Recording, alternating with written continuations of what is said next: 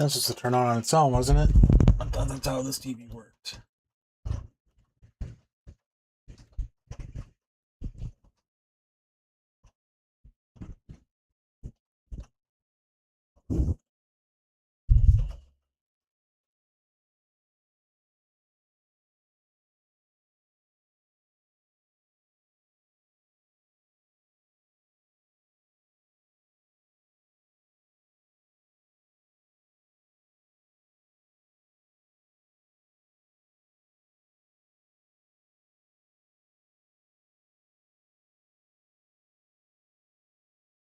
It's so annoying. I have to play the title every time I want to play the game. Like manually, I do it. Whatever.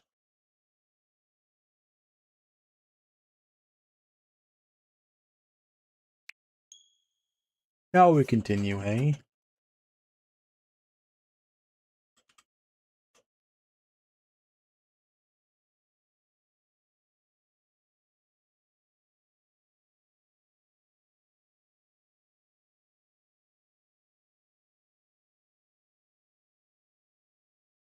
We're probably good to finish this episode today, so I'm gonna do that.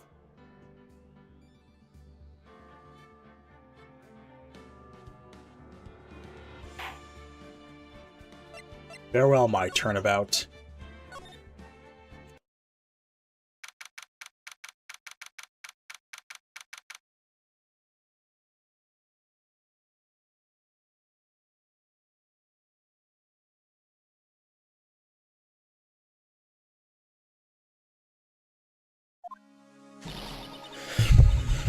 So last time, what do we have? We had the trial finished when it wasn't supposed to.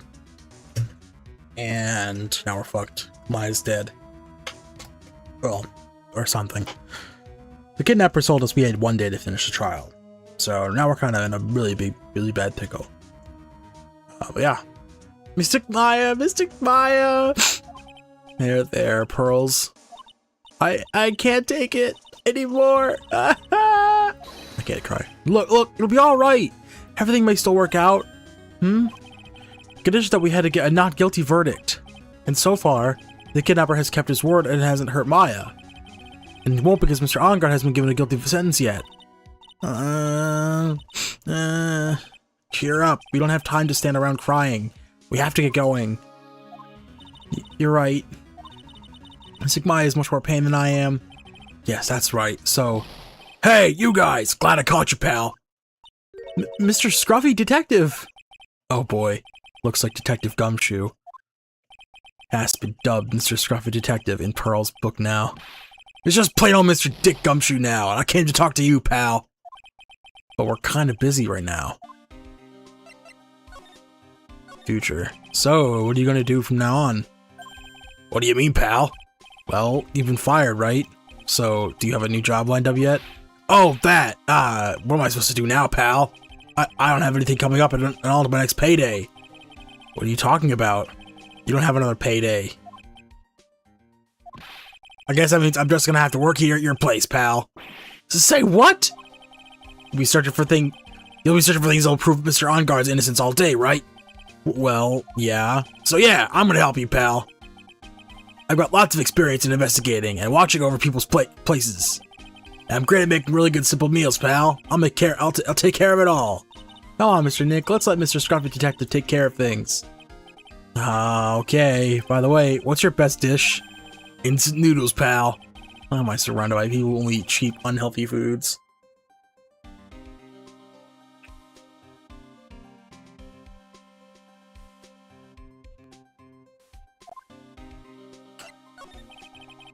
That was the first time I've seen Mr. Edgeworth act like that. Never thought he'd say something like, "You didn't care if Miss Andrews killed herself." He said that? That's horrible. But because of him doing that, we got the truth finally. The truth. Miss Andrews' last testimony. I wonder if that was the truth. I'll give you that there was nothing strange in her testimony itself. But I still can't think there's something fundamentally wrong with the whole thing. You mean that thing, pal? Why would she want to? No. I mean, almost need to frame Mr. Angard. Couldn't figure out anything she said all day. Then you're saying that testimony was a lie? Not a lie, per se. It just feels like there's more here than meets the eye. Or that's what Edgeworth would like us to believe. That's such a dirty trick. Even that woman prosecutor was better than that. Francisco von Karma. Speaking of Von Karma, do you have any more information on her condition? Wasn't she shot this morning? Miss Von Karma was shot today on the way to the trial by a pistol pal. But she's gonna be fine, right? I mean, Edgeworth said she was in stable condition, but... well, she was shot in the shoulder, so she's okay and still hanging in there. They should be done taking the bullet out, so she's probably resting at the hospital. Which one? What? Are you going to visit her, pal? No, well, I was kind of thinking about it. Hey! You've actually got a heart, don't you? She looked like she was being tortured to death not being able to go to the trial today. It may be good for you if you let her whip you a bit, pal. Let's go let her whip us, Mr. Nick. Bro, that's crazy. No, I'm definitely not going. Let's see. Name of the hospital. Oh yeah, the Hottie Clinic. Not that place again. That name sends a chill down my spine. Well, I guess it can't hurt to stop by and say hi.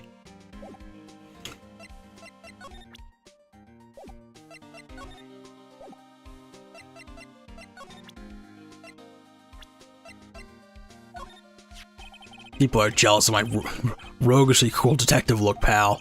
It's because of this look that I passed the detective's test, you know. Oh. But you know, people can't coast through life on their looks alone, pal. Yeah, you can't count on your looks alone. Wow, I learned something new today. Let's go to the Hottie Clinic. March 22nd, Hottie Clinic reception. Never thought I'd ever come back to this place. Oh, you. Yes, you here to visit a patient? Hi. Wait a second, you're... Yes, I'm Director Hottie. Oh, why are you still here? Yes, what is it? Nerd. Listen, Caleb. I'll get you, bro. I'll get you. Yes, what is it? Can I help you? Can you tell me? Yes. Director Hottie! Oh, not Edgeworth. Edgeworth. Yes, I'm Director Hottie. Oh, you're the man from this morning. Yes, what is it?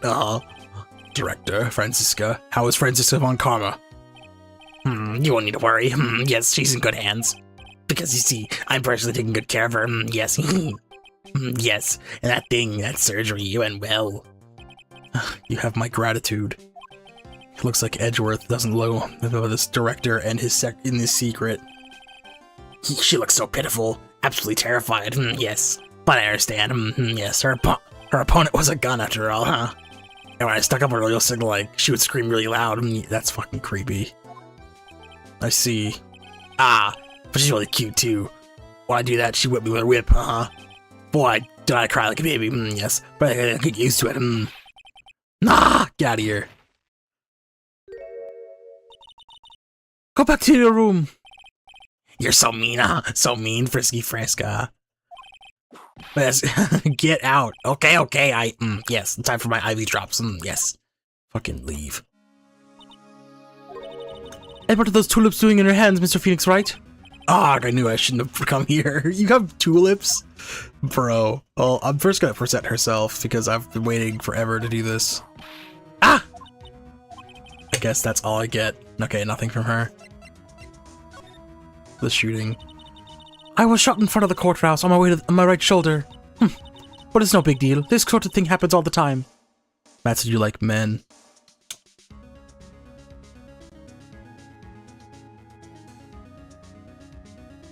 Shut up, Matt.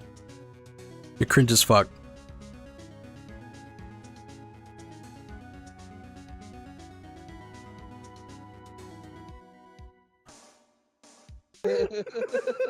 You're cringe. Oh, you like men? No, I don't. Well, then why'd you join the call with men? Because men here. You joined the call here, so you obviously have to like men. You joined the call with only men. The evidence.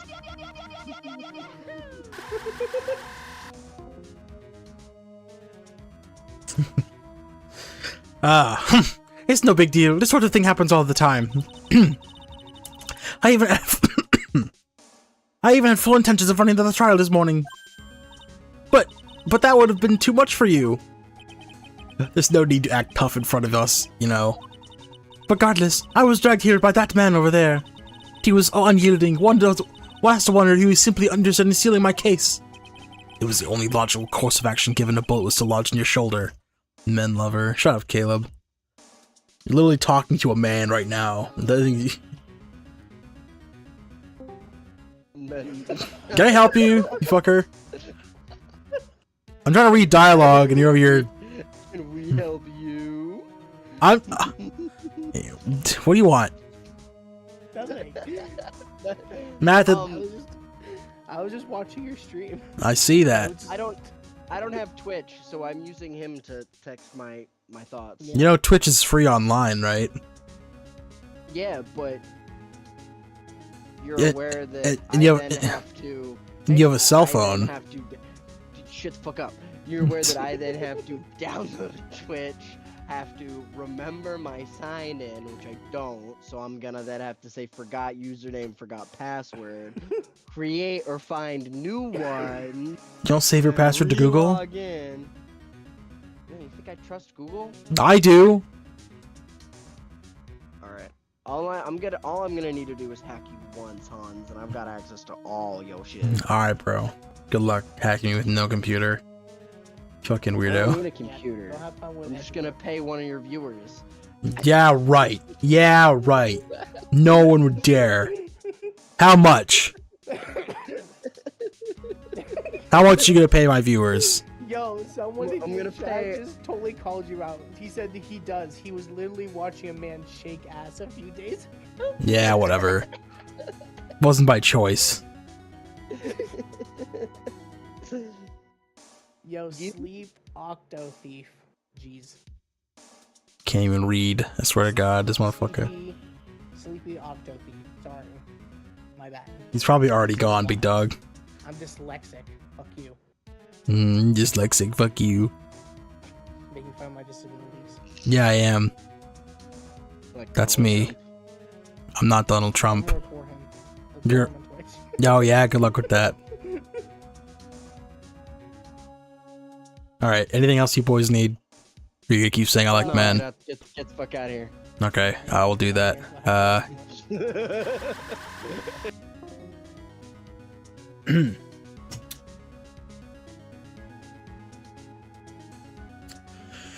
It was the only logical course of action given the bullet was still lodged in your shoulder. But by taking over the case, I found myself having to clean up after you and that irresponsible deal you made. I think I know what deal he's referring to.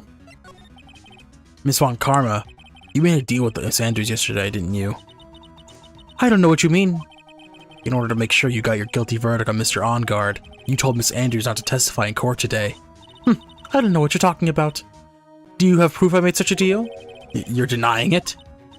It looks like you were lucky, Mr. Phoenix Wright. If I had been in court today, this trial would already be over. All while hiding Miss Andrews' own crime. That isn't my problem, whether she had tampered with evidence or not. I have only one objective, to find On Guard guilty of murder. The end justifies the means, Mr. Phoenix Wright. The end justifies the means. Miss Von Karma, Adrian and Andrew believe you when you said, if you don't tell the truth of what really happened, then On Guard will be found guilty. And what does that have to do with me? Because of that, she is now in danger of being found guilty herself. All because she believed in your words until the very end. That still has nothing to do with me. She is a weak person, that's all. But you had to know she was... Ow! I think visiting hours here are about over. So, if you'll excuse me... What's wrong? Why did she suddenly cut you off?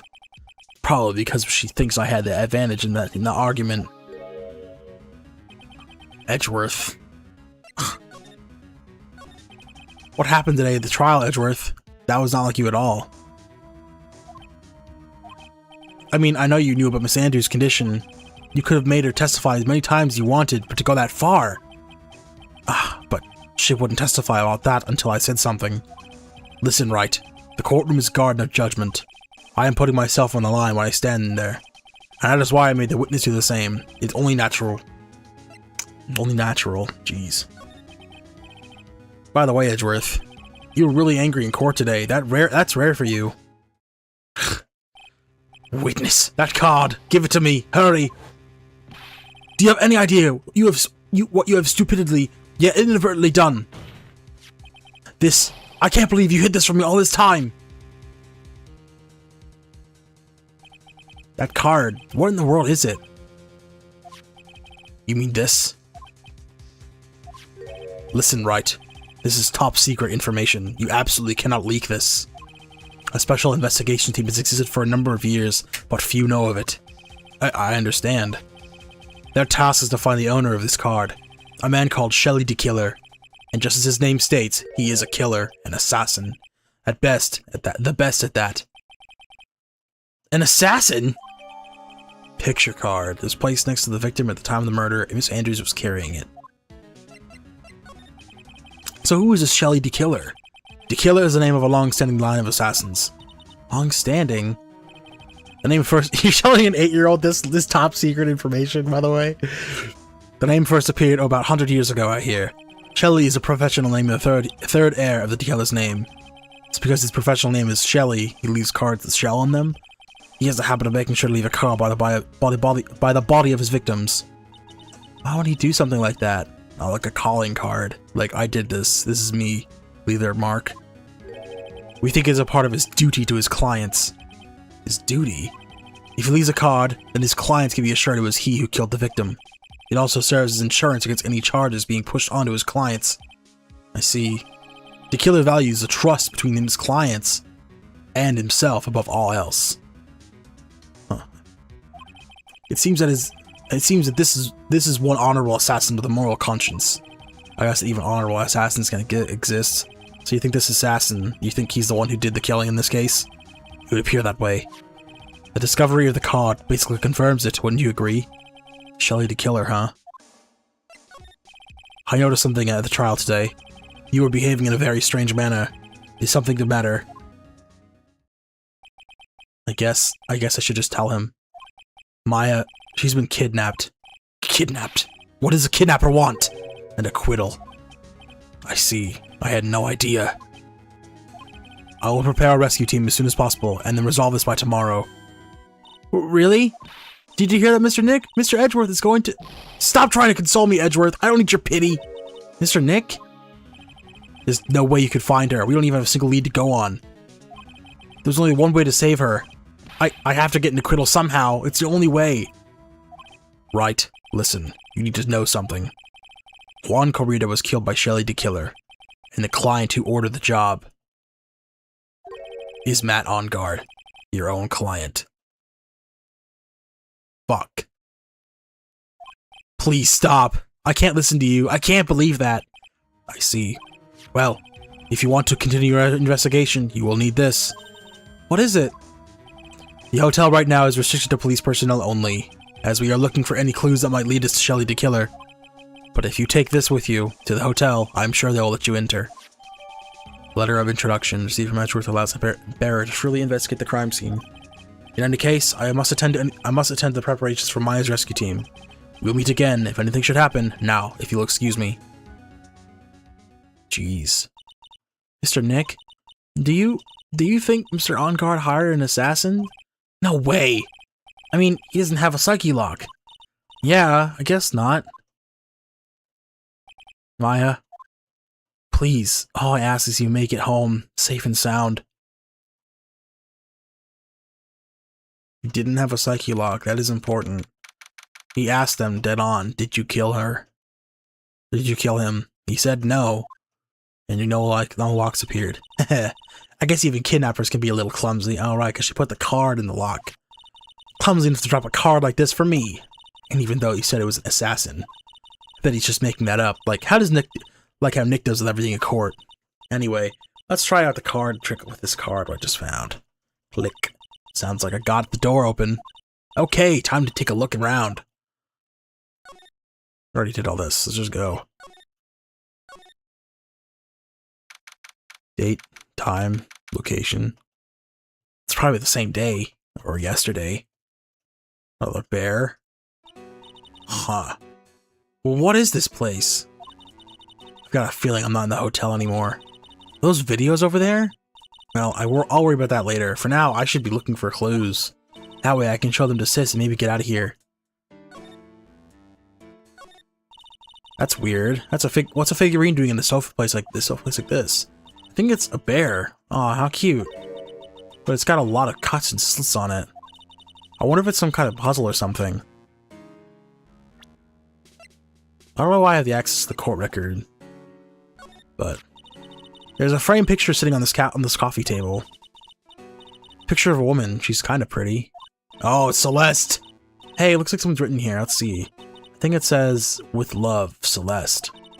Bet this could be a clue. Well. Wow, I've never seen a TV this big before. Now, where's the power button? Phooey, it's busted. I would so die a happy samurai fan if I ever got to see the Nickel Samurai on TV like this. Ah! Can't believe I just made a joke about dying, all things considered. What's this thing? An antenna, I guess? And this is a VCR? There sure is a lot of electronic gadgets here. What is an antenna doing here? Computer? Oh, hey, it's a computer. I've never really used one before. I have no idea where the power switch on this thing is. Drat, there goes my plan to use this somehow to get out of here. And then, literally, if you just know how to use a computer, you'd be out of here, fine. It's so dark in here that I can barely see, but these kind of feel like videotapes, all of them. What kind of room is this?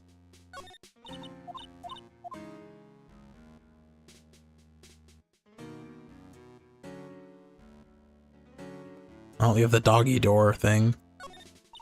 Ah, locked, of course. It doesn't look like I can use the card to open this door. There's a little hole at the bottom of the door. If only I was a little skinnier, then maybe I'd be able to crawl through here.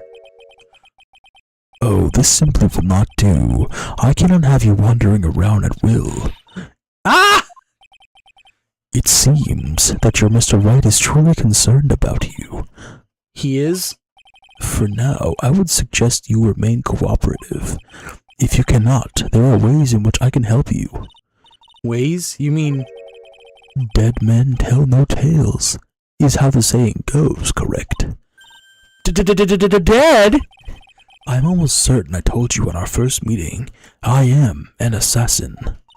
No way, you're lying. I mean, an assassin? People are not always who they appear to be. Nick! March 22nd, 7:04 p.m. Hottie Clinic reception. Mr. Nick? Oh, yes, Pearls. Got caught up in my thoughts about my situation. Mr. Edgeworth has left, you know. I guess for now, I have no choice but to believe in Mr. OnGuard. But I think I should listen to his story one more time. Alright, let's get going too. Okay. Let's go right to it. March 22nd, Detention Center. I'm sorry, but visiting hours are over for today. Aww. I have too many questions I need to ask. I'm sorry, but I'm Phoenix Wright, a lawyer from one of the... You're Mr. Wright, you say? Oh, yeah. There's a message for you. A message? It's from Matt OnGuard. Ah, here you are. What did he write? Is it something really important? I don't know. Well, let's see what he said and has to say. To Mr. Lawyer Dude, I got something really important to tell you. Oh, I feel uneasy all of a sudden. Oh, Mr. Wright. So actually, I have a favor to ask of you. I have this cat named Shu. I didn't put out a lot of food when I left the house, so he's probably pretty hungry. You think you could drop by my house and feed Shu for me, dude? My house is just a little ways down from the hotel, alright? Feed his cat. This is terrible. Let's hurry. We have to feed his cat. I'm sure poor Shu's stomach is growling, but I'm sure Shu is fine. It's been 2 days. I mean, he's a star. Maybe it's been longer. Yeah, I guess. Please feed my cat, Shu. My house is just by the little ways down from the hotel. A client's request is a request. Guess I should go check up on his cat. Move here. Move. The hotel, maybe? So maybe go to hotel lobby. Alright now, Mr. Nick. Let's go look for clues. We have to, for Mystic Maya's sake. You shall not pass. Ah! This old bag! Don't devalue my name, turn into gas, you spiky-headed little petrifrogger. Because of you, I've been made to look like a bad guy again, although I did get a piece of gum for Edgy Boy, just as he promised. What I really wanted was something much more valuable. I want Edgy Boy's heart. I want it all for me. It's all your fault. You've awakened the wild beast inside this old bag. Arrgh! Oh, she's down. She knocked herself out. Ah, Miss Old Bag! Keep your hands off me! This helmet is airtight. No air gets in it. No air gets out. Jesus. Why do you keep putting it on? Don't you think I can move? Don't think you can move me with silly questions. You're going to have to defeat me if you want to get by. I'm not hearing this. Ha! We're a million light years too early to ask me questions, Pepper Snapper. Our host and Limit get an investigation done is the first to do something about this kooky alien.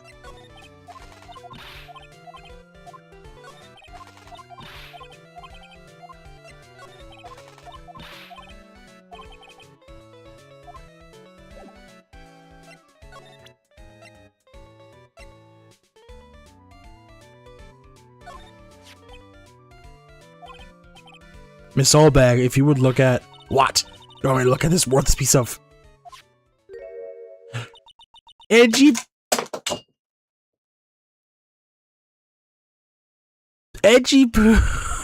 Ugh, is that her perfume? Pheromone d'amour I smell. Let's see here. Would you please allow this unsophisticated young person to conduct his investigation? Yours truly, Miles Edgeworth. Yours truly. That man's good at flattery. Fine, but only because Edgy Poo said so, you understand? Letter of introduction given to Miss Oldbag. I just thought of something I have to do. Remember, no messing around. You better do anything bad and I'll let you off the hook. Looks like she has strong feelings for Mr. Edgeworth. That may be, but you know something's gonna come of it. Nothing's gonna come of it. That's so mean, Mr. Nick. Feelings are meant to be told and shared. Ow. Every time you talk about love, I always end up with a handprint on my face somehow. So anyway, let's continue our investigation. Okay. What now? One little thing before I forget. You can't go to the unguard's room today. Why? The police made an investigation. He was going to be in there all day, you hear? I wonder if they're the team in charge of the investigation, the killer. Don't go in there. So input in there and you'll face the wrath of Wendy Oldbag. Okay, well I wanted to go to living room. March 22nd, On Guard Mansion, living room. Sure is dark. I'll go turn on a light. Whoa. Fucking motorcycle in the air. He's got the steel samurai mounted on a wall. Wow, so this is what the star's house looks like. He must be nice to be rich. Come on, Mr. Nick, let's find Shoo, the kitty cat. Shoo! Meow. Oh. He's so cute. Oh, what a lovely cat. Hello, Shoo. Oh. Cat seems to like pearls. Pardon me. Uh-oh. May I help you with something, mister? Oh, we're lawyers, actually. I'm Mr. Ongarn's lawyer. The Masters? Then you must be Mr. Wright. Yes. Ah, it's a pleasure to meet your wonderful self. I am the family butler, John Doe. Really? Couldn't think of a better name than that. Nice to meet you. Meow. Met On Guard. You must know all sorts of things about Mr. On Guard, right? Honestly, sir, I don't believe my master is capable of such a foul deed as murder. And, anything else? No, not especially. It is not appropriate for a lowly servant to speak of the master or his affairs. How typically butler-like, as it were. Mr. Doe, how long have you served in this residence? Well, sir, I would have to say maybe about 1 year. And, anything else? No, not especially. It is not appropriate for a lowly servant to speak of himself and his affairs. You know, I would have thought Mr. Ongar was the kind of made a good at kind of I would have thought Mr. Ongard the kind to have a maid over a butler. Oh, Shu. That's a very cute cat you've got here. It is my duty to take care of him. The master rather fancies Shu. What a weird name for a cat, Shu. And, anything else?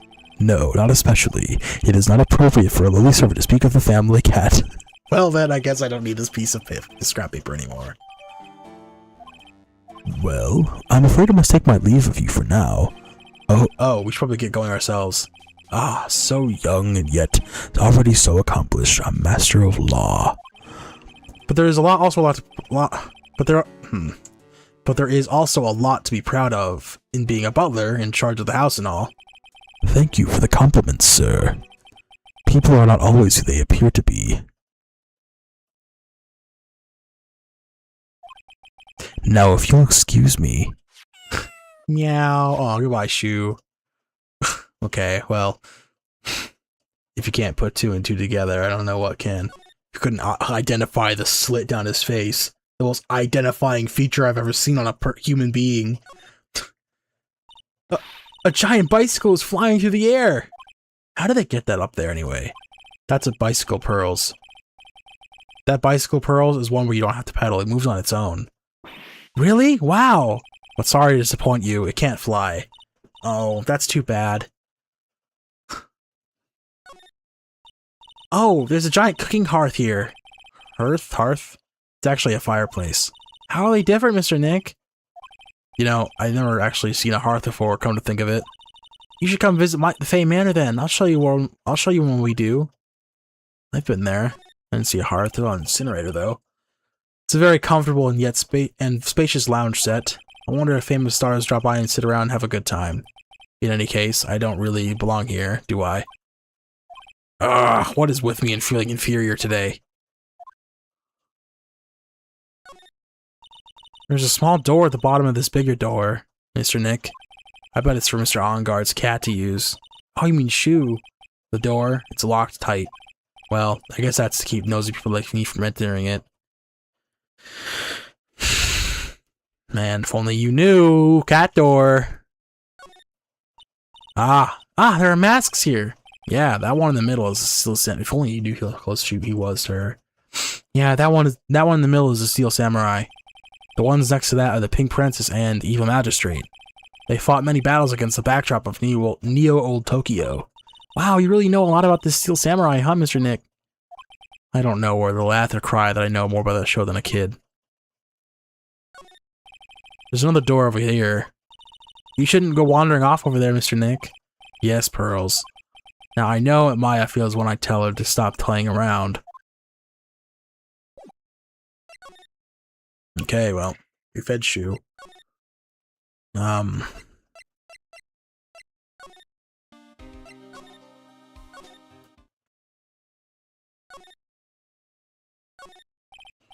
Smile, your uncandied camera. This guard monitors if it is his room, catching a few Z's while he's standing. Now that's a good way to spend free time. I wish I could do that. On purpose, anyway. Alright, let's, criminal affairs. We got a lot of rooms to go to.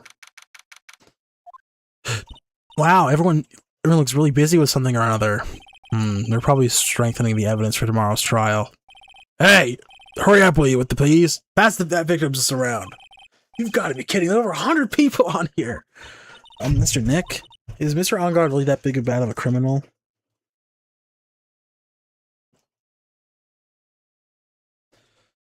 Actually, Pearls, never mind. It sounds like they're working on a different case.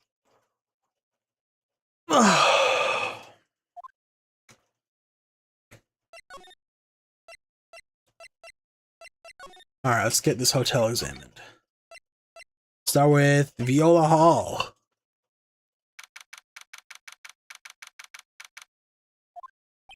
Looks like we're the only ones here. And yet, the hotel seems so busy somehow. Probably because the police team is scoring for clues about the killer. So, I'm assuming the main problem is why we're still even investigating even though we have the killer.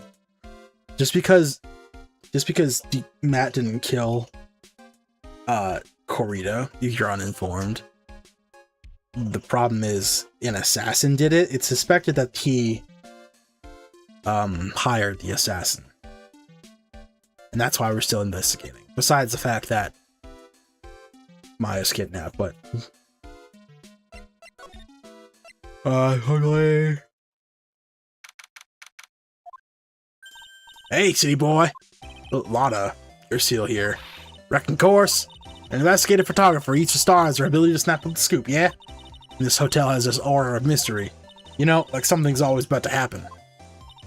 But, do you have a camera? Rick Given.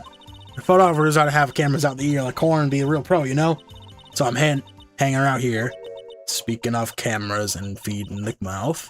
Do you have mine, you bread thief? Why can't you drop that thief thing already? Yeah, I got your camera. Here you go. Would you take a look at this? Oh, sorry, don't get... what? The steaming hand? It's your camera!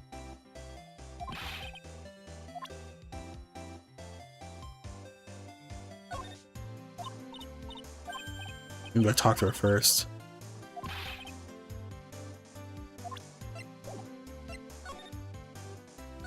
Oh, it's right there. I want to ask you about the night of the murder. What? You really gonna shell out the bucks for the info I got? Lotta, you were loitering in the hallway the night of the murder, were you not? Well, kinda, but brace yourself, Phoenix. Here comes. I didn't exactly hang around here the entire time, you know? Followed a few stars around. Got a few autographs, shook a few hands, had a good sort of pop with a few of them, too. Looks like she wasn't here the entire time that night. The security lady also wasn't in this hallway the entire time either. I guess it means that there's no one who can tell us who came in and went that night. So, about the note that was inside your camera case. Oh, that ditty I wrote. Wait, I'm not doing the country voice. Yeah, can I believe what you've written? You mean about that stuff? Ongar shoving his manager and the lady shoving his manager on the lady on the Cordita? Yeah. Well, why do you keep saying Cordita? That's not his name. It's Corita. Ah, well, I reckon you best not be believing that. What? Look, I sort of wrote down a whim, you know, writing whatever came to mind. Whatever came to mind? Yeah, when you get down to it, it's just a lot of random bulldooders. Hey, what's with you? Why are you staring at me like that? Like Grandpa used to. Hey, and why are you looking like you suddenly got older too? Am I just shrinking here? Ah, my baby, my $1,600 baby. What's with that red-coated prosecutor anyhow? The guy told me it was evidence and refused to give it back to me. Well, that's kind of how it is. Hey, you're that redcoat's friend, ain't you? So put in a few good words for me and give me back my camera. You want me to do what? Listen, nag the guy real good for about 5 hours and I guarantee you'll give it back. Why don't you do your own dirty work? Well, I reckon it's time for me to get going. Tabloid photographers without a camera is just a tabloid, huh? Yeah, I guess so. Keep yourself together out there, you hear? I'm coming to see you in court tomorrow. Okay, I'll see you then. And you too there, little one. Keep up the good work, okay? Okay. Don't be picky about your food now. Okay. And make sure you do all your homework, you hear? Okay. And if you happen to find yourself a camera, make sure you bring it right to me. Would you just leave her alone already? Alright. Luckily, we don't have to go to On-Guard's room, but we gotta go in here. Alright, so we gotta look around for stuff that will, well...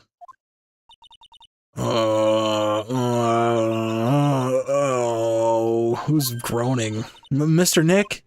What is that otherworldly, ghastly moaning? I hate evil ghosts. I don't think it's a ghost. Maybe it's a demon. Excuse me. Excuse me. Watch it, you're calling a demon, brat. Ah! Zoinks, it's the alien. Or are you calling an alien? Oh, it's just you, Miss Oldbag. What are you doing here? What's wrong with you youngins today? I came down here to pay my respects to the poor Juan, and you're disturbing me. Please talk to me about the night of the murder, just one more time. I talked about playing the trial.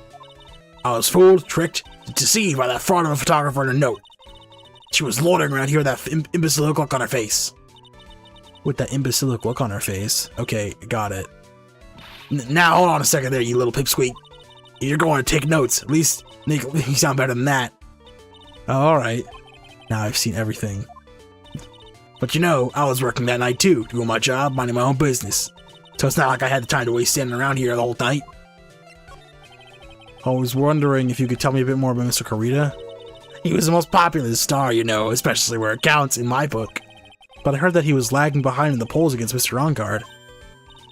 Well, that's just a recent thing. Bad luck and all that, you know. But he was going to become an even bigger star than he used to be. Look, just look at all these Mountain of presents. To show the Mountain feelings all his fans had for him. Yeah, Mountain is pretty big and certainly nothing to shake at. Mr. Nick, what is it, Pearls? The presents, they're all bears, right? She's got a point. There isn't a single thing in here that isn't a bear. I think that's wrong.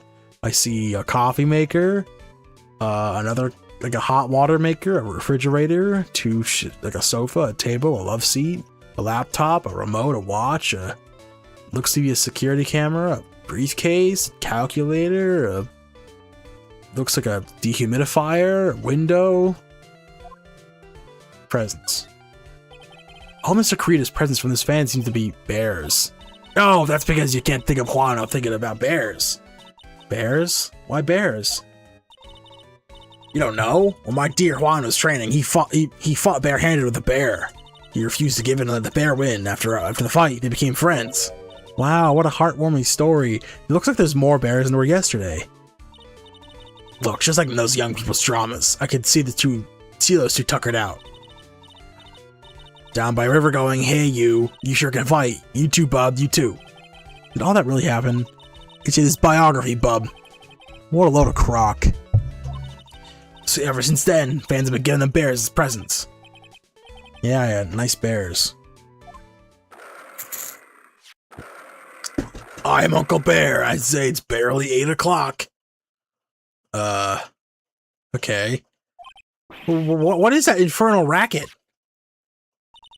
It's one of those presents going off. Sounds like it's already 8 p.m. Way past your bedtime. That startled me. I thought I was going to die for a second. 8 p.m.?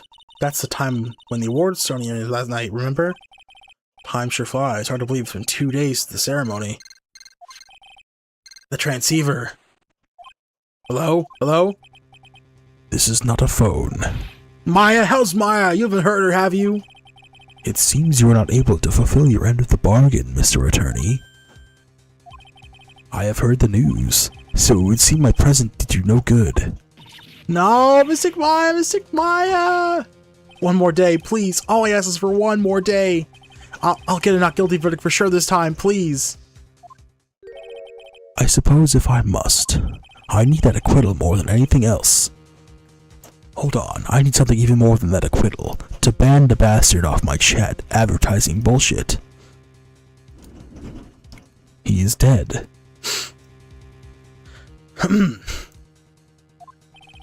Please let Maya say something. I want to hear she's alright. Alright. Yes, then, the little... What is with this static all of a sudden? Hello? Hello? It seems is bad. Connect. Damn it! Did the transceiver must suddenly break? Excuse me. Well, what happened? I don't know. All of a sudden it became nothing but static. Mystic Maya! Why did the transceiver suddenly break like that? I should probably have an electronics expert look at it. The sooner the better.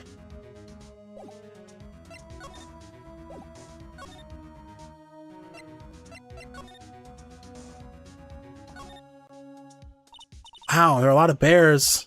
Alarm clock ones, collector's edition, stuffed teddies, plastic models. Pretty overwhelming. Is there a kind of bear he doesn't have? There's even a few in the trash can. Yeah, I get the feeling maybe the guy didn't really like bears. Poor teddies. Shut up. What's wrong, Mr. Nick?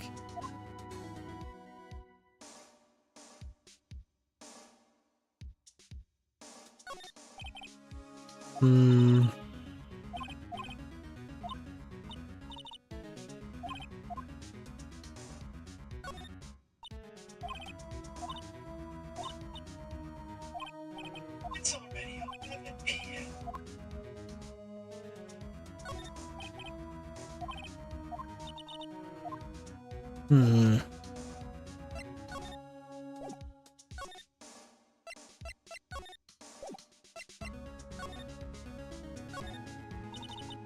That's a bed. Yup, big bed. So soft.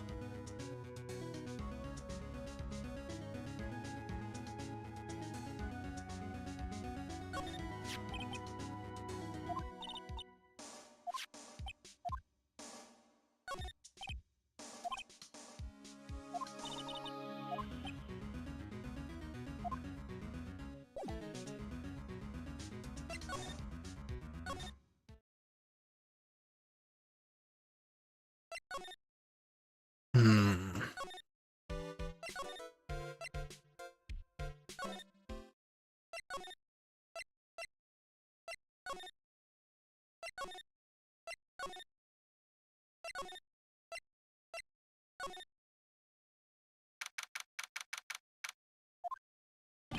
Hey, welcome back, pal. I thought I'd make you a little something for dinner. That's nice, thanks. Rich man's luxurious full-course meal out of a can, that is. I'm sorry I went to the trouble to cook, but I don't have time to eat. Oops, looks like you don't have a can over, pal. You've got to be kidding. And here I thought he had already whipped up something up. No, I know. There's one way I know to make you helpful. Ask me on anything you want, pal. Go ahead. Well, since he's here and offering, I wonder what I can start asking him about. I'll present the transceiver. Transceiver? Oh, Mr. Nick, you should ask Mr. Scruffy about the detective, Mr. Scruffy detective about that thing. What thing? Oh yeah, this thing just up and broke all of a sudden. It broke, pal. When I was talking to the kidnapper, it just suddenly broke into static. Look, it sounded like this. I don't hear any static, pal. Huh? Maybe it fixed itself? That's strange. I'm sure it was making a loud static noise. Maybe. Maybe what? Maybe it was electromagnetic interference, pal. Electromagnetic interference? So what is electromagnetic interference? It's something that happens when radio wave gets mixed up with another signal, pal. Oh, when you put it that way. I don't understand what you're talking about. Like, for example, when a cell phone goes off next to a computer screen. The stuff on the screen gets kind of fuzzy and starts acting kind of funny, right? Huh? A computer? It's like when you use the dryer next to the TV and the screen starts looking weird. Oh, yes, the TV does do that. That's what you're talking about. She's amazingly happy to be able to understand this. So the room you were in when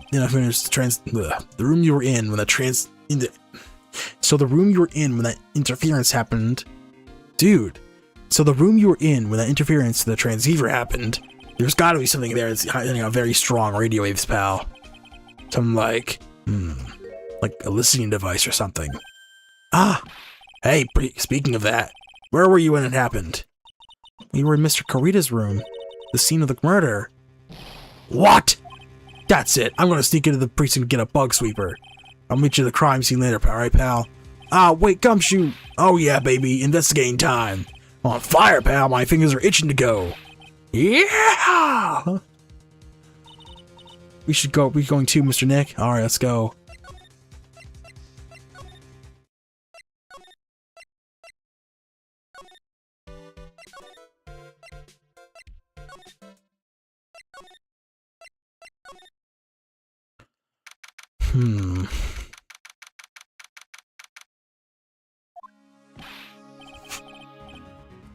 Hey, you're finally here, pal.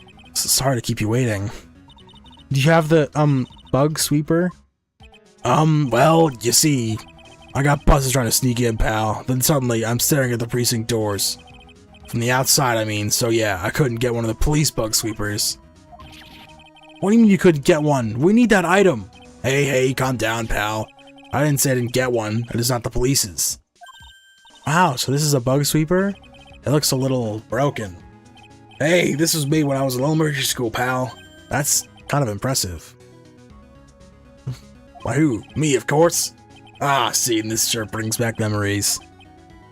Hey, don't look down on it, pal. Sure, it looks a little beat up. But I put my heart and soul in building this puppy here. Your heart and soul? That sounds familiar. It'll work, trust me, pal. It'll do the job, but you can't set the sensitivity. So it's gonna beep at anything that goes off electromagnetic waves. But isn't it better that way? Oh! Well, anyway, since I brought it all this way, might as well give it a whirl, right, pal? I'm getting that sinking feeling again. Okay, now tell you how to use this baby. There's a listening device. If there's a listening device or some other sort there is a listening device or some other sort of bug hidden in this room, pal. So we're going to find it, right? Right. Now, first, let's turn the sweeper on. Next, move the sweeper around and give the room a real thorough look-see, pal. Sweeper will let you know how strong of a signal it's picking up, so keep an eye on it, okay? Once you find something that's giving off all those radio waves, press the A button to lock onto it. There's a lot of things here that's going to give off radio waves. Well, let's take a good look at everything that seems suspicious, okay, pal? Alright. I'm gonna go stand outside and keep an eye out. Give me a yell if you find the bug. Got it, pal? Okay. Lamp, check. Listening device, no. There's a lot of lamps in this room, aren't there, Mr. Nick? Yeah. And they're all on. You shouldn't do that, Mr. Nick. Don't you know it's wasteful? Yeah, I'll be more conscientious from now on, sorry. Oh, this lamp, check. Listening device, nope. Okay, it's probably not a lamp.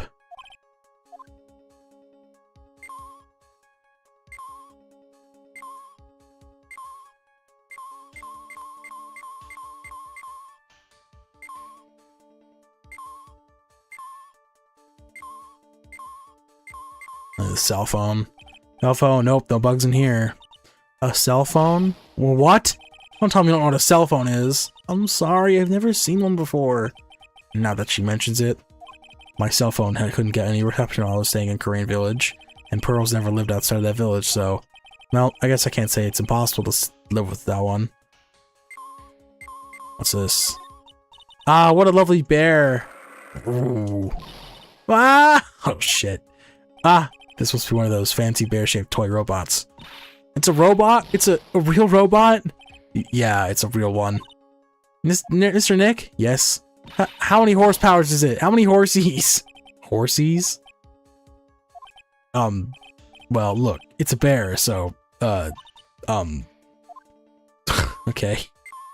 Radio. The radio's on and playing something. Oh, it's Kid's Question Corner. Professor, why is Earth round? Yes, why is it, Mr. Nick? It's because gravity pulls in everything into the center and becomes one big orb. Why don't you listen to the radio program a little more, Pearls? The phone. Well, the phone is the most common thing. The phone is the most common place for a listening device, I'd say, but let's take the receiver first so we get ahead of ourselves here. Ah, you know a lot about electronics, don't you, Mr. Nick? Yeah, I know tons, especially when it comes to taking them apart. It's my specialty. I'll leave the fixing the part up to Gumshoe. So, is there a listening device in there? No, and I really thought it had been in the phone too.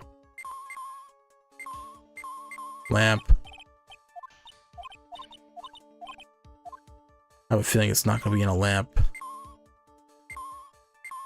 Oh, I don't really think a listening device is in this TV of all places. Looks like the TV was left on, and now it's showing an old samurai movie. Yeah, this channel plays all sorts of international movies, as well as the domestic ones. You know, every time I watch one of these old movies, I always think, wow, these Japanese stars are really good at English. Yeah. You just know what dubbing is. When I grow up, I want to study Japanese. I should probably keep my mouth shut here and not destroy your dream. We slide still. Oh, what's this? Well, this device isn't in the air conditioner. Ah, yuck! This air filter is covered in dust and dirt. Probably. The place is fucking dirt nasty as hell. Yeah. Come on, Mr. Nick, let's wash it. I wonder if being a neat freak makes it the tiniest dust bunny look colossal. What? Oh, nothing. Okay, I don't think it's on this side. Let's go with here. Down below. Oh, there's so much crap here. Plain old calculator. It says 50 on it. Maybe he was calculating his allowance. All 50 cents. Maybe he was spirit of medium. Maybe if he was a spirit medium. Doesn't seem to be anything giving off radio waves there, Nick. Keep a careful eye on the bug sleeper and let's try again. Yeah, I guess so.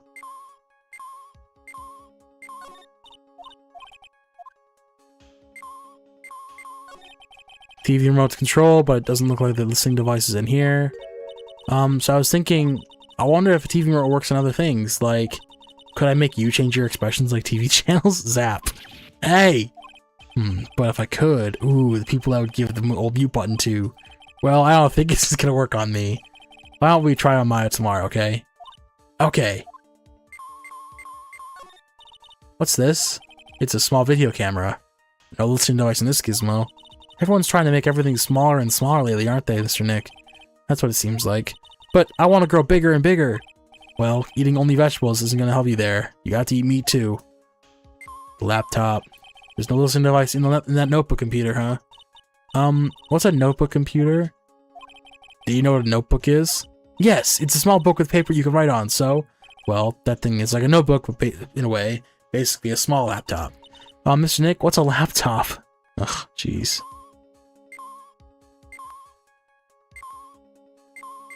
The alarm clock. Well, it certainly looks like an alarm clock. What's wrong? Why do you look troubled? Can't just imagine listening to us inside this alarm clock. It's just, sort of reminding me that something happened a long time ago. Oh, well, if anyway, listen devices in here. Wow, there's a really delicious loaf of bread in there. Oh, it's a bread maker? Looks like he's been out to keep warm all this time since the murder. Well, Mr. Scruffy Detective always says got to keep the trail and crime scene warm. I think keep warm in that case is a little more metaphorical.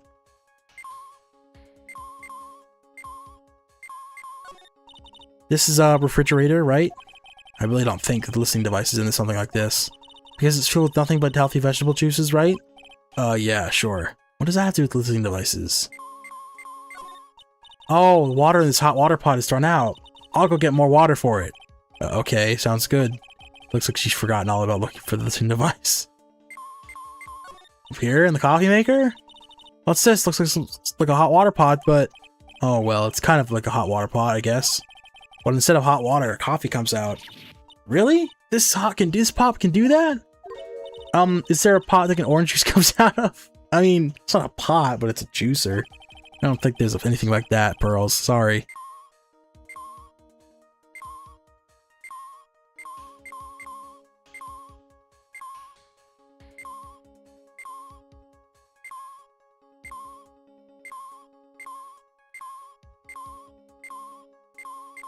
Wait. This is just a giant stuffed teddy bear, right? It's the biggest one I've ever seen. Hey, so did you guys find it yet? This listening device? I mean... No, not yet. But this bear's eye is... Let's see. A perfectly normal stuffed bear with some really long audio waves. Sounds like you found the device to me, pal. Let's take this big fella's eye out and see what we got. No, you can't! Such a violent act! Oomph. Rip. No!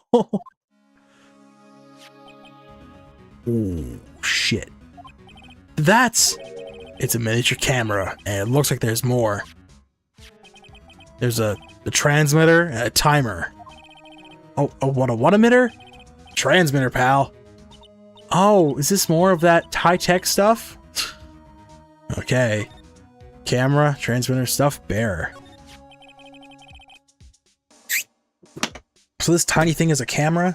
Yep, it's a pinhole CCD camera, pal. It is a small, high-grade video camera mostly used in security. There's no such thing. No such thing. High-grade? Shut up. I've been looking for cameras for about 2 weeks now, bro. No such camera exists. Shut the fuck up. No way. No way. I mean, we haven't seen the video, but there's no way it's high-grade video. Come on. So it's a video camera. Runs on a batteries, which comes with it in a set. But there's no videotape on this camera. This is only the camera part here, pal. Tape recorder with the tape inside must be somewhere else. Somewhere else. The footage is changed into radio waves and is sent over to that recorder. So, it's sort of like a TV broadcast, isn't it? Hey, you know, you're right. Spy camera. Set to record the victim's room from 8 PM for 1 hour. Was running at time of the murder. So, what is a transmitter? It's a device that sends the footage the camera took to the specific destination. Looks like a video version of a listening device, pal. Looks like it's attached to a small clock-like thing. Oh, that's a timer, pal. You can send it set it and turn it to the camera and record a certain time with it. You can set it for a certain time? Yep. Let's see. This looks like it was start at 8 p.m. to go for 1 hour. 8 p.m.? That was the time this award ceremony ended. There's no date set, though, so it's been recording every night, I guess. Mr. Detective, how long has this bear been here? I'm pretty sure it's been here since the night of the murder. Then maybe this camera caught the murder on tape. What? And if you think about the angle the bear's at, it's about to have a clear shot of the whole crime, pal. Changes the footage taken by the spy camera into radio waves and transmits the data. So there was a camera in this bear's eye? It was disguised as a present. And I'm sure it was here on the night of the murder, pal. It's pretty big, so it stands out pretty well in my mind. But who gave Mr. Corita this present? I don't know, pal. But this means that someone out here got a video of what happened here that night. Isn't there any way we could find out who that person is? It's impossible, pal. Radio waves can be sent almost anywhere, so there's no real way to find out. Oh. Is there really no way to find out? Stuffed bear. The spy camera was set in its right eye, found in the victim's room. I got it! What? Hey, pal, let me borrow this mini camera for a bit. What are you going to do? I'm going to go around the electronic shop and see if I can find out who bought this. But that's impossible. I mean, it's already 9 p.m. Leave it to me. You have to search all night. I'll find your man, pal. Spy camera and transmitter give him the Detective Gumshoe. Oh yeah, baby. It's investigating time. I'm on fire, pal. My fingers are itching to go. Yeah! He's gone. Yeah. But Mr. Scruffy Detective sure is a nice man. He's pushing himself so hard, all for Mystic Maya's sake. It's a mystery how you always manage to do things in the most inefficient ways, right? You'll have to excuse me. I heard your conversation just now. Edgeworth, what are you doing there? A rescue team has been created and deployed. I can't say I'm optimistic, but we have to move forward, one step at a time. I see, thanks. Don't thank me yet, we still have to find her. So, there's a spy camera hidden inside the stuffed animal, huh? You're one lucky man, right? Do you know the stuffed bear, little girl? I have no idea. Of course not. The maker of this bear is a very expensive luxury brand from overseas. It's completely handmade, and only a small number of these are exported here. What? The camera and transmitter that Scatterbury Detective took with him are dead ends. Things like those can be brought anywhere. However, this bear is different. By tracking how it got into this country, this bear can tell us who the buyer is. Can he really do that, Mr. Nick? Can he really? Well, I guess so. It's 9 p.m. I think I can still make it in time. I'll be taking this for now. I'll make sure you have other things to look. I'm sure you have other things you have to do. Stuffed bear snatched up by Edgeworth. Is he carrying it by his... How is he holding it? You know what? I gotta look this up. Edgeworth carrying stuffed bear.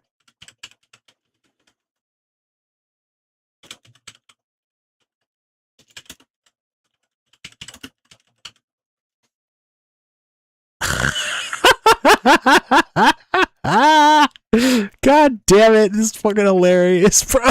I knew there'd be fucking images of this shit. Snatched by Edgeworth. Got one in his pocket. God, these images are hilarious, bro. Hold on, no, I gotta like, make sure there's nothing fucking bad on here. No, this should be fine. Let me, here we go. Stuffed bear snatched up by Edgeworth. He's looking so fucking angry, bro. Oh, man. Fucking hilarious. Alright.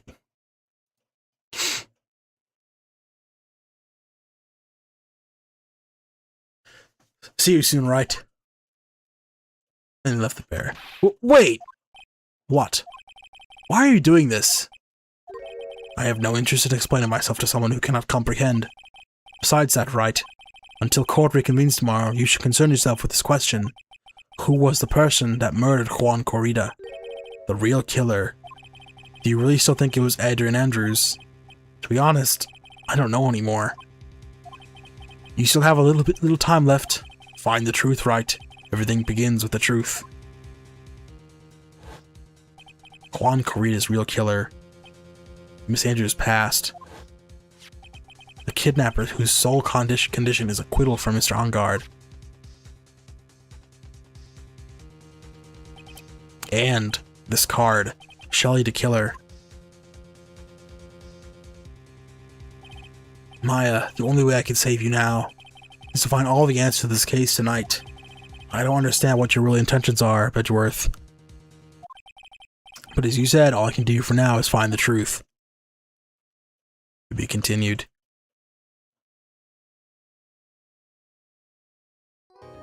Also, I missed this fucking image of what the hell? Are Phoenix and Miles secretly lovers? I think the answer is probably yeah. Because the whole internet says yes, so.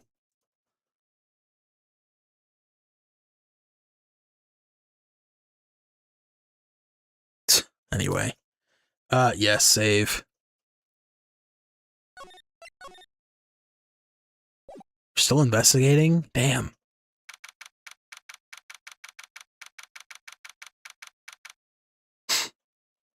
Here, is the rain being picked up in the background, I wonder? I mean, kinda when I talk. I wonder. Oh, I'm realizing how loud that is. Oh well. I'm not gonna stop now. Alright. 9:14. It's past 9 p.m. already, isn't it? I wonder if Mr. Edgeworth has already found Mystic Maya. These things take time. I'd say probably not. The police are professionals, Pearls. They'll find her, so don't you worry.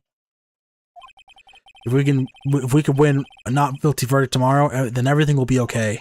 You're right. So the real person who killed Mr. Corrida was that assassin, Mr. Shelley the Killer, right? And that card Miss Andrews found at the crime scene seems to be proof of that. But if that's the case, then the new question comes to mind. Who was the one that hired the killer to begin with? Who is his client?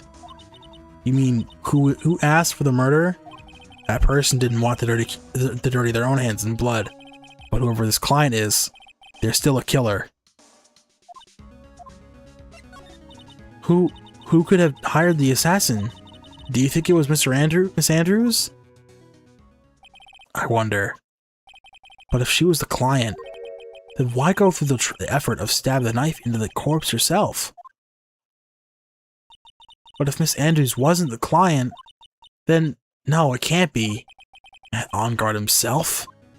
Was it Matt? If Matt Engard really did hire the assassin, then he is not innocent at all. Far from it, he would be guilty of the crime. But it can't be Mr. Engard, right? I mean, when we first talk with him, Mr. Engard, I'd like to ask you one more question. Did you kill Mr. Juan Corrida? Alright, just so we're clear, dude. I didn't kill anyone, and that includes Juan Corrida, okay? I didn't see any Psychologs at that time. Actually, that reminds me. Did you remember something, Mr. Nick? Yeah, something about Miss Andrews said at the trial today. She said something interesting. So what is this interesting thing? Oh, that's right. You didn't hear it, did you, Pearls? Juan had bet everything on the Jamma Ninja's win. Juan had bet everything on the Jamma Ninja this year. And if he lost the Grand Prix, he was going to make sure Matt was going down with him. That's what he thought, anyway. It looked like somehow Juan had his hand in a secret so powerful that it would destroy Matt's acting career had it been revealed. Mr. Engard's secret? Well, what is the secret? I don't know yet. But for now, let's think about this. Let's think about it this way. Mr. Corrida was going to reveal the secret. That means Mr. Engard had plenty of motive to have Mr. Corrida silenced. Which means we have to meet with Mr. Engard. There's no way around it now. Let's do that first. We'll get there. We'll get there. Wow, it's really getting late, isn't it, Mr. Nick? Yeah, it's past 9 p.m. already. But we still have some things to prepare for tomorrow's trial. There's still the matter of the secret Mr. Kurita held with Mr. OnGuard, and Miss Andrews' real intentions. These two things I must know tonight. But aren't visiting hours over at the detention center? I'm sure we can get the thing of something, Pearls, don't you worry.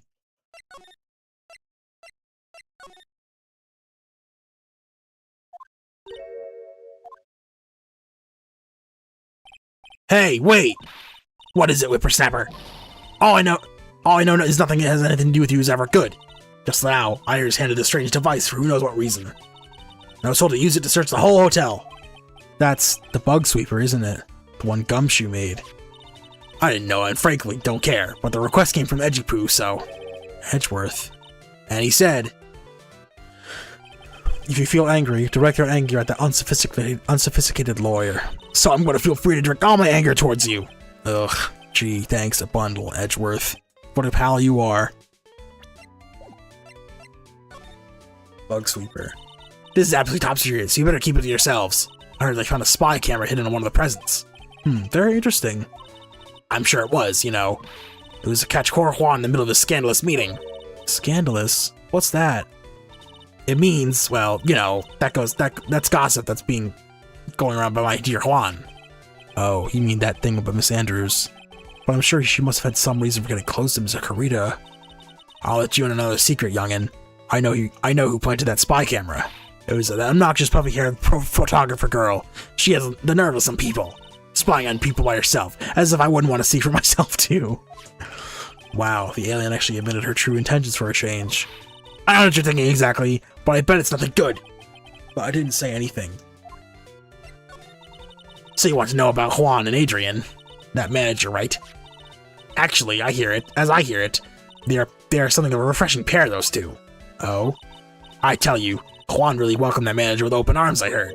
That manager? Who are you talking about? You don't know? That manager woman Juan had.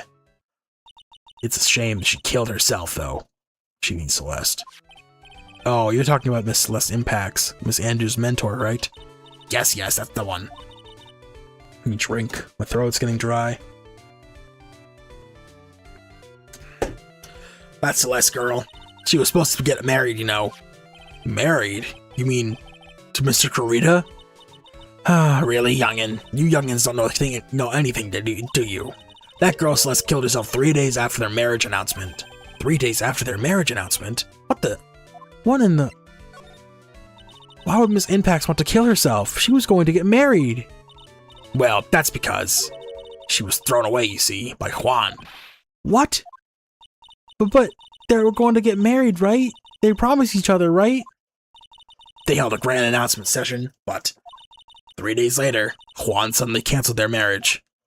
Is that true? It was on the weekly magazines. But why? Why did he do that? That was not in the magazines, unfortunately. I see. And now they're both dead. That night after Juan called off the wedding, that manager, Celeste, killed herself. How terrible. I wonder what happened between those two.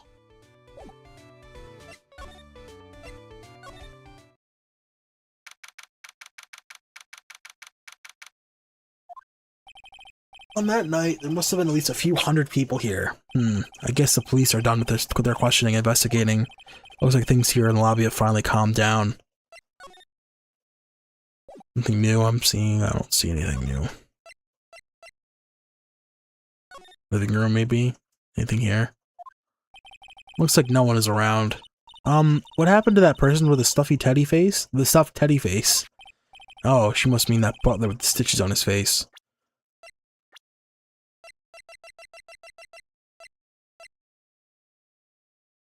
Get the feel we've met before. Shoo! Yay! Oh, there you are. I guess you're still awake, huh, Shoo? Come on, let's play.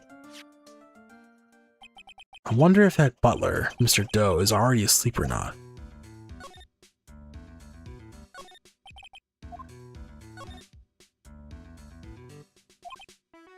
It's used for Mr. OnGuard's cat to use. Oh, you mean Shoo. Uptight, well.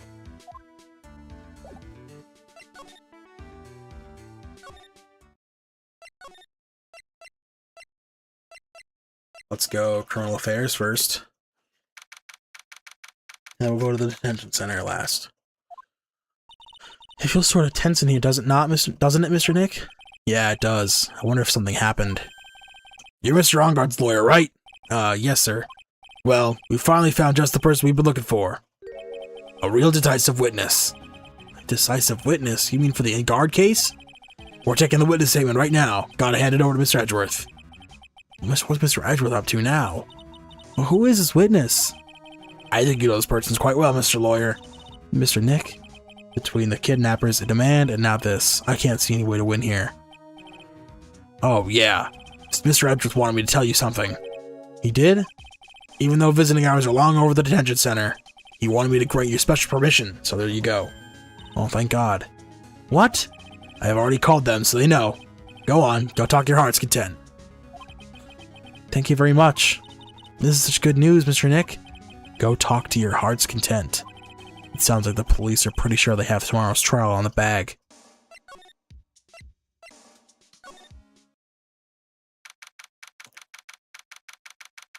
Alright, let's figure some shit out. I'm sure they must have transferred Miss Andrews here by now. So that means that both Mr. Onguard and Miss Andrews are in this detention center. So now then, whose story do I want to hear? Let's start with Adrian. Oh, it's you. I'm sorry to be visiting at such a late hour, but here's a few questions I absolutely have to ask you tonight. Me? I thought your client was Matt. I'm sure Miss Andrews knows something. She can't be clueless about this secret Mr. Corita had on Mr. Onguard. I'd like to ask you about Matt Onguard, if you don't mind. Mr. Wright, you still don't know, do you? The real him? I mean... He seemed to bear a lot of resentment towards Mr. Onguard. If that's the case, then why did you become his manager? And why would you become intimate with his rival? That has nothing to do with this case. Nothing. What about Miss Celeste's impacts? I had finally put her death behind me, and now, thanks to you, it's all come back to the surface. I'm sorry. Yes, I was shocked by her suicide, and it's true that when I heard the rumor that Juan was the one who had hidden her suicide note, I began to draw close to him. I wanted to get her suicide note back and to burn it. You wanted to burn it? But why? I didn't want it to spread just like another piece of gossip. But I never held any murderous intent towards Juan. I would never do something so stupid. The suicide note, huh? I wonder what it said. Why frame him? Why did you try to frame Mr. Onguard? That's simple. Because he's the killer, that's why. Isn't it the duty of every good citizen to inform the police? But there had to be another way. The police are excellent at doing their job, so they'd figure it out, right? Yes, and they're so good that they couldn't figure out the real truth behind Celeste's death. Miss Andrews. Well, I know you're not the type of person to do something without reason, so please, tell me why you did what you did. Revenge. Huh? Did you just say something just now? One lock? There's no way. A psyche lock, huh? Don't you understand yet? You're not my lawyer. To be honest, you're more like my enemy. But... I'm sure I just heard Mr. Andrews say, revenge.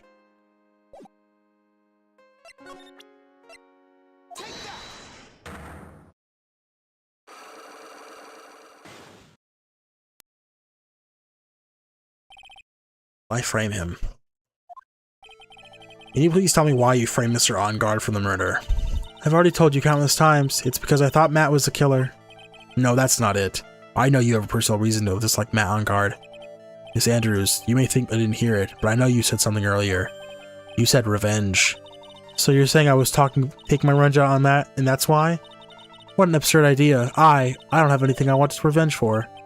Miss Andrews, a woman who lives by being dependent on other people. There is something or someone in her past that would make her take revenge. Well, these less impacts. Celeste? There's only one catalyst that could cause such strong feelings, and even revenge. And that is Miss Impact's suicide. What are you trying to say? Celeste was Juan's manager. On top of that, the one who hit her suicide note was also Juan. What does all of this to do with Matt? You're right. You haven't mentioned him yet. But for you to hate Mr. On Guard, it would mean that he must have had some relation to Miss Impacts and her suicide. Can you explain to me his relation between Celeste and Matt? Oh. That I don't have. Relation between Celeste and Matt.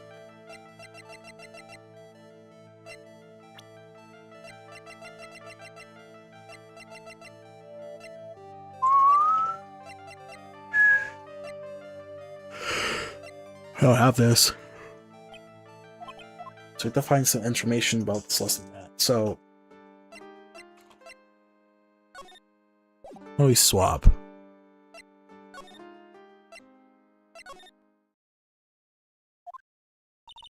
Doesn't look like Mr. Scruffy Detective is here. Well, he's out there with that camera asking all around at all the electronic stores. Then I'll make some salad for him for dinner. Looks like Pros really appreciates what Gumshoe is doing for us. Mr. Nick? Yes? Where's the lettuce? I don't think I've ever bought lettuce before. Aw, I guess I have to give up on making a salad then. Guess the lack of lettuce is kind of a problem. Now then, I want to hear Matt on Guard. Dude, it's Mr. Wright. Hope you can get me off the hook tomorrow. I'm counting on you. I hope so too. Edgeworth just dropped a bombshell on me by saying that Juan Corrida was killed by an assassin, and that the assassin's client is this man, Matt On Guard. What's wrong? Mr. On Guard, there is something I must know this with 100% certainty. You seem kind of different. You're totally not like your usual lawyer dude self. Alright, Matt's secret. About the press conference? You mean the one where Juan was gonna dress up as Nickel Samurai? Yeah, I heard a little more about it from Miss Andrews. Looks like somehow Juan had his hand on a secret so powerful that it would destroy Matt's acting career had it been revealed. Could you please fill me in on what this secret is, please? Oh. Oh, tits. I knew this was coming. Mr. Nick? Don't tell me. Psyche locks. 5 of them. You said a secret, right? I don't have any idea what it is. Do you, dude? Do you know about Mr. Corrida and Mr. Andrews' relationship? Well, it's all over the tabloids, dude. I don't know any of the details, if that's what you mean. Look, how many times do I have to tell you? I don't care what Juan did with his life. Miss Andrews, she had a purpose in mind when he started seeing Mr. Corrida.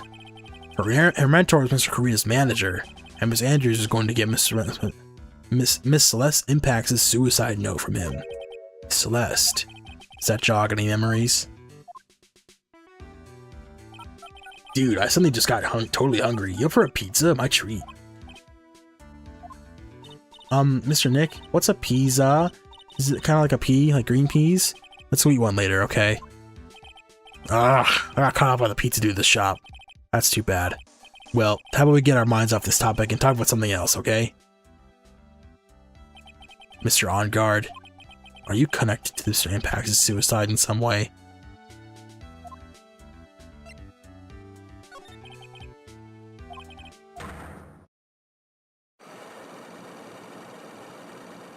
Ding. I think we might have to bust Matt out before we can bust her. Consult my lawyer? What the fuck? Beep. Hello? This is Phoenix Wright. Oh, hey, Mr. Lawyer Dude. Sorry, but you know, dude, I really just don't have any idea, okay? I really don't care at all about what Juan was up to, okay? Man. So it's like that. Looks like I have no choice but to remove those psyche locks. Let's try it.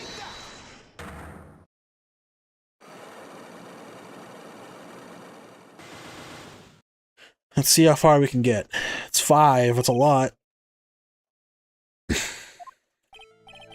Now let's hear what this secret of yours is. What if Matt Corrida had been successful in his plan? What would he have disclosed? I told you before, dude, I don't know. I don't know anything about Juan, okay? Look, Mr. Wright, I can keep saying until I'm blue in the face, but I totally didn't pay Juan any attention the whole time that night. I mean, come on, I was in the middle of a nap. Don't lie to me. Huh? I know you paid close attention to Mr. Kurita, especially on that night.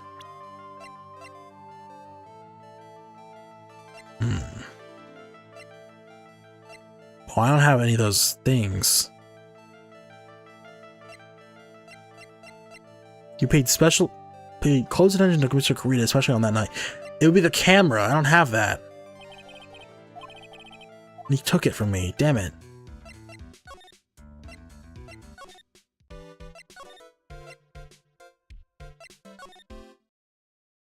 Where's Mr. Edgeworth and where's this Gumshoe? Oh, Mr. Wright, please, you have to help me. Uh-oh. Oh, it's Powers. Mr. Powers. What happened? Why are you here? You see, I got roped into this somehow. What? And somehow I'm going to testify at tomorrow's trial. So the decisive witness is Mr. Powers. I was talking with the detective a little while ago, and I was on my way home. Where all of a sudden, you're under arrest, and I was brought back here. Oh. They said my face. They saw my face, and the whole self general looks suspicious or something. Well, I guess I can see how they thought you looked suspicious. I'm just a normal guy in an exercise show for kids. Is that a crime? Cross testimony. So about this testimony you're giving, what are you going to talk about? I really don't know yet. But it sounds like I saw something pretty important for what they tell me. You saw something important? What was it? Well, the detective told me not to talk about it. You can't tell anyone, especially not that lawyer, he said. Who do you think is that lawyer a detective was talking about? I'm going to take a wild guess and say it's me. Yeah, you got it. Mr. Nick, Mystic Maya and myself are only two allies in this whole world, but it's alright. Ouch, I don't really have a lot of friends, do I? This is going to do a lot of damage to Matt, you know, because he's got that refreshing like a spring breeze image going. What's he really like? Well, let's see. Matt's always been kind of a player with women. He would never really turn the pretty face away, you know what I mean? He'd always say, it's just a game to justify himself. I'm talking with Matt's talking the wrong voice. What? How horrible. That's unforgivable. Ow, sorry, didn't mean to offend you. But you know, he said once that there's only one person in the world who won't swoon over me. One person who wouldn't swoon over him? His manager, you know, Miss Adrian Andrews. Why is Mr. Powers suddenly looking kind of energetic? You see, I'm actually a sucker for gossip. I mean, celebrities in their world have this dazzling sort of image, right? Dazzling sort of image. But aren't you a part of that dazzle, Mr. Powers? No, I'm more of a hairy, sweaty, and smelly, brutish kind of guy, you see. But it's okay, really. I get to hear plenty of gossip about a lot of other stars happening to me and things happen. Well, that's true. Oh, hey, so did you hear about this yet? I thought Mr. Andrews' mentor under suicide. You mean Miss Impacts? You've heard something about how her wedding was cancelled. Yeah, that's what I'm talking about. I thought about it a little while the other day, about that mysterious death. Hey, Mr. Wright, why don't you ask me about that? Go on, go ahead. Mr. Powers' so charred of his skin is practically glowing with electricity. Celeste suicide, what you got? Hey, so have you heard this? Celeste left a suicide note. And they say that Juan went and hid it. We heard about that in the court today. But there wasn't any actual proof that she left the note. Well, this is what I think. I think that something bad was written on that note. Something bad for Juan, that is. Something bad for Mr. Kurita?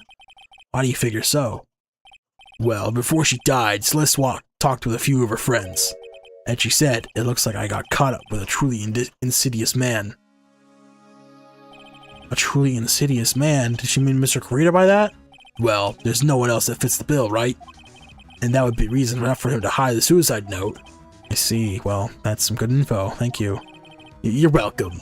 Mr. Ongard and Mr. Andrews, they're both at the detention center right now.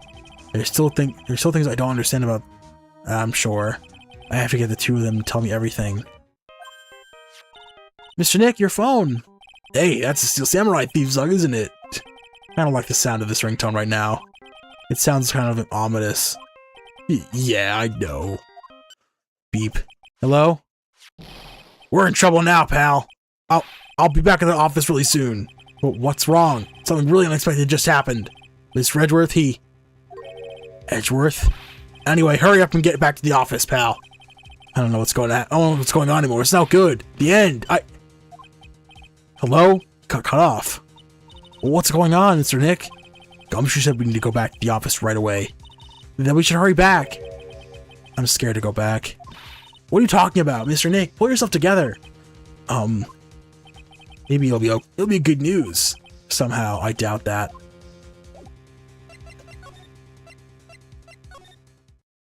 Drink of water. Come on.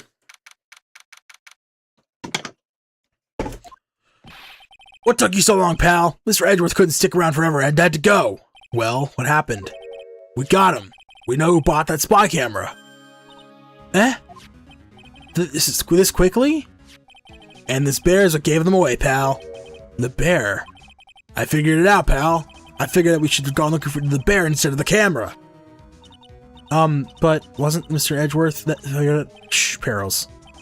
And? Go on. There's only one person who bought one of those bears who's related to this crime. Who is it? Who would be so rude as to spy on another person in the room? Matt OnGuard. Huh? Matt OnGuard. Your client, that's who, pal. And here I thought things couldn't get any worse. Are you sure you heard right? That the person who bought this bear was... I heard it from the department store clerk, pal. This is the credit card receipt for the purchase. It's for $3,800, pal. That's the exact match of the price for that stuffed bear. Receipt? That's all you have? Nah, it's not just a receipt, pal. The store clerk said so himself. He told me, I'm sure I sold that bear to Mr. OnGuard. I mean, the clerk even got Mr. OnGuard's autograph out of it, pal. So I'm sure the person that bought the stuffed bear is Mr. OnGuard himself. My sight is failing me. This can't be. Credit card receipt. A receipt for $3,800. Proof OnGuard bought the stuffed bear, identical to the one in evidence. So what about the spy camera we found? Ah, that was a dead end, pal. I mean, you can get this kind of thing in from anywhere. For now, I guess we can give these back to you for their file away in evidence. Spy camera, transmitter, stuffed bear. Sweet. I know you didn't want to give up, pal. I didn't think it was possible. The person who put the spy camera in Juan Fredita's room was Matt OnGuard. Why would Mr. OnGuard do something like this? I bet it was to catch Miss Andrews from Mr. Corita in one of the rendezvous. I bet it's not good enough for me. I have to know the absolute truth behind this camera. Are you going to see him? Mr. OnGuard, I mean. Yes. I'm scared, Mr. Nick. I wonder what we'll find out next. I'm scared myself, but I have to put on a good face for Pearls. Matt OnGuard, what in the world have you done?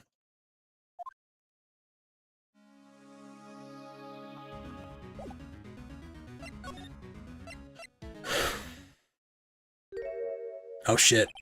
You're working really late, you know. It's already past 10 PM, dude. I think it's time you told me the truth. Relax, don't you know that ignorance is bliss? But if you really want to know, let's talk. Last chance, Quan. Or, last chance, Matt. Let's go. Ding, ding, ding, ding, ding, ding. 5 locks. Let's do this. Now, let's hear what this secret of yours is. What if Mr. Corita had been successful in his plan? What would he have disclosed? I told you before, dude, I don't know. I don't know anything about Juan, okay? Look, Mr. Wright, I can keep saying it until I'm blue in the face, but I totally didn't pay Juan any attention the whole time that night. I mean, come on, I was in the middle of a nap. Don't lie to me. Huh? I know you paid close attention to Mr. Corita, especially that night. Use the camera.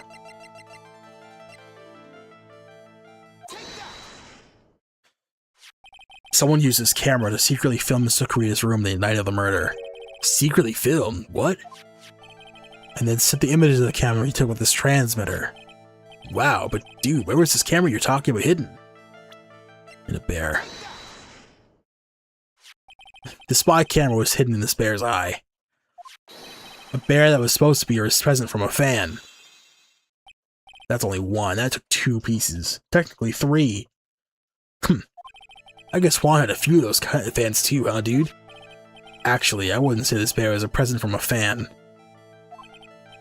You sure, dude? Who else would it be from? The person who gave this bear to Mr. Kurita was...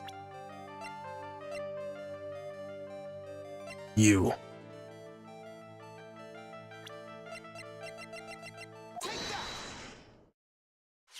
Mr. Avantgarde, don't you know this bear from somewhere?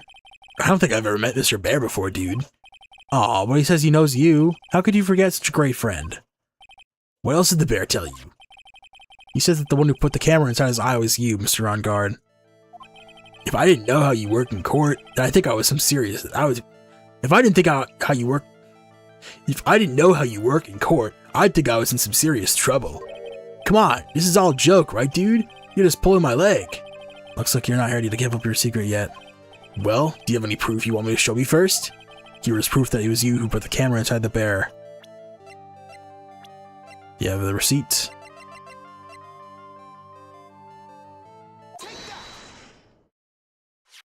I have here one credit card receipt, Mr. Avantgarde.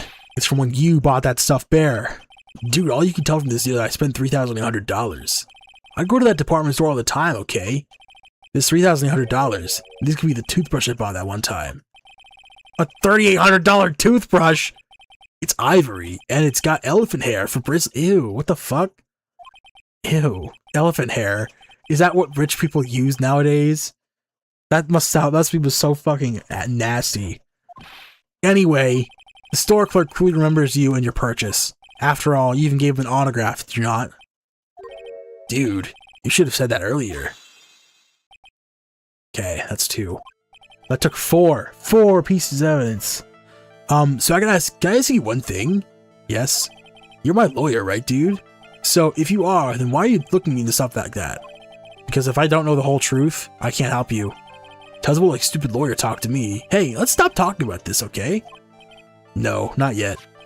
I haven't asked why you shut off the camera yet. And what your secret is. Of course. It would be strictly confidential. So, what are you going to do now? I'm going to find out what I can't want to know, because I must.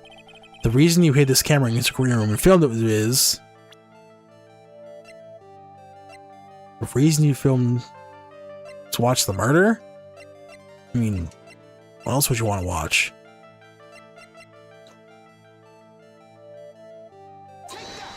Shit, no, that's not it. Oops.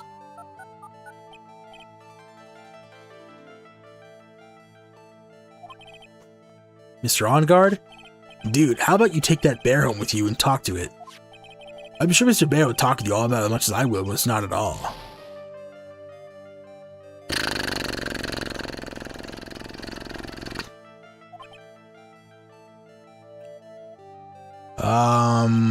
I have something to get through this idea. I'm not giving up. Sorry, but no. I'm going to find out what I have to know because I must. The reason you hid this camera in Mr. Kurita's room and filled it in secret is...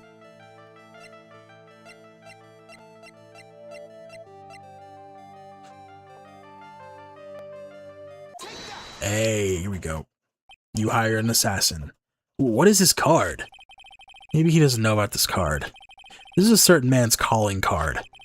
The man's name is Shelly the Killer. You know of him, don't you? Shelly the Killer? That's ridiculous. Why would I know some shady scumbag like him? If you really don't know him, then why are you acting so jumpy all of a sudden? This is it. I'm finally starting to get to the truth. I can't afford to make any more mistakes now. Ooh, Mr. Matt Avantgarde. I already know why you know Mr. the Killer is because you're a hero of justice, you're his client, you're a star, you're his client. Since you were the one who set up that camera, that means you knew exactly what was going to happen in that room. So, how? How did you know something like that? It's because you're his client. That's why. You hired Shelly the Killer to assassinate Mr. Juan Kurita. The real mastermind behind this whole murder is you, Matt Avantgarde.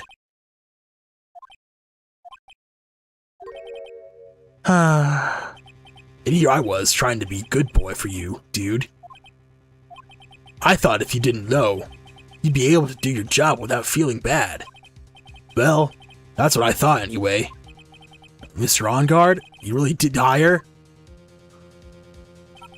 Hold on a sec. I'm gonna consult myself, okay? Consult yourself? Oh shit. Consult myself. Well, I guess it's probably about time anyway. About time for what? I think it's time for you to meet him now, Mr. Lawyer Dude.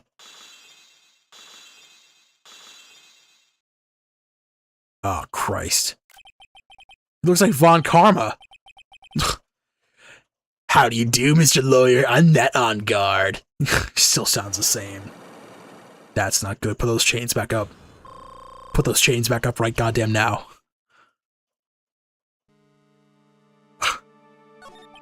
Well done, Mr. Wright. I bet it wasn't easy to gather as much information as you have. You really? So you are Shelley the Killer's client? You didn't really think I would dirty my own hands in this, did you? What do you mean? And that woman, Adrian, was quite brave herself, trying to stick the crime on me. I didn't think she had it in her. But all I care about is that Juan is dead. Isn't that right, Mr. Lawyer? You're lying. What a terrible... It's way past your bedtime, little girl. Go on, let us grown-ups talk about more adult things. But why? Why did you hide a video camera in? A weakling soon believes the words of others, just like that pathetic Adrian. He knew about Miss Adrian's secret. But I'm no weakling. I don't believe in anyone, least of all assassins. What? Oh, come now, Mr. Wright. Assassins aren't above blackmail. They turn their clients into cash cows by holding the sinful deed over their heads. And superstar like me, how much do you think I'm worth? Care to guess? And that's why? Yes, that's where the video comes in. He's got his face and the crime scene recorded on it, preserved for all time. With that, I can keep it at bay, even blackmail him all I want. That's right, that video's my insurance. Isn't that what they call it, Mr. Wright? Why would you do something so wrong? Because I'm a grown-up and I can. Good enough answer for you, little girl? Shit. Why? Why would you kill Mr. Kurita? Because he was about to sink so much dung on my beautiful public image. Scandals are a bit annoying, aren't they? This is all because of that press conference, isn't it? If Mr. Kurita had been able to give it, then Mr. Enguard's secret would have... Ah, well, that's what we call taking advantage of the situation, you know. I had no interest in doing it, really, but bit by bit, it crept up on me. And the situation presented itself perfectly. How beautiful, I thought. And that's how Mr. Kurita ended up dead? Let me tell you something. I'm not like Adrian. I don't depend on anyone. People are simply things to be used and thrown away. Put on a sweet innocent face and people will swallow anything you feed them. Adrian fell for it, the assassin too. Oh, how can I forget? Even you fell for it, Mr. Lawyer. Everyone, all working their butts off for me, on guard. Aw, did that leave you speechless? What a shame. What's wrong, Mr. Lawyer? You've grown awfully quiet. How could I have been so deceived by you all this time? When we first met, I asked you if you'd killed Juan Kurita, and you answered very clearly that you hadn't killed anyone. Hey now, I never told you any lies. The person who did the killing was that killer guy, right? All I'm guilty of is taking a catnap in my room. You killed Mr. Kurita. I dare you to say that in court tomorrow. Grrr. Oh, but too bad, you can't. You're my lawyer after all, aren't you? You could always drop my case and refuse to represent me. How does that sound? Oh, but you can't, can you? That would be the one thing you absolutely can't do. Mystic Maya. You wouldn't want to test my killer. He's a man of his word, or so I hear. You could end up getting a certain friend of yours rubbed out if you lose. You scoundrel. So if I were you, Mr. Wright, Esquire, I would give it my all tomorrow. Remember, everyone likes a happy win-win resolution. I'll get you for this. That's such a cliche phrase. Who wants it something just like that if memory serves? Of course, well, we all know how things will turn out for him, don't we? Good night, Mr. Lawyer. Maya, what am I supposed to do? He's defending. And now you finally found it. the starting line of this case. Edgeworth? That's right, chat. Phoenix Wright is defending a guilty man, a man who hired an assassin to kill his rival, and we have to defend him as if he didn't kill anyone. It is a fucked up situation, and I am here for all of it. Edgeworth, I don't care for the horrid atmosphere here. Let's return to the precinct. Change of background, please. Police station, Criminal Affairs Department. Well, Wright, what are you going to do? If you plan on changing your strategy... No! We can't do that! That's right. He's holding my hostage. What? What should I do? That's not something I can answer for you. Why am I talking like Matt on guard?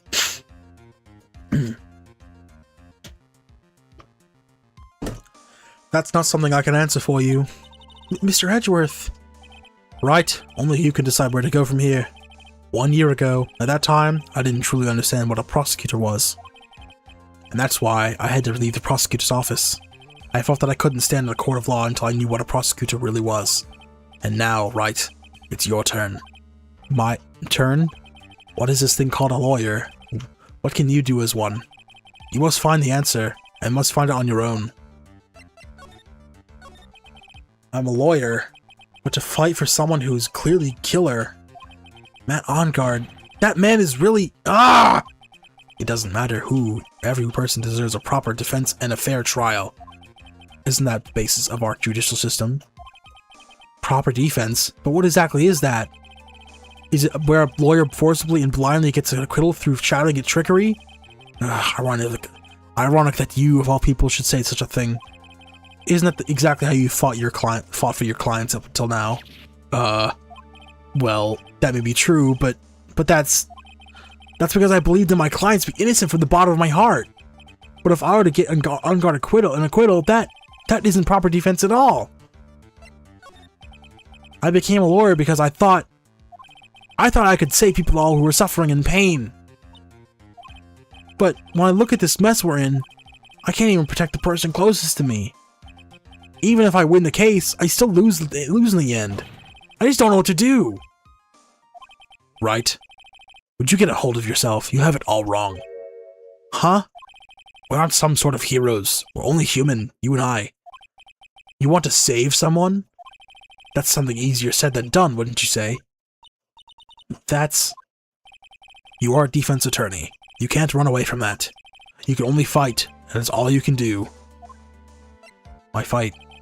People like you and Franziska and Von Karma are always using you.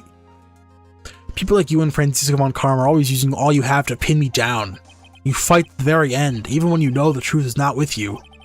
But I'm not like you. I can't fight for a false verdict, for a man I clearly know to be guilty.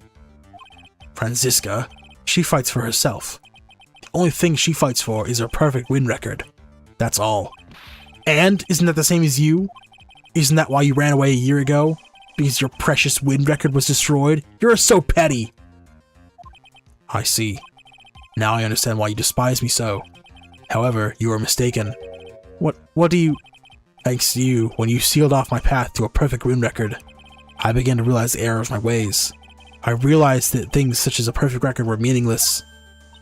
What? I don't believe you. Are you saying that's why you left the prosecutor's office? But then, why? Why are you here now? The answer to that is something you will find out in your own. I have faith in you will see it before the verdict is read out tomorrow. But if you can't, then you will be powerless to change the ending of this story. Let's just save that because it's such a fucking crazy line. Beep beep beep.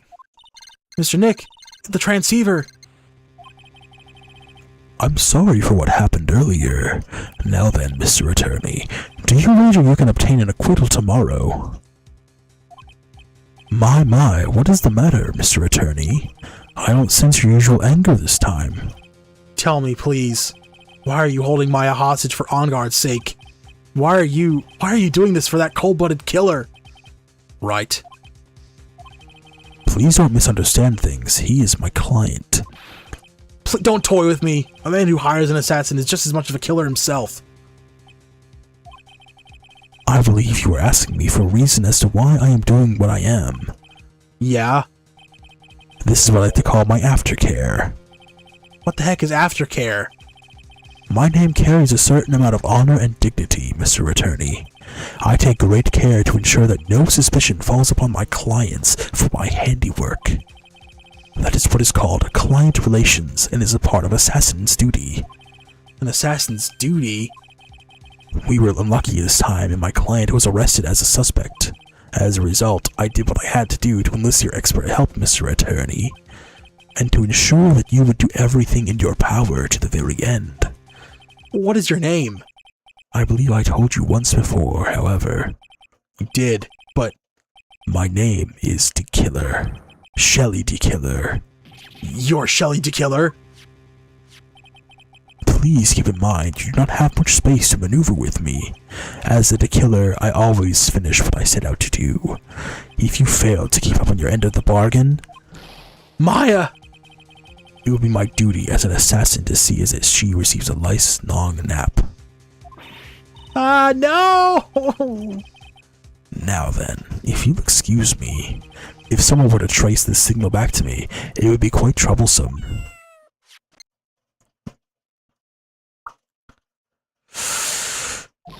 Mystic Maya! Mystic Maya! I don't know what to say. Edgeworth? Did you hear that? At the end of that transmission? It's the cat. It's the goat. The kitty cat. Huh? Oh, that. It sounded like a cat. A cat? It can't be. That cat. Can it? What is it? I think I know where Shelly the Killer is holding Maya hostage.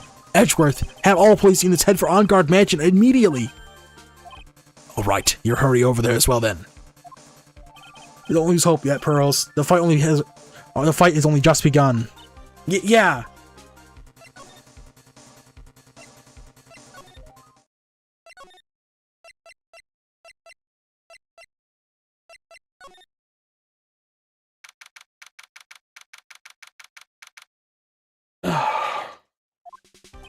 Maya! Please answer us, Mystic Maya! We have this area completely surrounded. There is no way for him to escape. Assuming he's still in the area. I can't believe it. That butler, all this time, he was the killer. He and On Guard were working together all this time. I'm sure that worked out in the contingency plan ahead of time. Well, I gotta check. Oh, it's a figurine of a bear. But there are a lot of cuts in it for some reason. Figurine, wooden bear figurine, it's covered in many thin cuts. Okay, well, a bear? Isn't that more of a thing for Mr. Corita? Why would someone like this be here? Right, look down. There's a little pet door installed here. Ah, I'm sure that's for Shu. Do you think that this came through that little door? This door, it's locked. Well, I'm pretty used to breaking doors down by now. Let's go, Edgeworth. Slam! Slam! Crash! Yeah! There's no one here. From the looks of this room, I would say this is On Guard's private lounge. Look at this right. An antenna for sending and receiving radio signals and the VCR. Check inside the deck. If there's a tape, it'd be an important piece of evidence. If we're lucky, you'll have the moment the crime was committed recorded on it.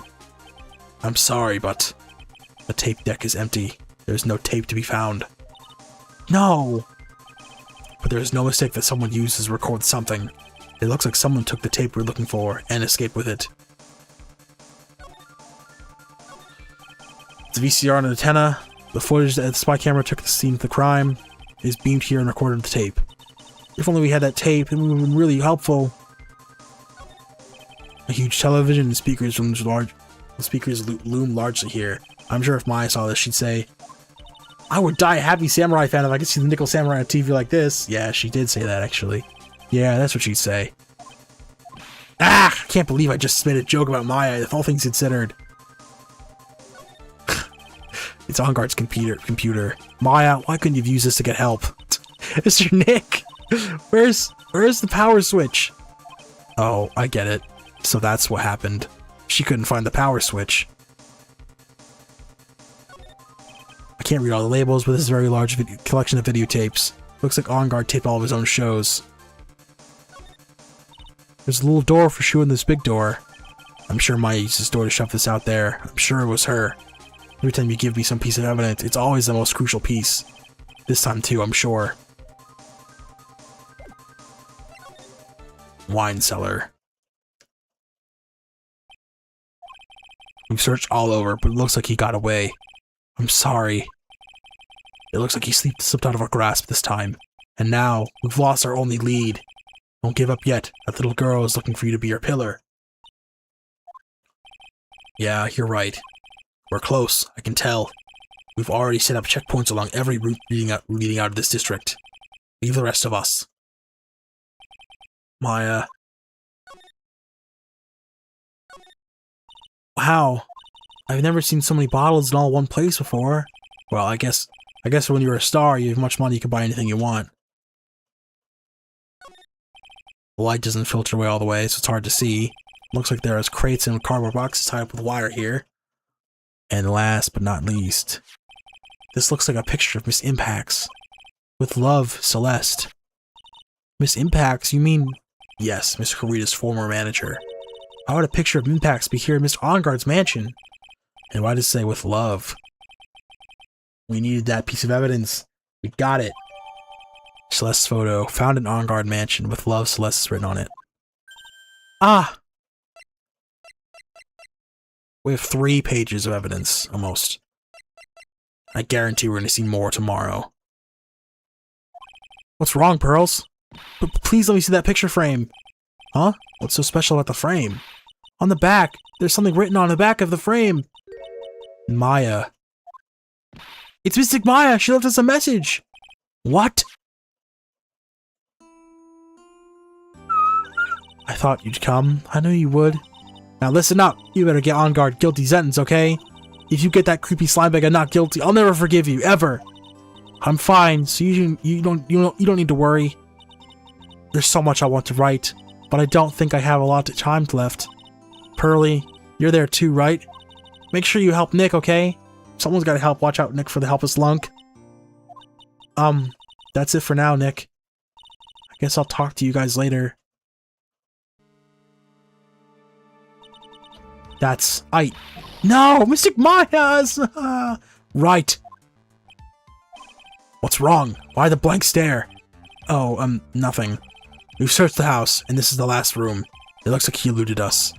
Edgeworth. Yes? As far as clues go, I think this is about all I'm going to get. But I'm still short one last thing. And what is that? Miss Andrews' last psyche lock. Miss Andrews' psyche lock. If I could just find out what that secret she's holding, then I think I stand a chance in court tomorrow.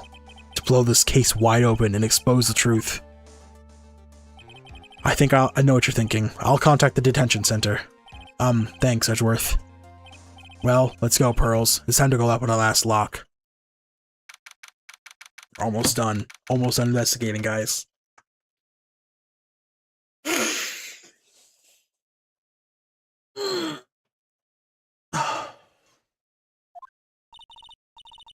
Good evening, Mr. Wright.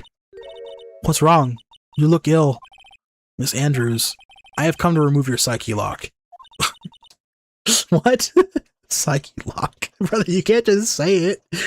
You don't know what you're talking about. You sound stupid as hell right now. I'm here to remove your psyche lock. Like, what the fuck? If someone told me they're gonna remove my psyche lock, I think they're insane. Psyche lock? I want to know, and you will tell me your secret. Fine, go ahead. Try to break me if you can. Take that! Clink. One more. Why frame him? Can you please tell me why you framed Mr. Enguarde for the murder? I've already told you countless times, it's because I thought Matt was the killer. No, that's not it. I know you have a personal reason to dislike Mr. Enguarde. Miss Andrews, you may think I didn't hear it, but I know you said something earlier. You said revenge. So you're saying I was taking my revenge out on Matt, and that's why? What an absurd idea. I don't have anything I want to take revenge for. Miss Andrews, a woman who lives by her being dependent on her other people. There is something or someone in her past that would make her take revenge.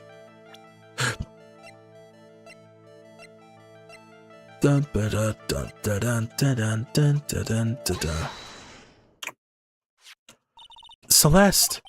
There's only one catalyst that would that would cause such strong feelings and even revenge, and that is Miss Impact's suicide.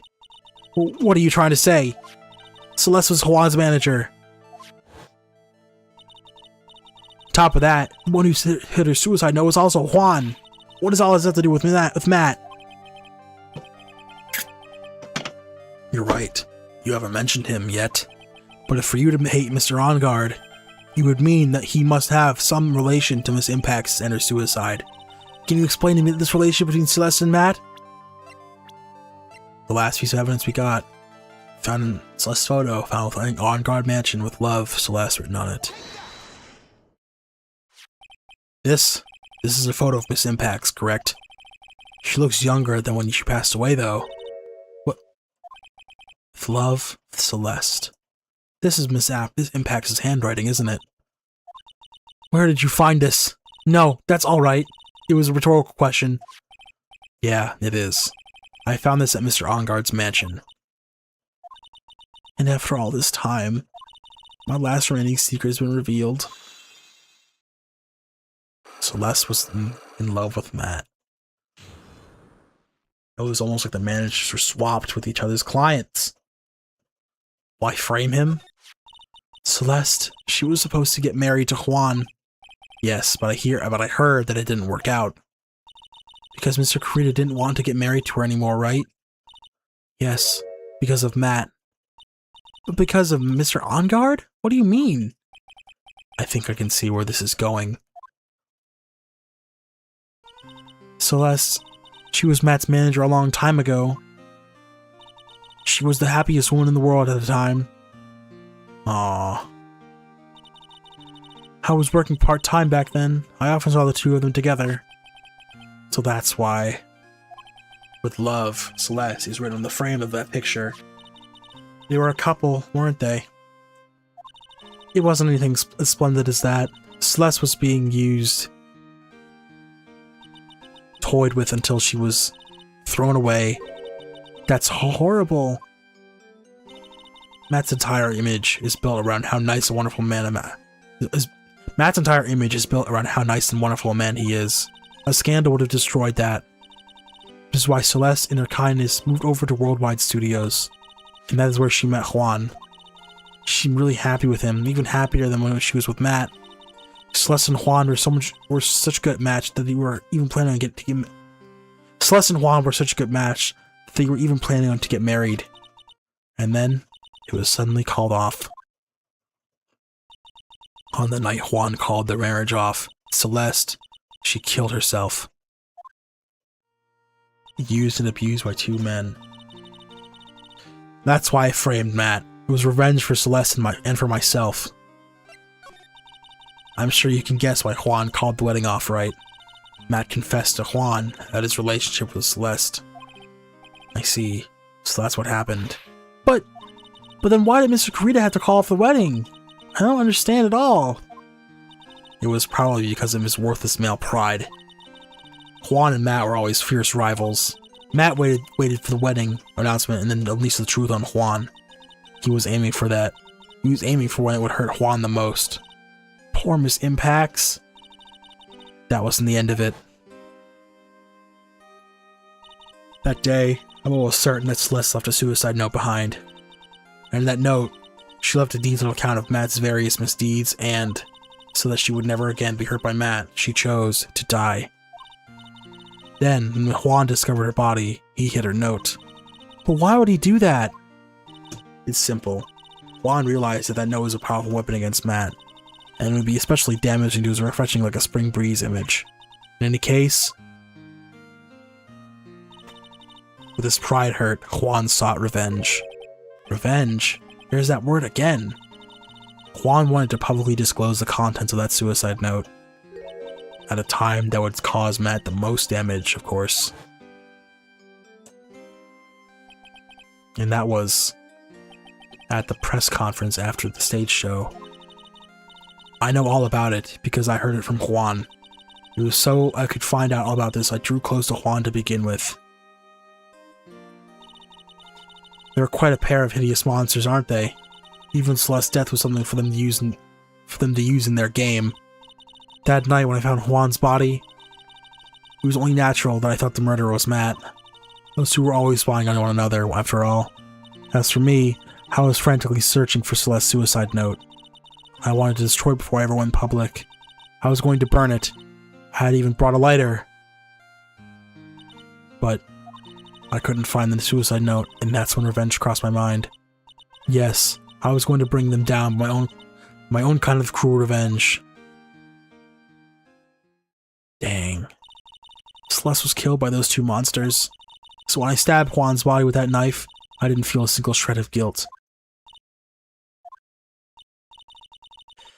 And that's all I have to say.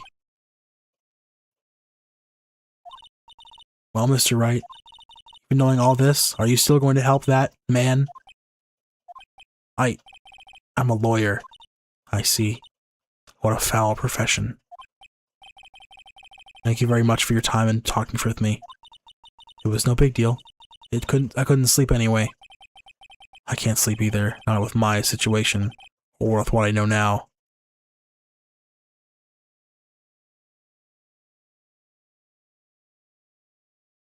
Heavy.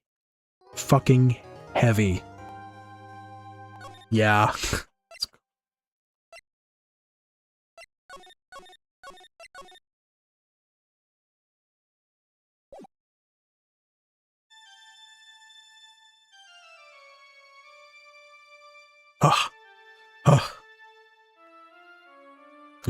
How did I get into this mess?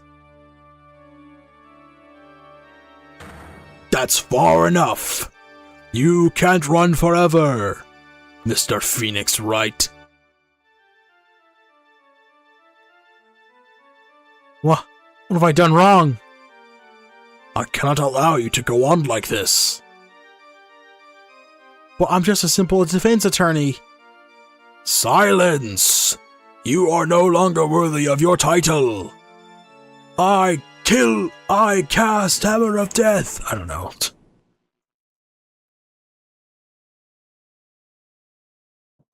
I've had this dream before, someplace, some time ago.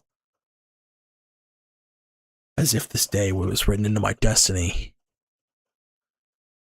Today I'll stand in court as a lawyer to prove a killer innocent. Damn. God damn.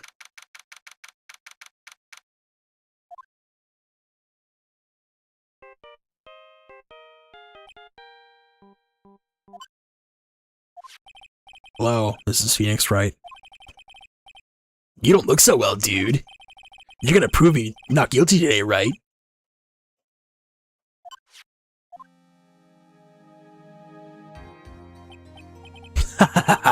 If you please, Mr. Lawyer. Remember, it's not just me. Your precious friend's life is riding on today's verdict, too. Now listen up. You better get on guard at guilty sentence, okay? If you get that creepy slime bag on not guilty, I'll never forgive you, ever. Maya. Phoenix. Mia! Maya, how's Maya? I don't know. You don't know? She hasn't tried to channel me since yesterday. Yeah, what am I supposed to do? Well, like I said, for a lawyer, the worst time's when you have to force your biggest smiles. But, you can't give up. There's still some hope left. Stop it, please. There's nothing left. Not here, not anywhere. I'll let it play this time.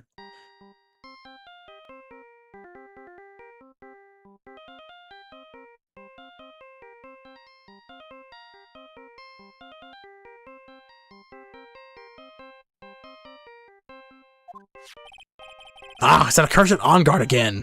Beep. Will you please leave me alone? Don't call me anymore. I mean it. Oh, you're really mean, pal. Poor guy. This poor dude can't catch a break. Ah, Gumshoe, I'm really sorry. Where are you? Let me join the investigation team. We're chasing after the killer, pal. Then you have some sort of lead? Sorry, but right now we only got 0 leads on the guy. But we're not going to give up. Gumshoe, Until the trial is over, until the verdict is handed down, we are going to do everything we can to find the killer. If we can get Maya out, then we can get On Guard the guilty verdict he deserves, pal. That's true. I could do that if I found Maya first. You got that? So you have to do whatever you have to do whatever you can do to make the trial last longer. I have to make the trial last longer? If you go, Mr. Edgeworth, with everything you got, then you could draw it out. Oh, now I get it. I believe in you, pal. You and Mr. Edgeworth can do it. So, I believe in us. We're going to give it all we've got, just like you. Got it. Thanks, Gumshoe. Hey, Phoenix. You understand now, don't you? You have something money will never be able to buy. Friendship. It's the strongest weapon in the world, and you have it in abundance.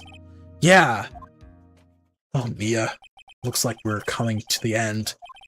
I have to make the trial last as long as I can. Gumshoe will come through, I know it. Oh, the rain is so nice, bro, I swear. 1 second, though. Bum bum bum bum bum bum bum bum bum. Bum bum bum bum. Let's say hi to Kevin Matt real quick. So I talk to someone else really fast before we start playing this trial. Hey, boyos. Hey, Matt. If it isn't the man who loves men. Hey, Matt, guess what? Chicken butt? No, you're a killer. What does that mean? You hired an assassin to kill someone, and now I have to defend your ass. Who told you that? The game I'm playing, big boy. Now I do have to kill you. God damn it, I was really hoping otherwise. No. But well, the game ratted me out, so unfortunately now you have to die. Oh, I have to die? Come at me, bitch. No, I'm playing Ace Attorney, right? And my client hired an assassin, and that assassin killed someone, and his name is Matt, and I thought it was funny because I keep calling him Matt, and you're here, so I thought I'd let you know. But is your chat active right now? Are you still streaming? I'm still streaming now, but no, my chat's not very active. He really likes men, guys. Like, I mean, it is astonishing. Like how bad he wants men. Type W if he likes men. There's no one in chat. Like, why do you think he's called Dr. Ball? Because I named myself that. Why else would a man call himself Dr. Balls if he wasn't specialized in fondling these nuts? Brother, I just don't know any other reason. The math. You could have said evidence, and that would have been fine. The evidence checks out. I was on it. Like, if you'd let me get there, Han. You started saying evidence and didn't finish the word. You're too busy stroking these balls to let me finish. Alright, Matthew. I'm gonna go back to playing my game. I thought I'd say hi. Alright, talk to you boys later. Talk to you later, Hans. Alright, See you tomorrow. Oh yeah, I'll talk to you tomorrow. Just for him. Alright. Dun dun dun dun dun. Alright. This is it. Court is now in session for the trial of Matt On Guard. The defense is ready, Your Honor. The prosecution has been ready for a while, Your Honor. Now, as I recall, we concluded yesterday's session with a big mystery on our hands. The mystery being that who exactly was Mr. Adrian Andrews' role in this murder. That is to say, is she really connected to the crime itself? Mr. Edgeworth, if you would please inform the court of today's proceedings. Adrian Andrews. She forged evidence that threw suspicion onto Mr. On Guard. And the police proceeded to escape the crime by wearing a nickel samurai costume. The guilt of these actions are those from which she cannot escape. Then you're saying that she is guilty after all? I'm not finished, Your Honor. Miss Andrews has nothing to do with this committing the actual murder. I would like to direct the court's attention to this card. What is that? Looks like a shell. This is the calling card of a certain assassin. Assassin, you say?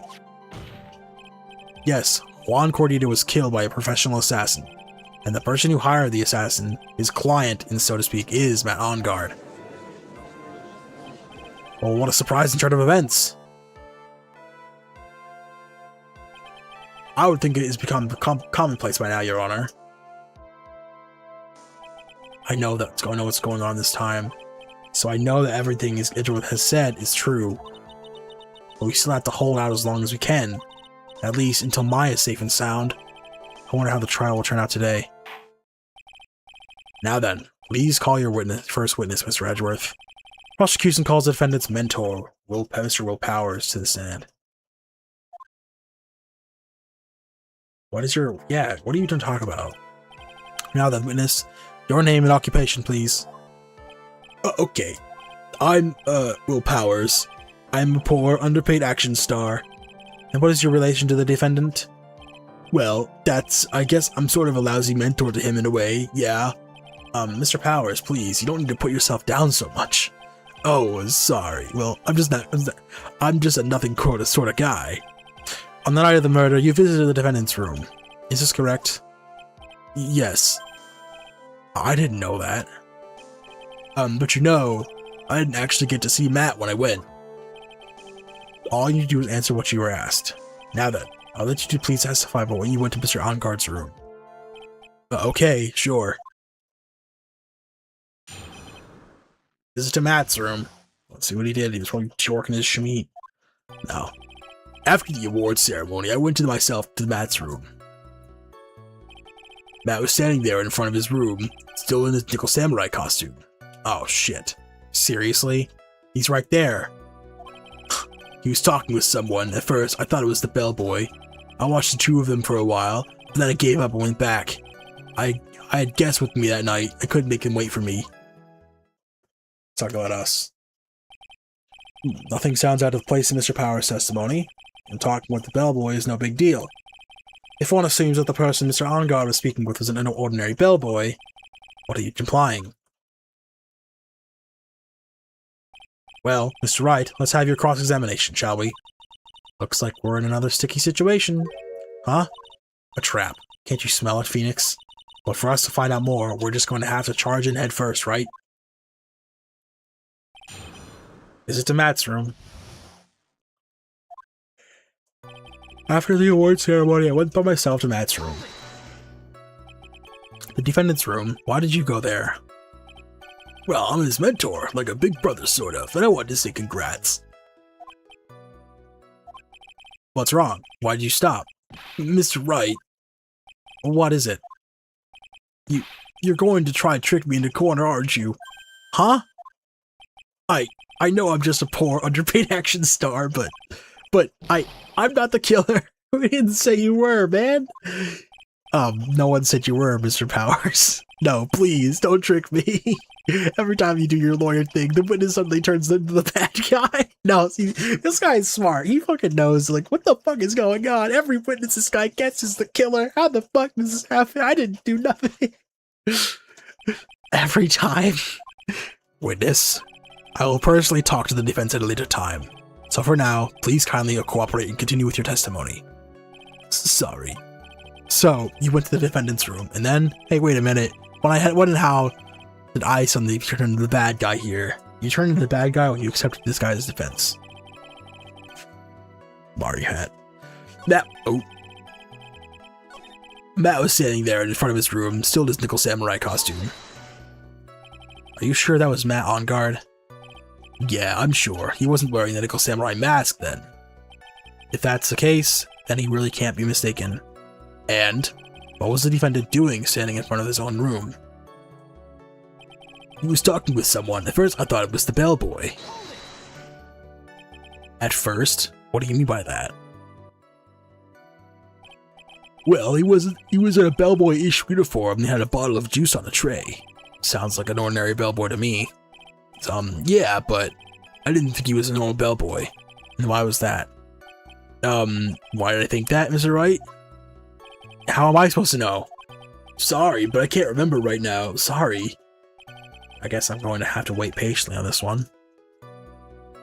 I watched the two of them for a while, but then I gave up and went back. You saw the two of them, and the bellboy and the defendant together, correct? Yeah, the bellboy just wanted to say congrats. Well, while you were watching the two of them, did you notice anything strange? You know, I did feel something was weird.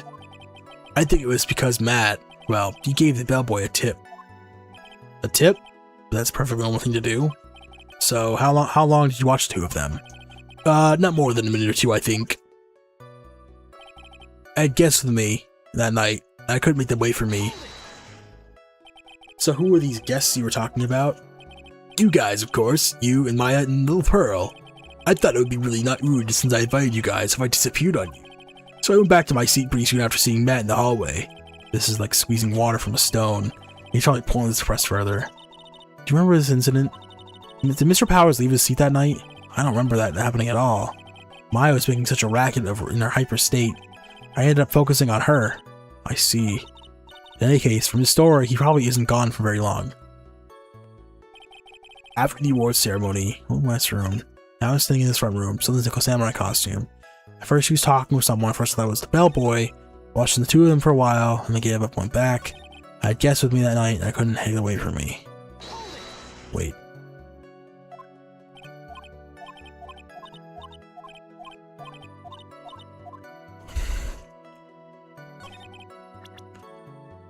So, now I was standing there and in front of his room, still in his Nickel Samurai costume.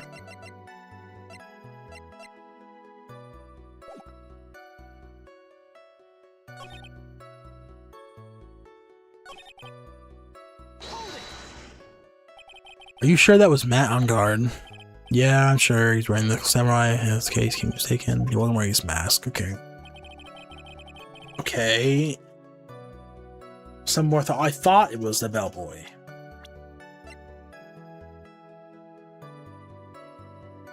You present John Doe here? Oh, he didn't even see his face though, from what I gather.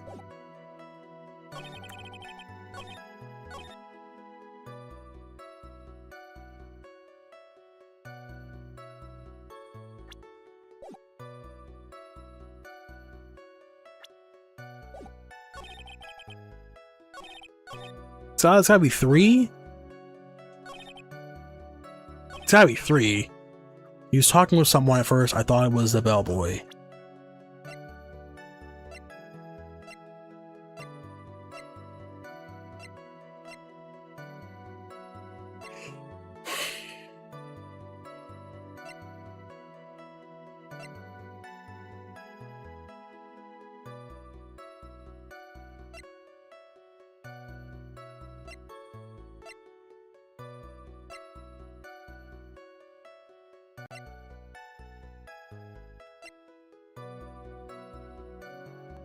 I always try. Let me save first before I do this.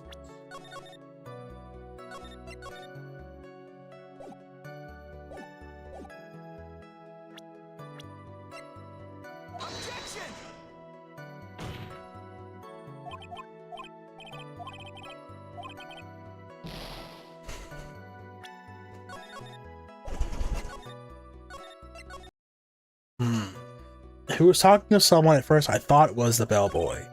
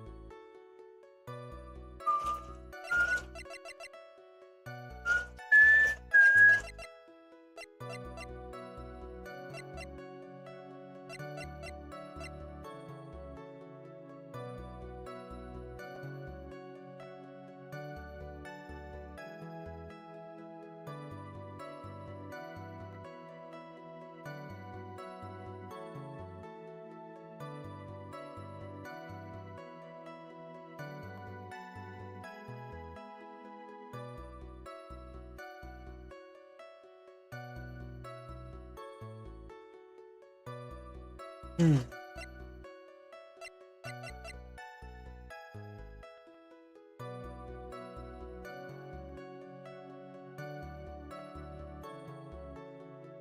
Oh man, I don't know.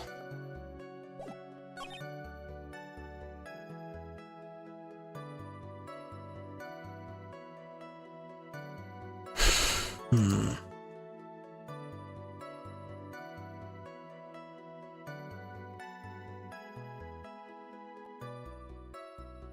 Where's that tip line?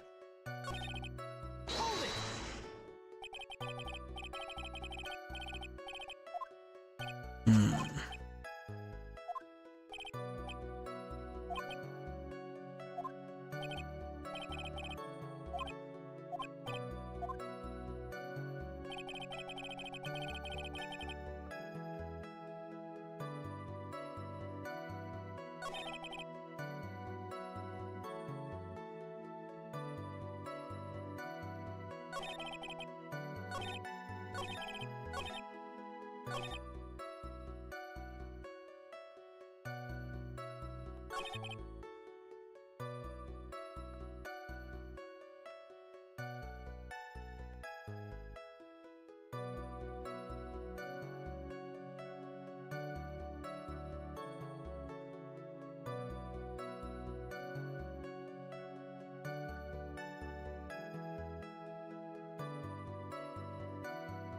Oh, fall asleep with me, bastard. Come on, wake up. I want to beat this case today.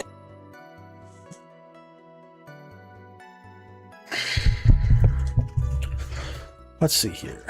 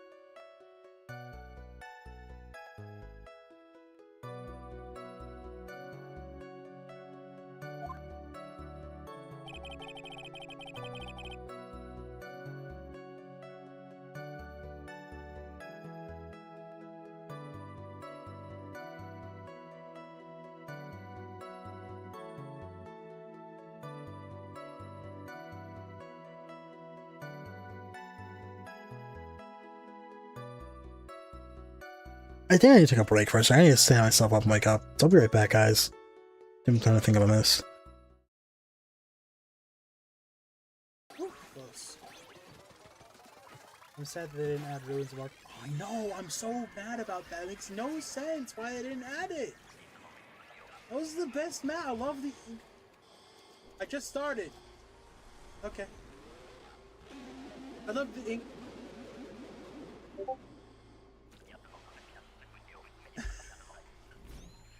100 seconds and I got a boss time. Ew! I don't want to see that. There it is. Why is it BJ? What the hell? Is this the friggin' boss? Am I gonna get banned? We're in the front car. It's gotta be. Hurry. Don't close your legs, you freaking I have never seen anything like this. Oh my god, kill. You know you like it. Wink. I hate this game mode, bro. It's so bad. He just said HH. I don't know what that means, bro. He mistyped. He immediately typed GG after. Nope, he said HH. I don't even know what HH means. You say that like it's a bad thing. Hooba hooba. It just means bros either. Fuck you, whore. Whore. Whore. Whore. Whore. You are a whore. You are a whore. Whore. Whore. With a capital W. But you get no W's. Shut the fuck up!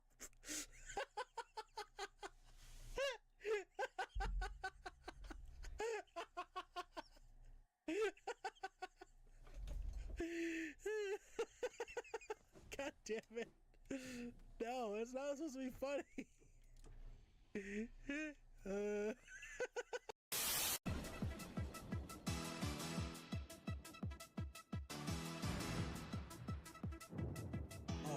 my limbs are self-animating.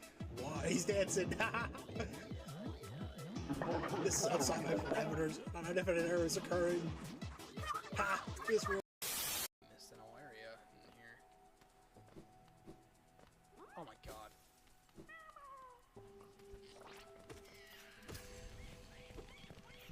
What? What? Fuck, dude, what was that?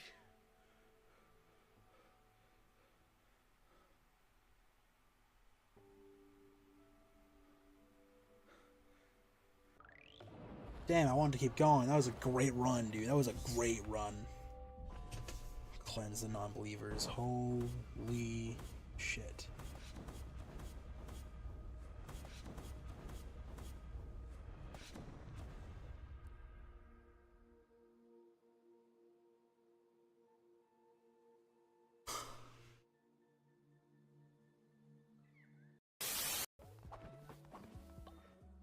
We're missing a man. Pimped apple. Oh.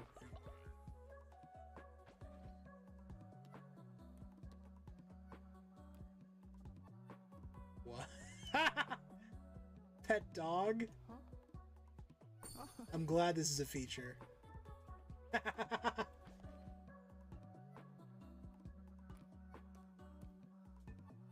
Oh, you pet. Oh, I was like, what the fuck? Why did it get so quiet? My fan turned off, and I was like, why the hell did it get so quiet in the room? God damn, it scared the shit out of me. I need to see that in playback. What the hell? Apple, or send someone clip what just happened so I can see what happened. Please.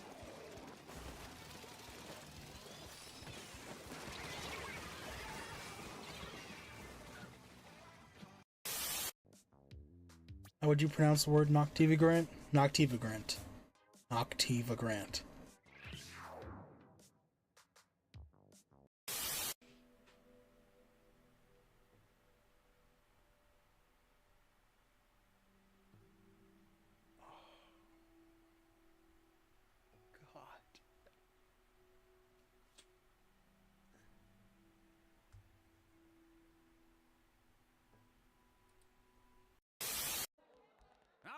Shut your trap.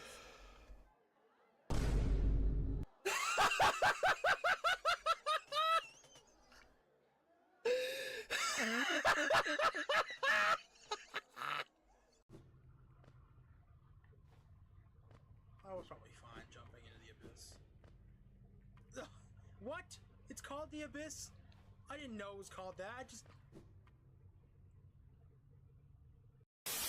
Alright.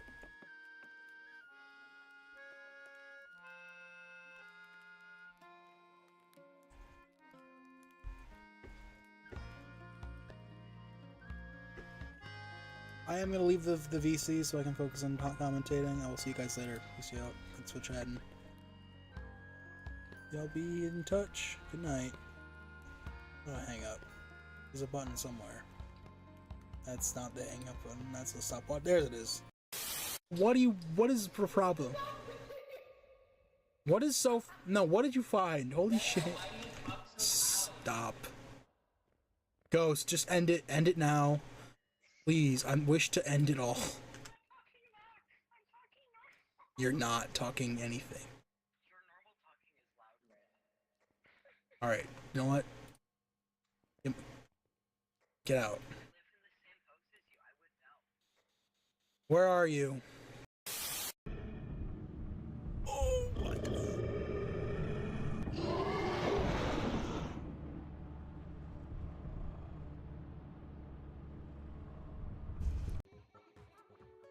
Alright, let me think about this. So...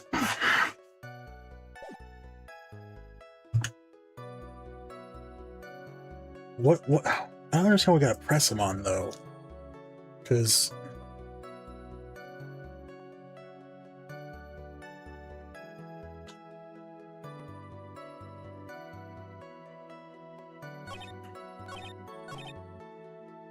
what's this?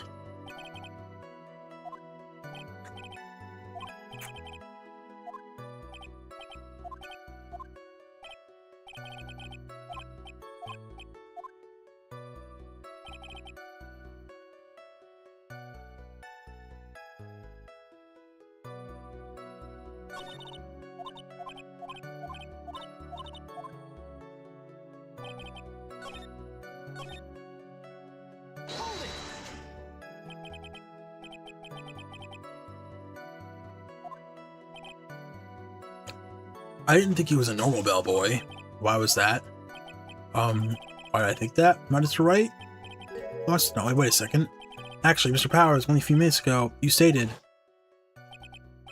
you know, I did feel something weird. I think it was because Matt, well, he gave the bellboy a tip. There we go. Need to get that out first.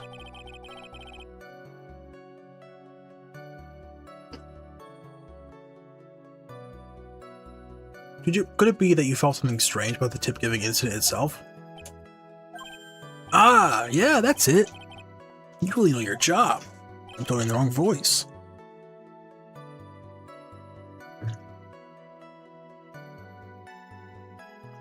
Mr. Edgeworth. Yes, Your Honor.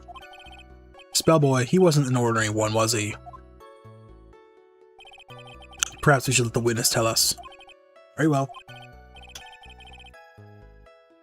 Mr. Powers, please amend your testimony. You mean about the bellboy, right? That boy that gave the bellboy a tip. So he gave the bellboy a tip. What's so strange about that?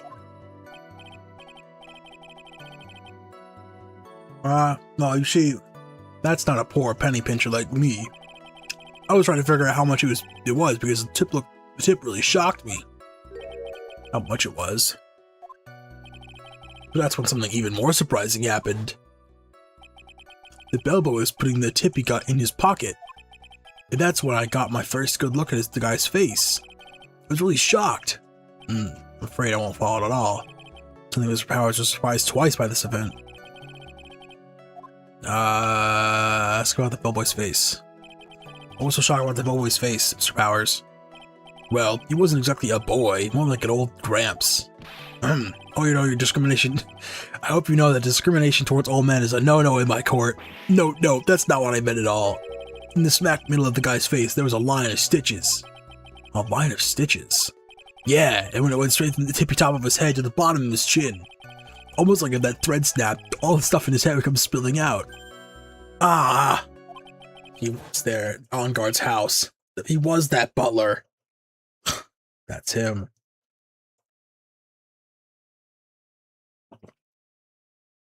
Who was that butler? What is it, Mr. Wright? Ah, nothing, Your Honor. So that means On Guard was talking with the killer then.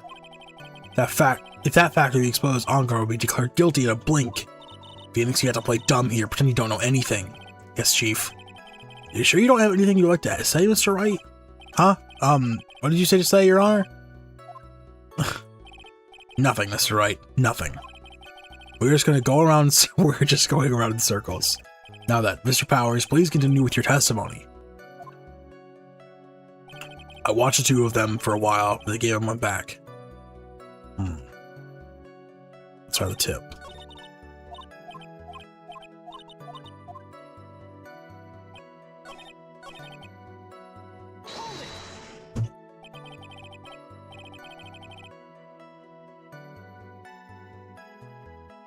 So we gave the bellboy a tip. What's so strange about that? Oh, okay. I'll try the tip itself.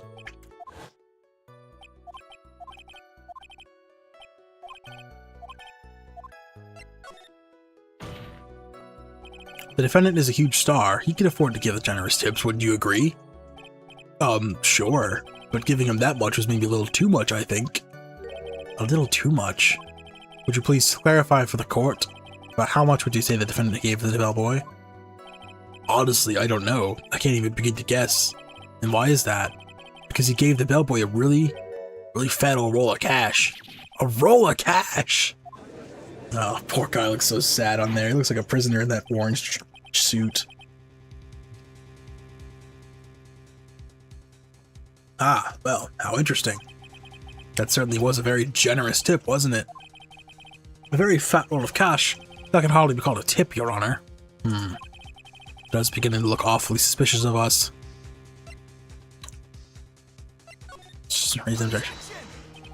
The defendant is a superstar. That kind of tip is typical fare for people like him. Are you saying that all superstars are super spenders? If I could receive large rolls of cash by simply bringing people and things on the trays, then why on earth would I stand here here prosecuting? He's got a point. I don't even get paid little rolls of cash for all my hard work. You don't even get paid?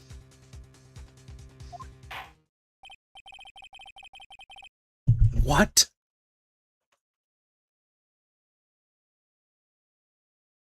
Ah, damn it.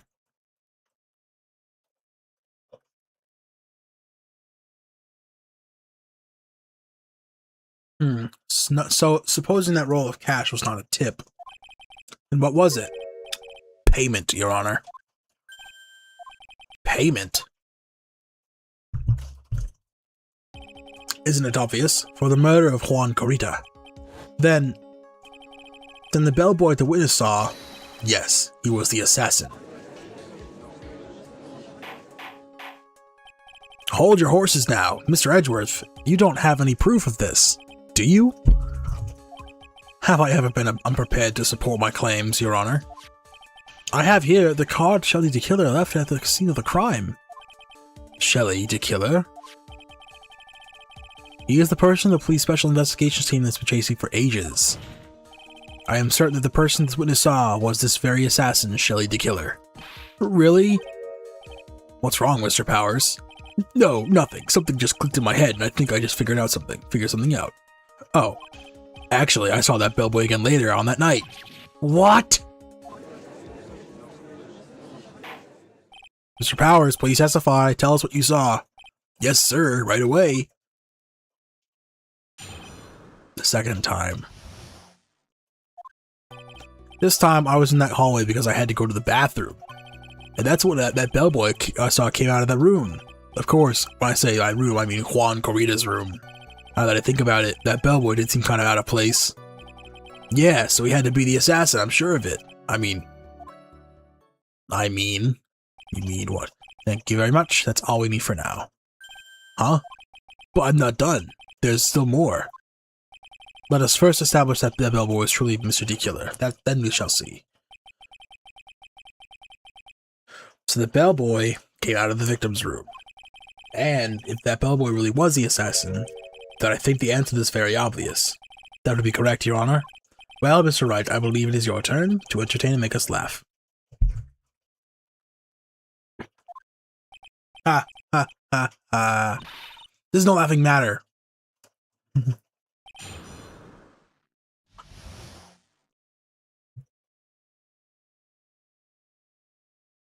The second time. This time, I was in that hallway because I had to go to the bathroom. And what time was it? Well, I don't remember. The award ceremony ended around 8 p.m., right?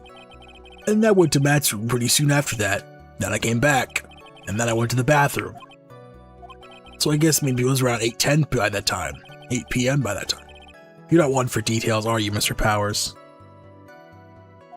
Sorry. I thought I could maybe catch Matt and say my congrats. And that's when that bellboy I saw earlier came out of the room. Are you sure it was the same bellboy? Yeah.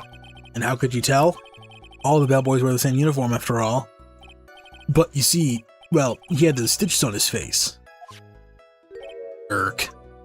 Very, very identifying mark. So I'm sure it's the same guy that I was talking with Matt. Which room did the bellboy come out of? Of course, when I say room, I mean Juan Corita's room. Corita's. The victim's room, huh? Yeah, the one with all that really pretty flowers and teddy bears. It was Juan's room, alright. Can't mistake that. Everything here is so pretty out in the open. As far as evidence goes, I think. Where it's going to describe how screwed I am. Let's continue with this testimony, shall we? Now that I think about it, that bellboy did seem kind of out of place. Yeah, so he had to be the assassin. I'm sure of it. Oh shit. Hold on, I'll read that in a second.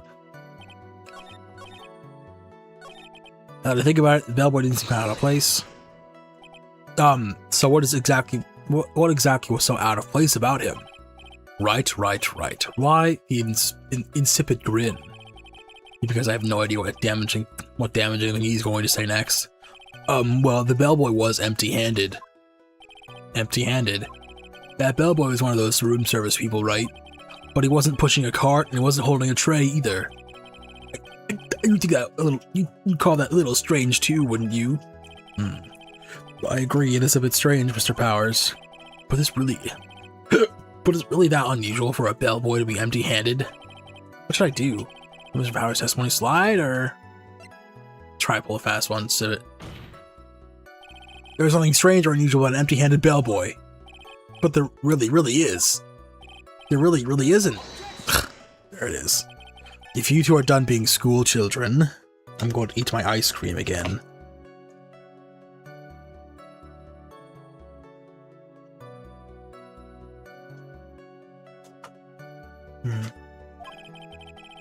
Bellboys offer room service. There's no reason for them to be empty-handed ever.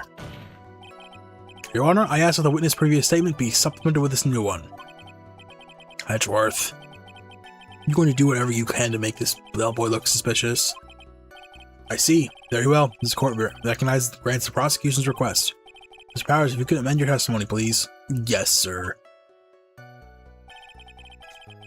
I thought it was kind of strange for a bellboy to come out of a guest room empty-handed. So you're saying that it's suspicious for him to be empty-handed? Yeah, really suspicious. I mean, when I first saw that bellboy,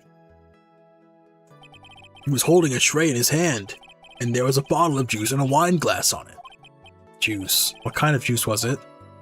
I'm pretty sure it was tomato juice. We could come up with some sort of reason as why you would come out empty-handed. Some sort of proof, and I think we could dodge the bullet on this one for now. Proof, huh? Sounds like another job for the court record. Yes, we had to be the assassin, I'm sure of it. Please don't be so quick to judge. Ah, but it's kind of a Powers family thing. Think of every person as a thief. What? What? Well, I guess the thief and the assassin are both sneaky and silent. That's not the point, Phoenix. In any case, if that bellboy was the assassin, it would be very bad for us. But he really is the assassin, you know? Yes, but you can't give in yet. If you want to prolong this trial for as long as possible, you're going to have to pull some cheap tricks on this one. Okay, so you gotta stop thinking like, oh, we gotta get our client guilty, or not guilty. We gotta start playing like, oh, well, no, you're wrong. Here's actually.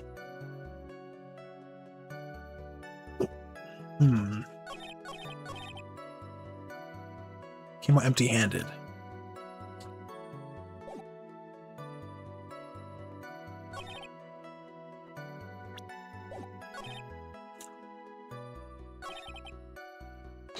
Shit, don't press this one again.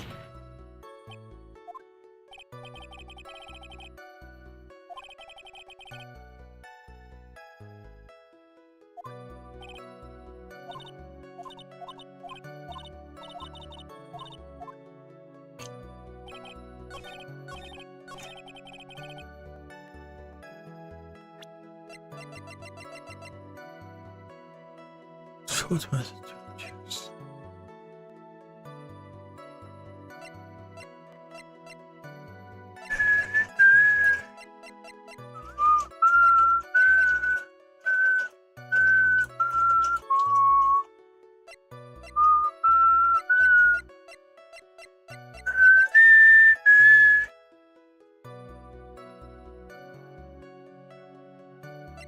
No.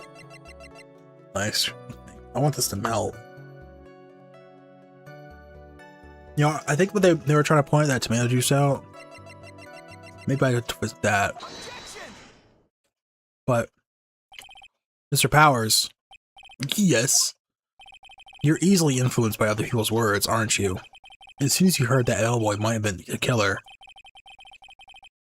That's where you're wrong. What's up, Shark? You got up and believing it must be true. But isn't he really suspicious? He's got all those stitches, and... So, a baseball has stitches. Are you saying all baseballs are suspicious because they have stitches? We are grasping at straws right now. Jesus Christ. Gulp. Well, there's also, I mean, what about him being empty-handed? I would like you to ask the court to please look here, because he dropped off the wine. And there's the table and platter. Objection, good objection, sir, objection. There is a wine glass sitting next to Mr. Kurita's body. The liquid inside this glass is tomato juice.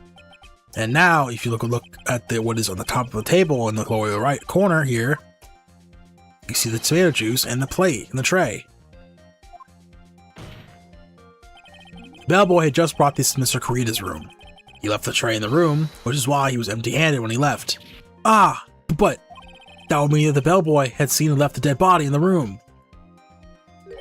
Ah, but can you prove it was Mr. Kurita? Can you prove that Mr. Kurita was already dead at that time? Mr. Edgeworth. Yes? I blame you for leading me on this route. I'm terribly sorry. And I'm going to continue my ice cream scoops. The only thing keeping me going today. What is with him? Why is he laughing? Witness, isn't there one more thing you'd like to share with us? Is there? The bellboy was empty-handed. Or should I say, empty-handed. I recall you had something interesting to say about his hands. Oh yeah, I almost forgot. Huh? What? That bellboy, he was wearing gloves. Gloves? Yeah, pitch black leather ones. All the other bellboys don't wear gloves like that, right?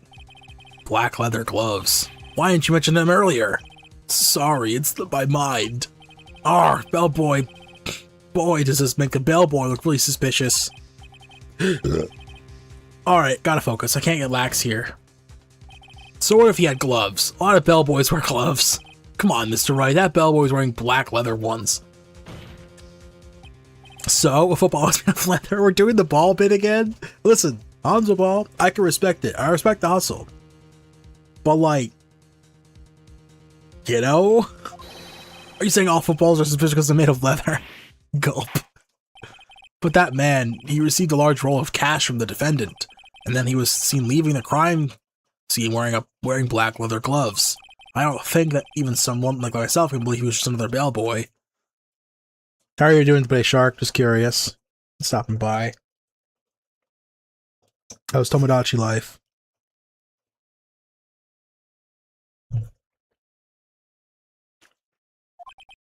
Urgh. It seems that we have finally come to an understanding. Now then, witness, please continue with the rest of your testimony. The rest? Oh, yes, please tell us more. Okay. Their second meeting.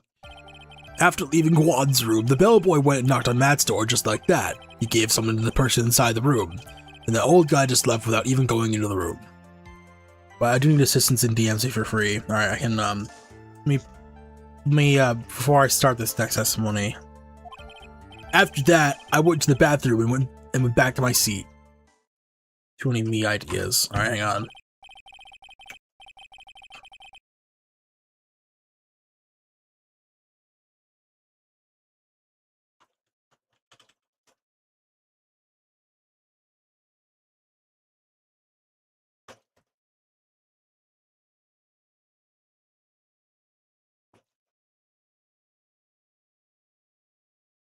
How many me's do you have on your island already?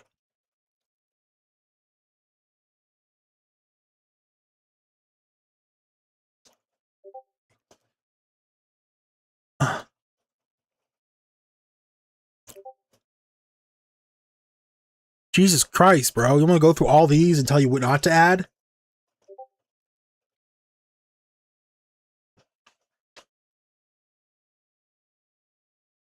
Oh, man.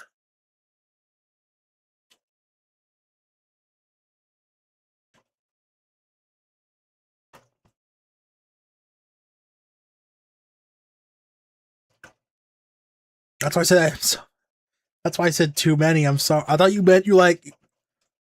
Huh? Sorry. No, I'm helping Shark with something. I know what to do here. Hello, Moogle. I'll go through that in a second, Shark. Yes, pull it up, huh? Let the world decide. I mean, get rid of,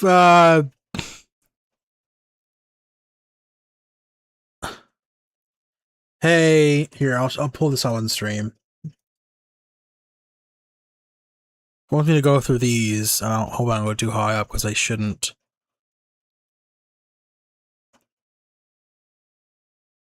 I don't know who Gummy Goo is. Oh, these are all fucking. Oh, those are all characters in that one show.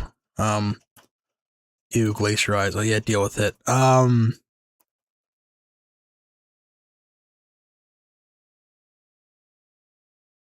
Get rid of 36 through 39. And get rid of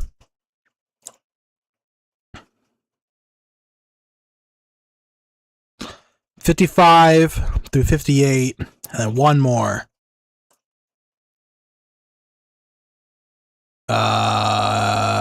71. There you go. 36, or what I say? 36 through 39, 55 through 50, 58, and 71. There you go. I got you, fam. Alright, back to this. Oh, then just the top, then choose one set of 4 to keep and the other set to not get rid of. And then get rid of 71. I prefer you get rid of the Fortnite ones. Alright, so the bellboy, after leaving the crime scene, next went to the defendant's room. Yeah, I kind of saw all that by accident. Some accident. I say you saw. Some accident. I say you saw too much. And all this was supposed to be. And all of it was suspicious to high heaven. I think it's safe to say that we can no longer consider this bellboy to be normal. Now then, let's get started, shall we? Mr. Wright, your cross-examination, please. Yes, Your Honor. He's sweating bullets.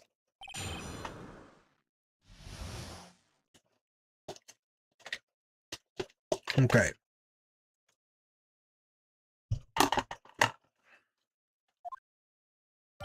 After leaving Juan's room, Bellboy went and knocked on the mat's door, just like that. Is that why you saw you busy spying?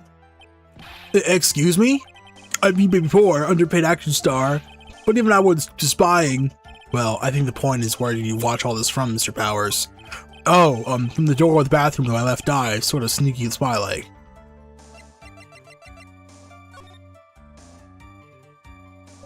It's not helpful.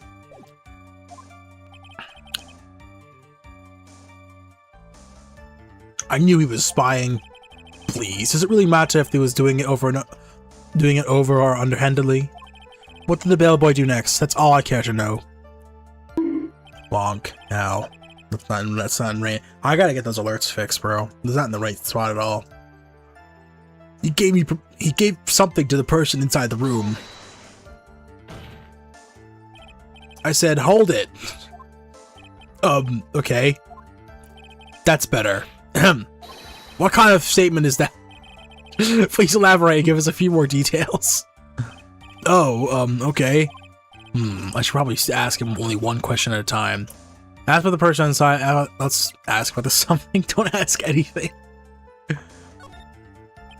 He gave something to this person. Yeah. And what was this something? Ha ha ha! If I remembered what it was, I wouldn't be calling it a something, would I?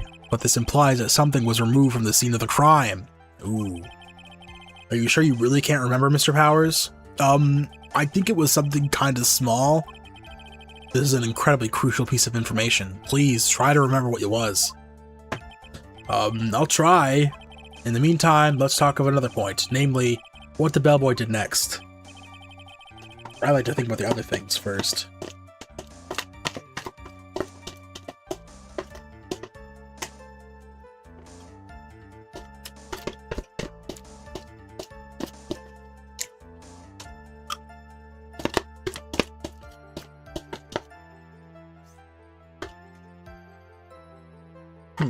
Okay.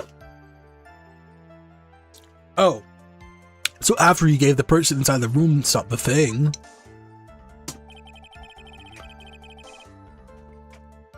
then the old guy just left without even going into the room. Shit, back up, back up, back up. Let me ask this other thing first.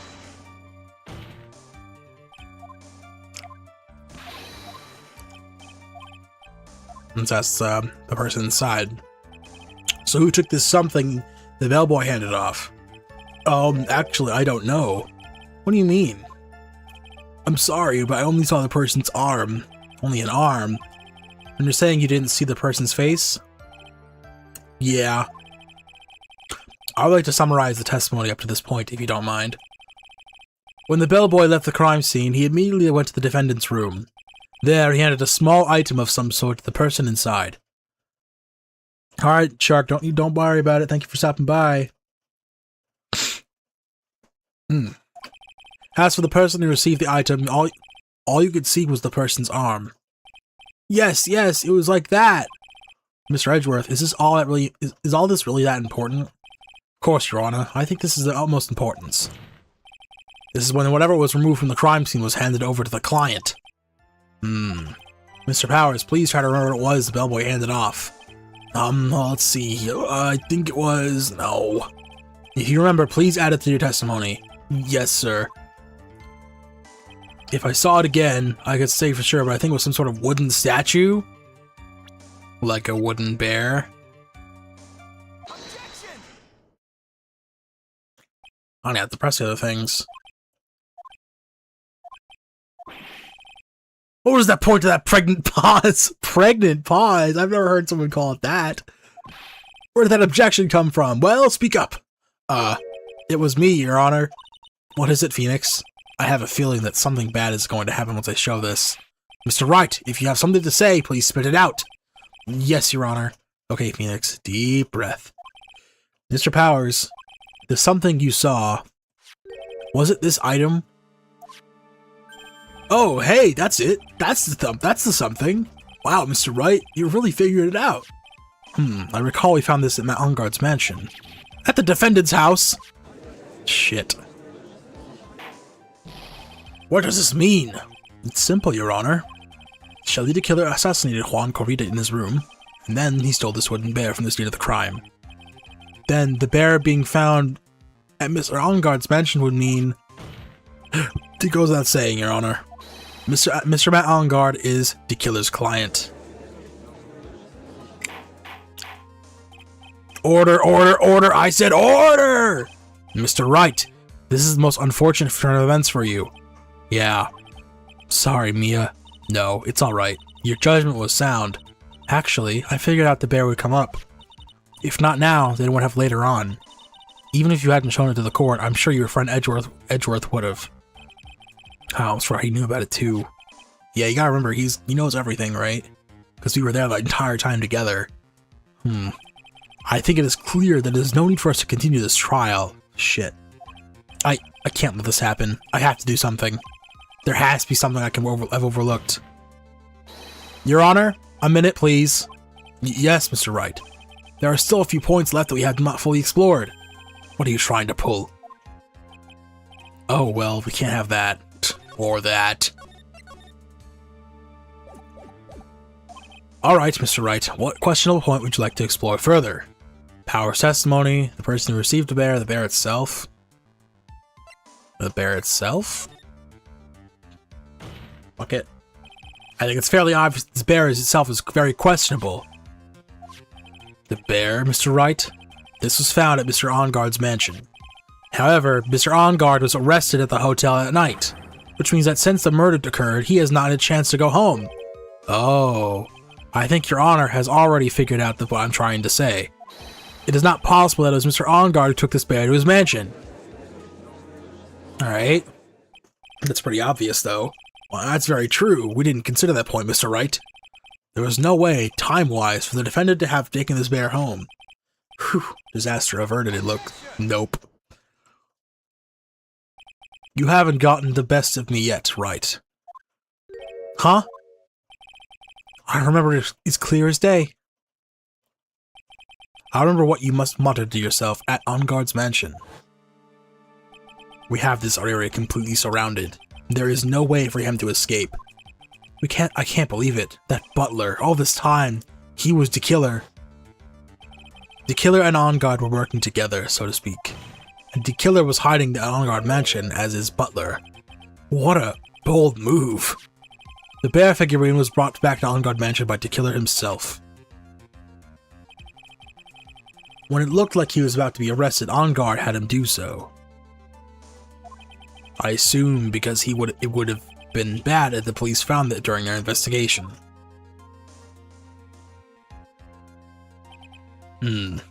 Well, Mr. Wright, you've been quiet for a while now. This is too much. Isn't there anything I can attack at all? I have to find something else. What will you do now, Mr. Wright? Do you plan to? I plan to expose a clearly shaky place in Mr. Power's testimony. What? There's still another one? There is indeed, Your Honor, and it's quite a questionable point. What are you trying to pull? Oh, well, we can't have that. Alright, Mr. Wright, what questionable point would you like to explore further? Alright, we went to that. Person received the bear, Power's testimony.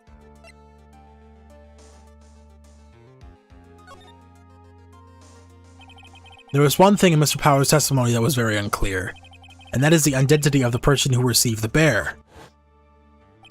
He gave something to the person inside the room. I'm sorry, but I only saw the person's arm. As long as we don't know who was behind as long as we don't know who it was who took the bear, we can't be sure of. Whoa.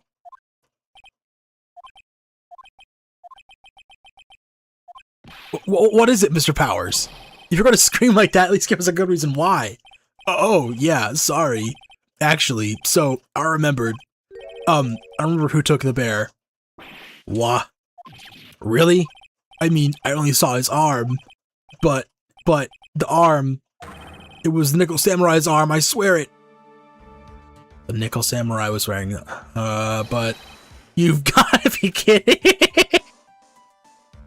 I'd scream that, but my roommates are sleeping. Are you sure of that, Mr. Powers? Yeah, I'm sure it was the Nickel Samurai. Well, tits.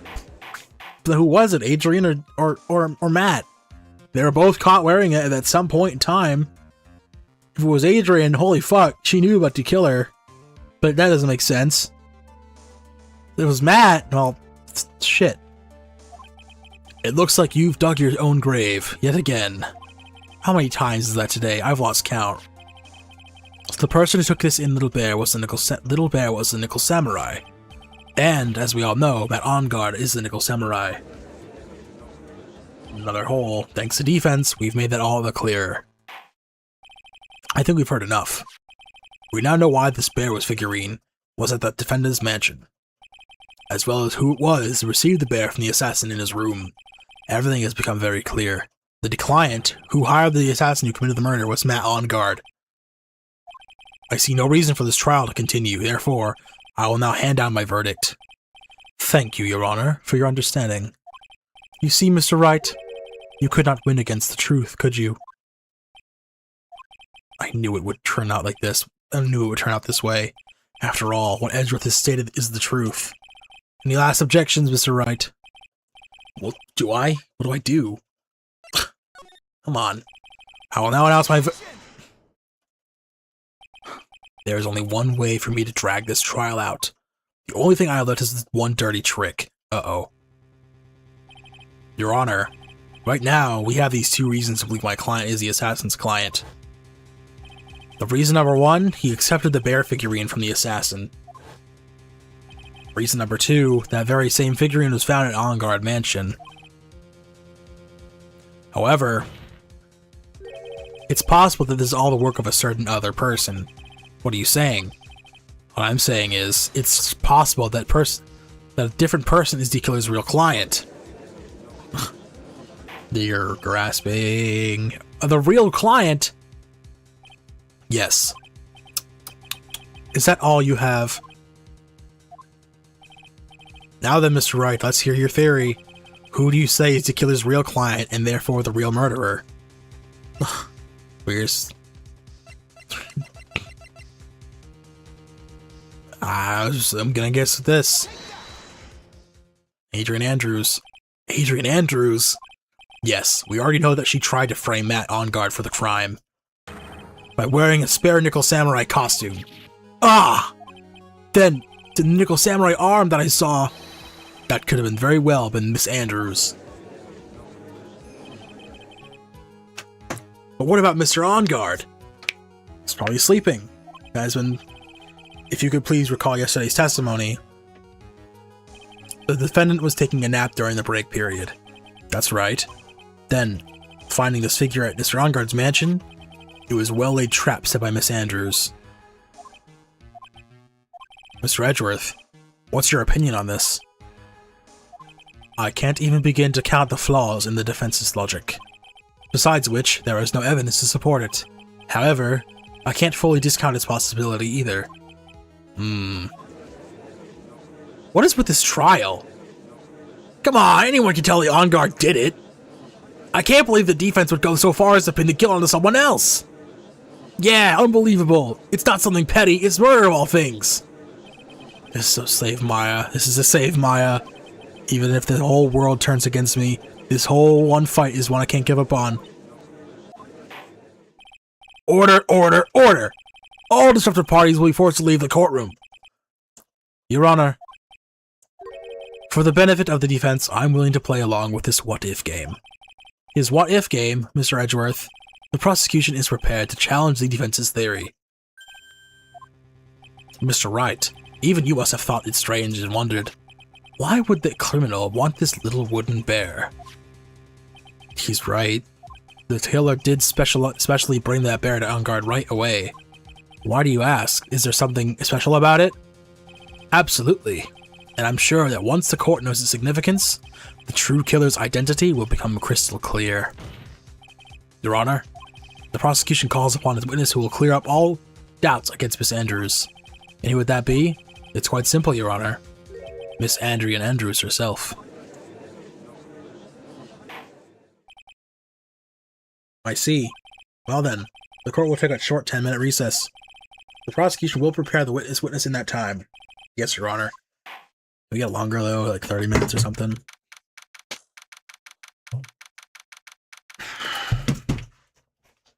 Oh man, 11:54.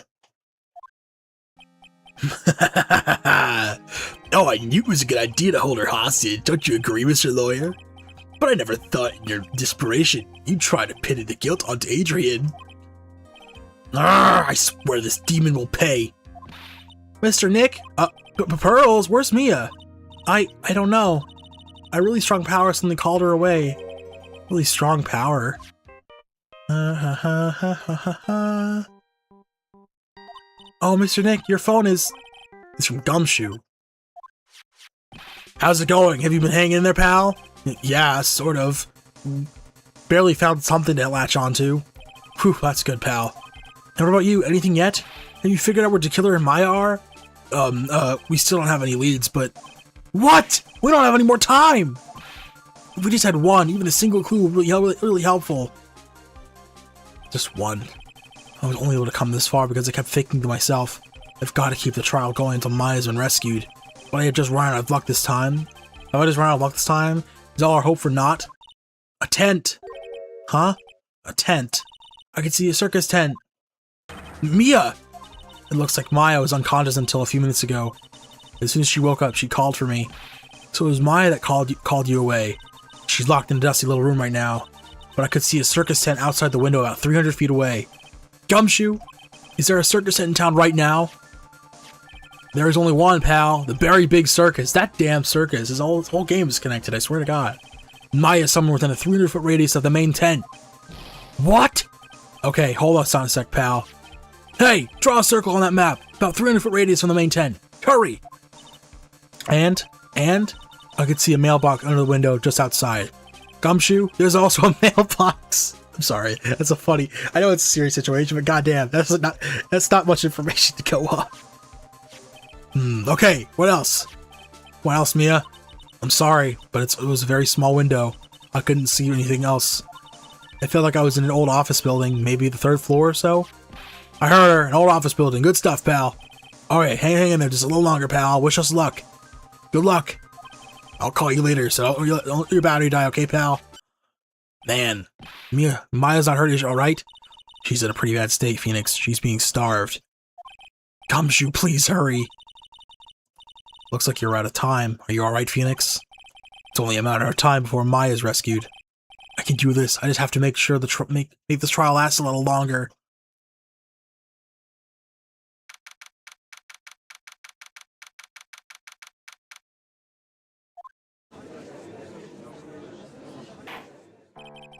Coral now reconvene. The killer, the man who murdered the victim, handed this to his client. From this, one obvious question arises. Why this particular item? I believe the answer to that question will provide us with the name of the real culprit. Now then, the prosecution will call the defendant's manager, Adrian Andrews, to the stand. Currently, the witness is accused of tampering and obstructing of justice. However, you have been called to the witness stand today to ascertain who exactly is guilty of murder. I understand. Very good. Now, have you ever seen this bear before, Miss Andrews? Of course I have. You have seen it before? That's right. It's only natural that the witness has. Miss Andrews, could you please enlighten the court to this bear's secrets? Alright. Why does she... Bear's figurine. Actually, this is an elaborate puzzle. Okay. If you know the correct order, it can be taken apart one piece at a time. Oh, I love puzzles like these. I have like a ball at my friend's house that he's got like that.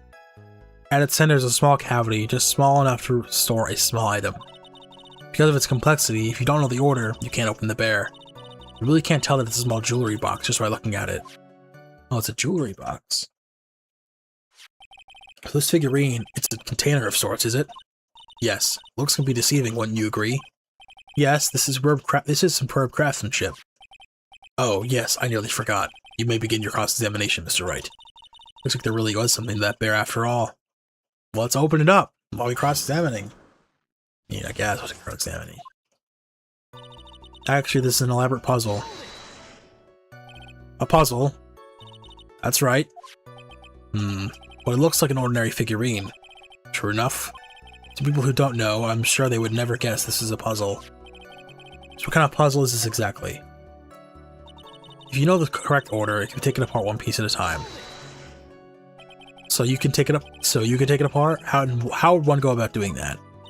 Well, you first turn its tail to the right and then push it in. Oh yes, I see. You're slowly doing it. And after that, the arms and legs are free to move and can be removed. Oh. This is most interesting. A boy and his new toy. It's like he's 5 all over again. Yeah, lock in, Judge. Oh, don't mind me. Go ahead and carry on. I think he's lost it. So what did you find? What do you find after you take the puzzle apart? At the center is a small cavity with just enough room to store a small item. And how do you know about it? How do you know about this? I know because I was the one who bought it.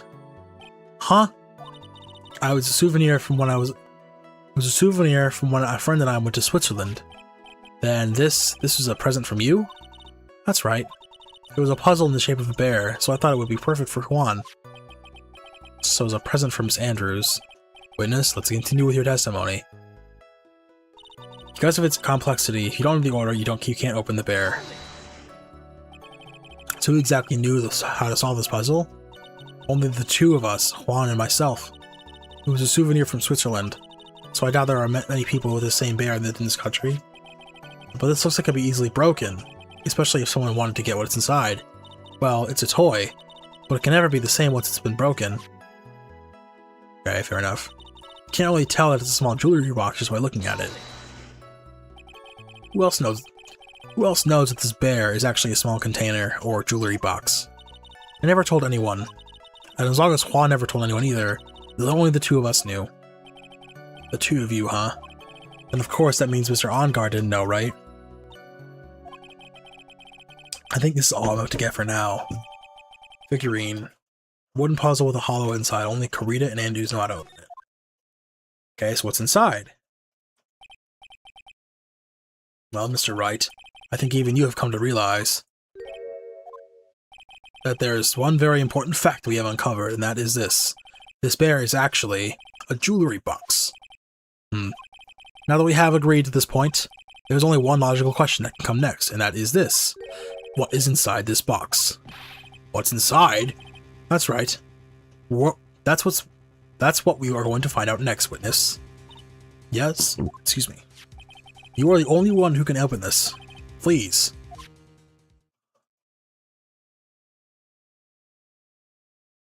There's a painful silence taking over the courtroom.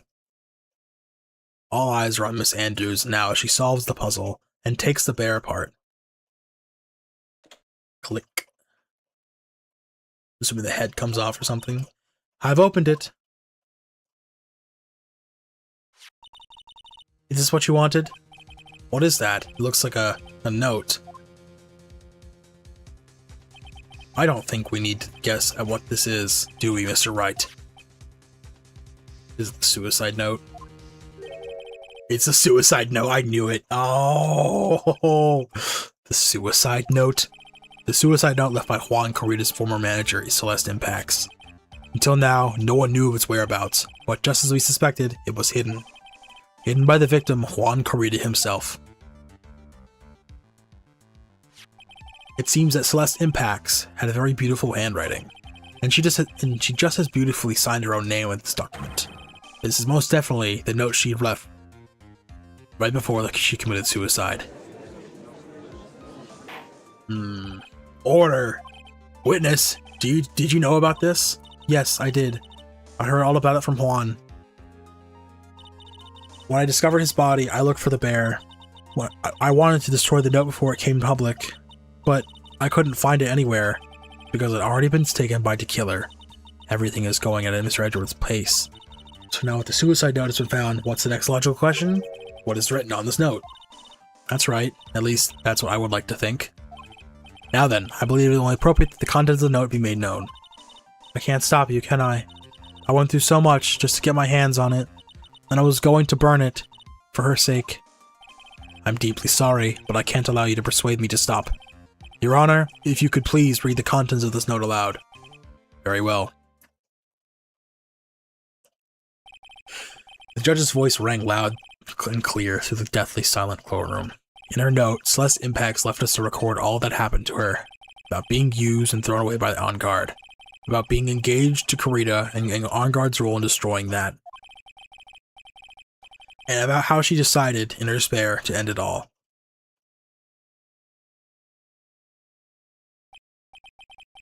And that's all Miss Impacts had to say. There is one thing I would like to say here. The prosecution has no interest in slandering Mr. On-Guard. Then what? Our intention, Your Honor, is to establish a motive for murder. Isn't that correct, witness? Yes. On the night of the murder, Juan was going to make the contents of the note public. After the post-ceremony show, he was going to hold a press conference. My word. Matt On-Guard values, above all else, refreshing like a spring breeze image. Which is why he had to stop his note from being made public. At any cost. It's a suicide note found in the figurine. It tells On-Guard's horrible misdeeds. Well, it's On-Guard's fault that the woman killed herself. And this time, he even went so far as to kill someone to stop him from revealing that. How terrible! What a selfish person! I guess there's slimeball lawyers out there who will defend those creeps too. There is no room for doubt here.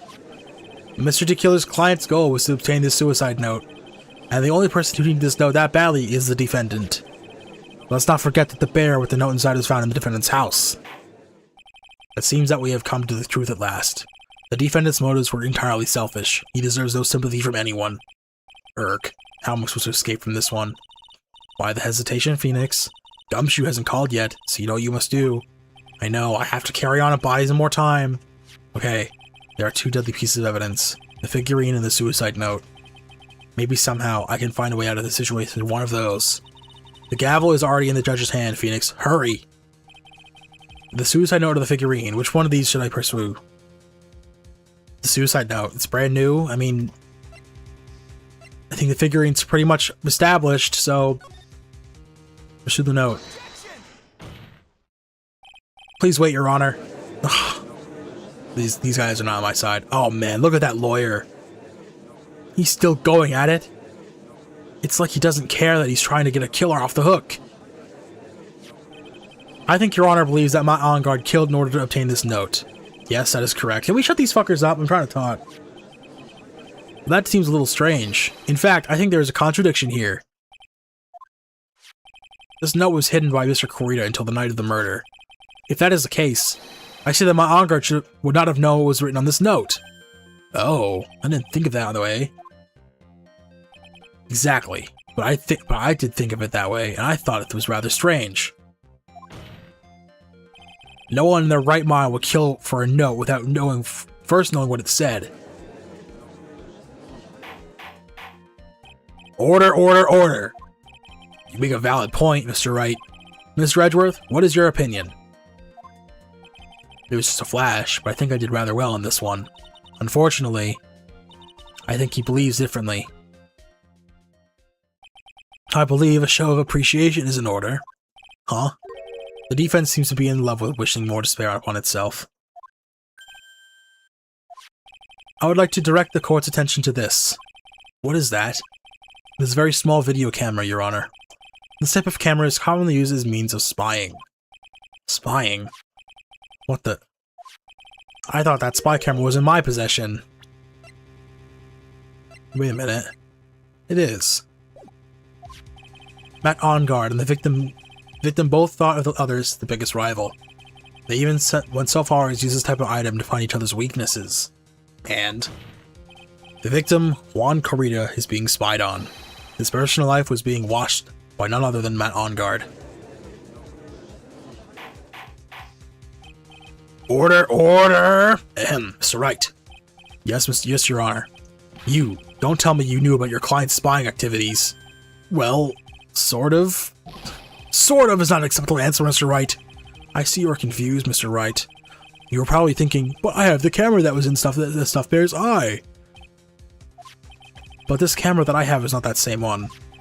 Last night, I searched the victim's house on a hunch, using this Gumshoe's bug sweeper. By the way, Mr. Wright, the defendant's fingerprints were found all in this camera. Matt Engard's fingerprints were on there? Well, Phoenix, it looks like those cameras were hidden all over the place, huh? What am I supposed to say to that evidence? I think this is the end. It's fairly obvious that Mr. Engard learned of the suicide note through this. He was watching the victim all along. He got me good this time. I don't have anything to counteract that. Hey, now what's that lawyer thinking? Mommy, is that man the bad killer guy? Shush, stop, don't look at him. The way he's sweating is just so, ew, nasty. Phoenix? Yes, Chief? Have you figured out what you're going to do next yet? What I'm going to do next? Is running away like a frightened child work? I know it seems like Mr. Edgeworth is very close to putting a lid on this case, but in his eagerness to prove his point, he forgot one very important thing. Well, what is it, Mia? There is a piece of evidence that he really should investigate. Something he should investigate. I would really hate to see the good prosecutor get scolded for not remembering to look into the item when he had the chance. Why are you speaking in riddles all of a sudden? You talking about the transmitter? Alright, I think this time we finally understand everything. Well, Mr. Wright, you don't have any further objections, do you? What is this piece of evidence that Mia is talking about? I better save.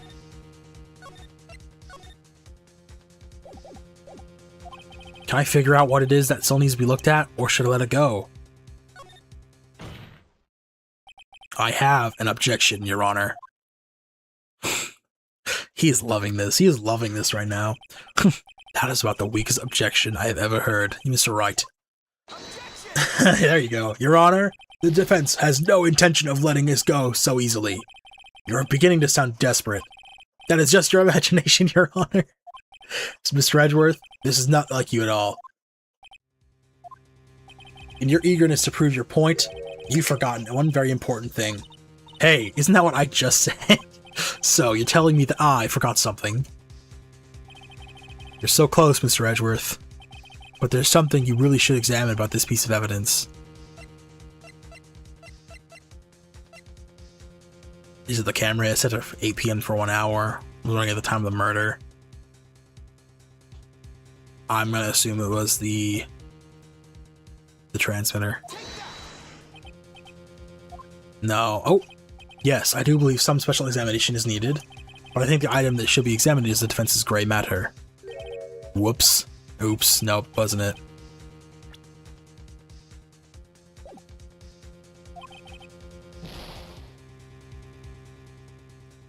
Yes, Your Honor.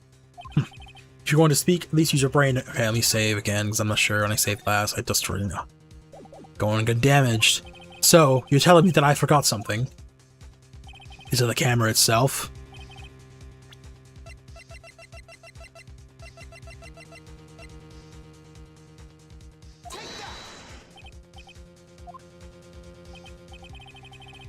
No.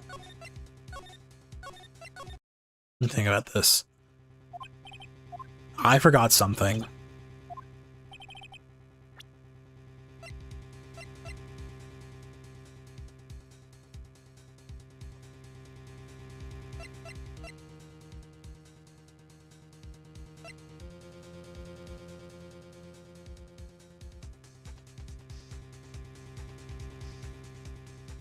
Stuffed bear?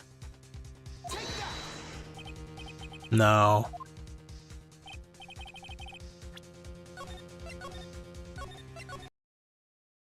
Not those three things. How about the suicide note? That is Miss Impact's suicide note. Well, I guess we did just get it. So, who knows? I mean, sure, this suicide note was found inside the bear. But this bear was in my possession until only a few moments ago. Which means the handwriting on the suicide note is yet to be analyzed. Oh. So, as to whether or not this pivotal piece of evidence is really written by Miss Impacts or not, that has yet to be even remotely confirmed. Okay, I see. Mr. Wright, you can't seriously be suggesting... Mr. Wright? Are you saying the suicide note is fake?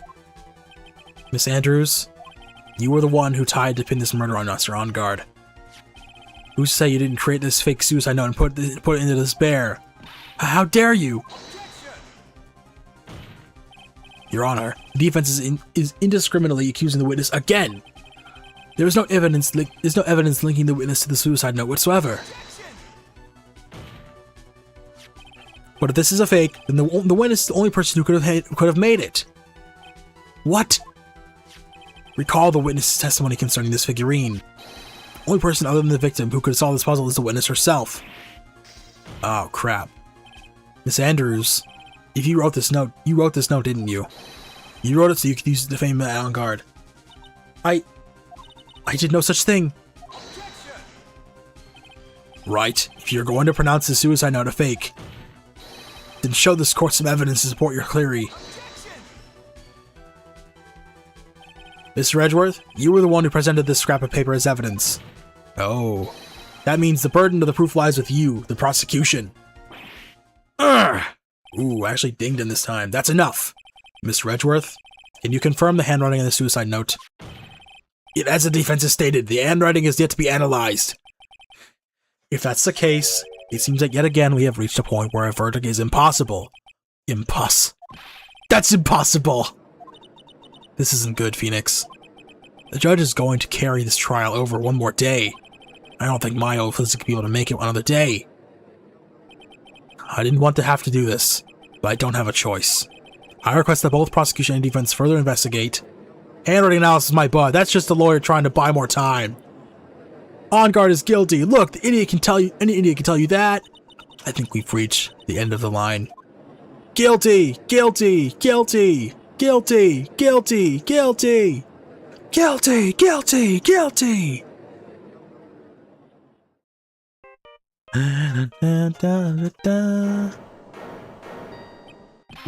What is that sound? It's Gumshoe. Hello, Gumshoe? What is with him? And what's with that sigh? Where's Maya? What's happening to Killer? He got away. What? I'm sorry, pal. I really am. I don't know what to say besides I'm sorry. I wish there was some way I can make it up to you. I really do. Anyway, what's going on? Found his hideout, pal. But the two of them were already gone. This is terrible. I'm going to keep looking for them, pal. Don't you worry. I'll just need a little more time. But don't tell me we don't have any more. Guilty, guilty, guilty, guilty, guilty, guilty, guilty, guilty, guilty. Do you hear that? They're calling for his head.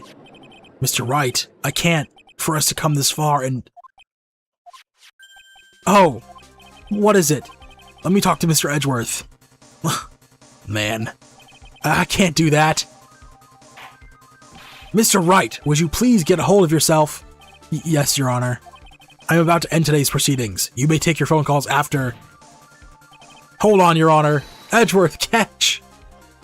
Take that! What the heck? Mr. Edgeworth? Please, you gotta buy us some more time. Court is in session. Beep. Welp. I'm sorry, Your Honor. You were saying? Mr. Wright, this is a court of law. I'm sorry, Your Honor, but I am reluctant to do this. However, it appears that I have no choice but to suspend this proceedings until tomorrow. This time I really can't do anything. Court is now adjourned for the day.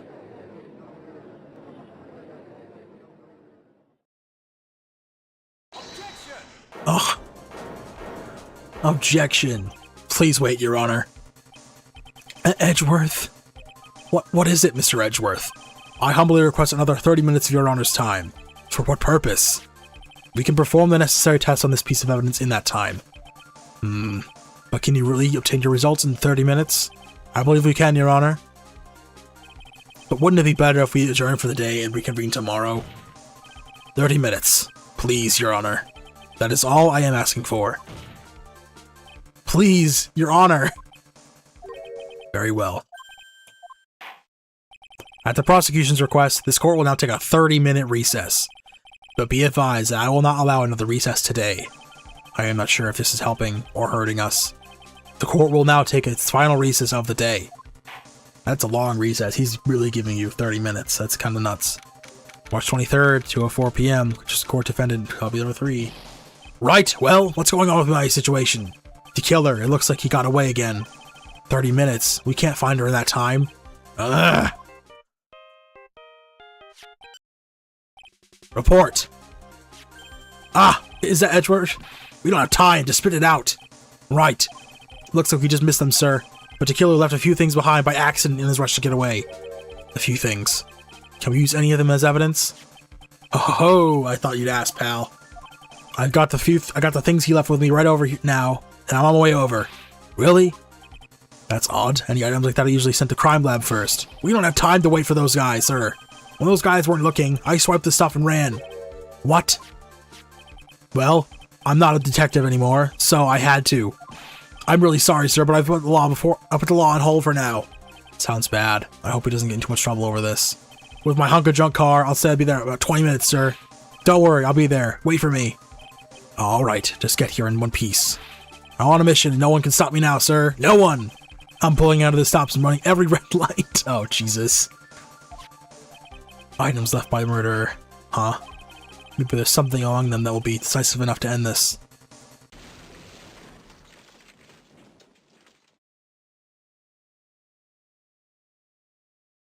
Hey, what's wrong? Detective Gumshoe, answer me! No one can stop me.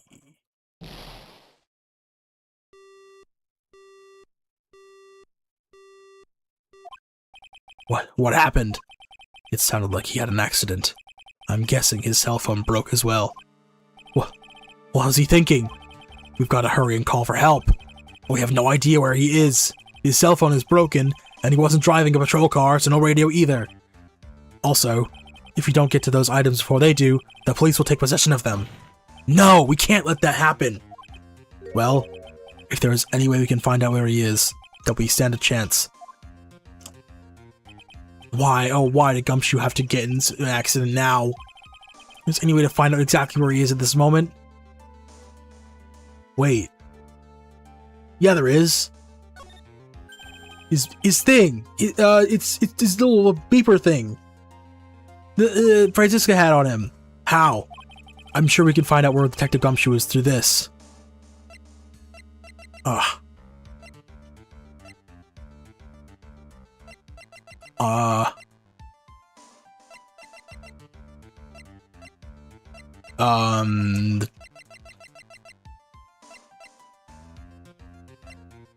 Change his footage.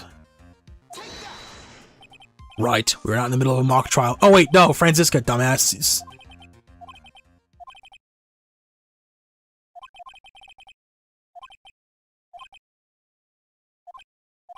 Might have to turn and say defense attorney, right, choose death.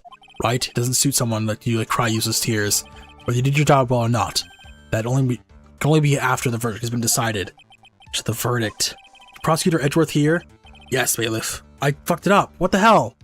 No! No, I knew I pressed the wrong. Oh, what was my last save? That's stupid. No, we're going back. Oh, hold on a minute. Let me save over this.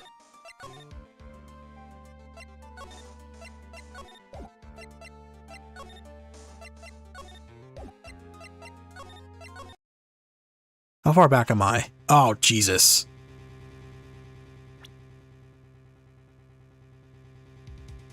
I think I'll get speed run this really quick.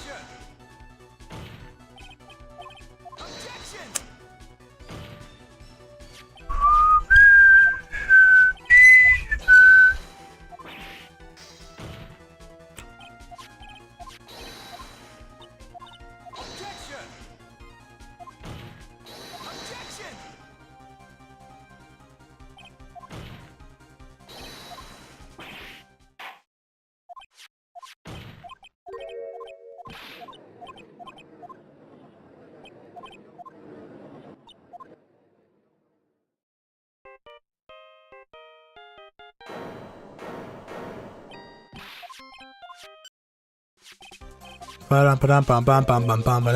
not that far back.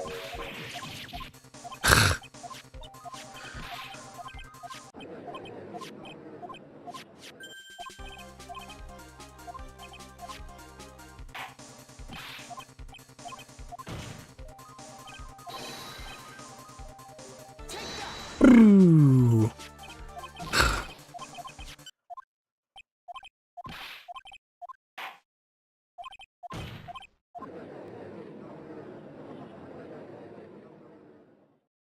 Come on.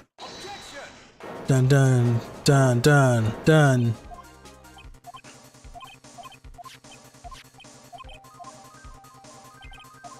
I'm more than confident Francisca's the answer.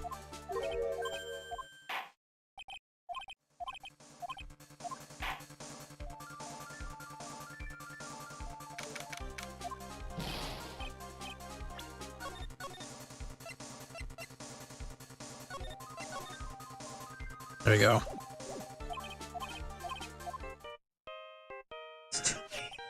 It's 2 a.m. I noticed.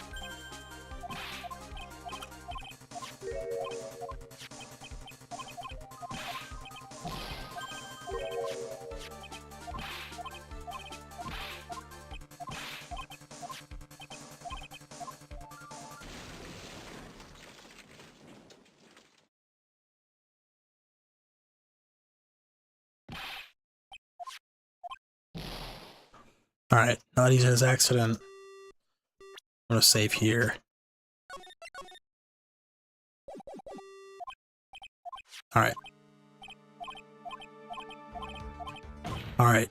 I'm more than confident it's Francis's little thing that she kept on him. There is a way.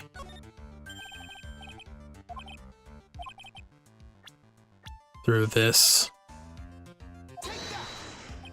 Why are you bringing up Francisca at a time like... Oh, I see! I'll try to get in contact with her. The chances are slim, but she's all we have. There we go. That's what I wanted to see. Francisca, will she even want to help us? Edgeworth. What is it? I don't have any right to judge anyone ever again. I know my client is guilty. What I'm doing now, I'm pinning all the guilt onto someone totally innocent and using the evidence to do so. It might be my turn to say defense attorney Phoenix Wright chooses death. Right. It doesn't suit someone like you to cry useless tears, whether you did your job well or not. That can only be seen after the verdict has been decided. The verdict. If Prosecutor Edgeworth here... Yes, bailiff. There's a phone call for you, sir. They said it was extremely urgent. You're probably finished with the handwriting analysis. I have to go take this call. In the meantime, think hard on what you must do. Dun, dun, dun, dun. There's to be continued.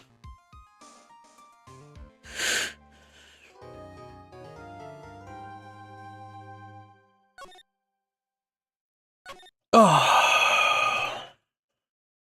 Or two. This is probably it. March 23rd, 2:35 p.m. It was 11:54 earlier, I think, was the time.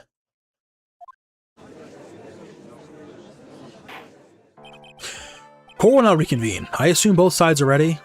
Yes, Your Honor. Yes, Your Honor. Oh, shit, what's wrong with him? He does not look happy. I can understand the defense acting like this. However, why do you also seem so distraught, Mr. Edgeworth? That is... It's nothing, Your Honor. What's wrong with Edgeworth? Looks like something unexpected just happened to him. Now then, Mr. Edgeworth, if you please tell us the court the results of the handwriting analysis on Miss Impact's suicide note. Yes, Your Honor. Unfortunately, we have discovered that the suicide note is a forgery. What? What do you mean, Mr. Edgeworth? This note was not written by Miss Impact herself. It is a fake.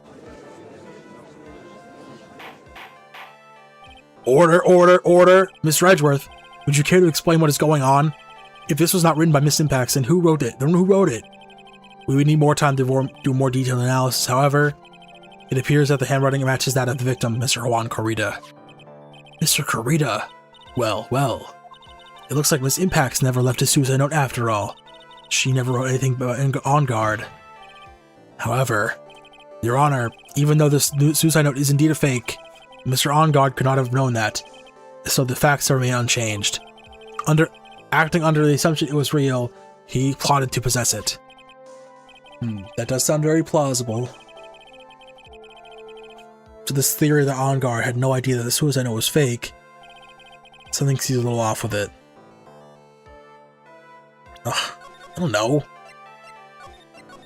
I'll back off for now until... No, back down. It's no use. Something feels wrong, but I can't put my finger on what it is. Actually, there is something I would like to ask. Mr. Edgeworth, you had stated something earlier to the effect of the defendant had spied on Mr. Corrida's private life. I believe this would mean that he would known about the note as well? That's it. Yes, and also naturally, this means that Mr. On Guard would have known that the note was a fake. Ugh. Whoa, we just turned that around by accident. Order, order! See here, Mr. Wright! Yes, Your Honor. I was the one who thought of the spying thing. Jumping in and stealing my thunder like that is simply... I can't even describe it. Yes, sorry. I could even brag out embarrassing Mr. Edgeworth to my child. I do not. For that, I assign you a penalty, Mr. Wright. No! What? If only I kept my mouth shut. So then, the defendant knew the suicide note was a fake. And if that's true, then the situation is suddenly changed in a very dramatic way. Exactly, Your Honor. Prosecution's theory as to what Mr. Onguard's motive for murder was has suddenly disappeared into thin air. But Your Honor, it is not as if Mr. Onguard monitored our Mr. Kurita 24 hours a day. Perhaps the victim wrote the note in a place that Mr. Onguard did not know of. Well, right back at you, Mr. Edgeworth. Why don't you show us some proof that the victim made forgery in an unknown place? Urgh! Oh, Jesus. Order, order, order, Mr. Edgeworth. It looks like this time it is you who has dug his own grave. Ugh! As I figured. Huh? As you figured? As I figured, it came down to this after all. Mr. Edgeworth, you are not making any sense. When I heard the results of the handwriting analysis, I thought this might happen. The question is, what next? What next? If the prosecution can't prove Mr. Onguard's motive through evidence, then we must prove it from another angle. Well, I agree with you there. Your Honor, the prosecution would like to call a witness to the stand at this time. Oh, well, that's fine. However, this witness is a little unusual. Edgeworth stuttering? This is not like him at all. Unusual? Well, what sort of witness is this person, Edgeworth, Mr. Edgeworth? This witness is one who's perfectly fit to answer once and for all the question of who was it that hired Shelly DeKiller to commit murder? That's impossible! No such person exists who can answer that question with such certainty. Yes, Mr. Edgeworth, who is his witness? It's, yes, go on, who is it? The man himself. Mr. Shelly DeKiller. What? Oh, Mr. DeKiller. Oh, of course. Oh, yeah. What? Wait, Shelly DeKiller! Is he gone mad? You mean the killer? The assassin? Yes, Your Honor. He's coming here to the witness stand? Well, yes, in a manner of speaking. I recognize that this is a very unusual circumstance, so I ask for your permission. Well, Mr. Wright. Yes? Is this alright with you? Do I have a choice here? I can't really do much else. Drag this trial out. The defense has no objections, Your Honor. I wonder if it really is alright to do this. Very well then, the prosecution calls its witness to the stand. Edgeworth, is there no other way left to us? Now then, witness. Your name and your, occupation, please. What the fuck is that? Very good, sir. My name is Shelly DeKiller, and I am a professional assassin. The fucking thing's moving around. I say, what is going on here? Your Honor? How could you remain so calm? And what is the meaning of this two-way radio? Actually, Your Honor, it is delivered to me just now, and it came with a condition.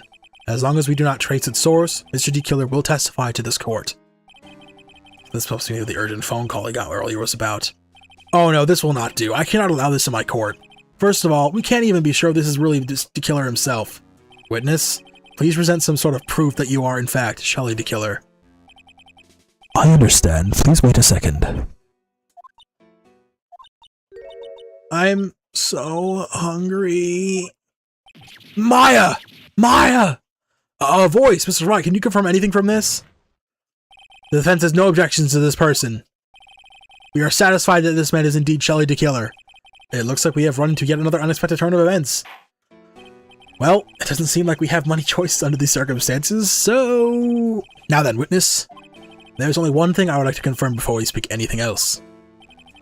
And what would that be? At the request of a client, you killed Mr. Juan Corrida. Is this correct? It is as you say. I did indeed kill Mr. Corrida. Gulp. Now that we have answered that, let's move on to the name of your client. Very well. This is all just a bad dream. Yes, that's it. A bad dream. Shelly DeKiller, what is he going to say? I don't even know. About my client. There is something I must first state. To an assassin, nothing is more important than the trust between the client and himself. And that is the reason I am here today on this witness stand. It is my wish that you grasp this concept before I give the name of my client. Mr. DeKiller seems to be a very clever man. I'd almost say he seems to be mocking us. While he may appear to be our enemy, Your Honor, Mr. Kitty Killer is only stating the truth. He is no hypocrite. He has always stood by his belief, this one belief. You mean by this trust between his clients and himself thing? It seems to be a level of trust beyond any... It seems to be a level of trust beyond what people like me can comprehend. Well, Mr. Wright, are you ready to cross-examine the witness? Yes, Your Honor. There's no way to know what's coming next, so to stay cool and collected, Phoenix.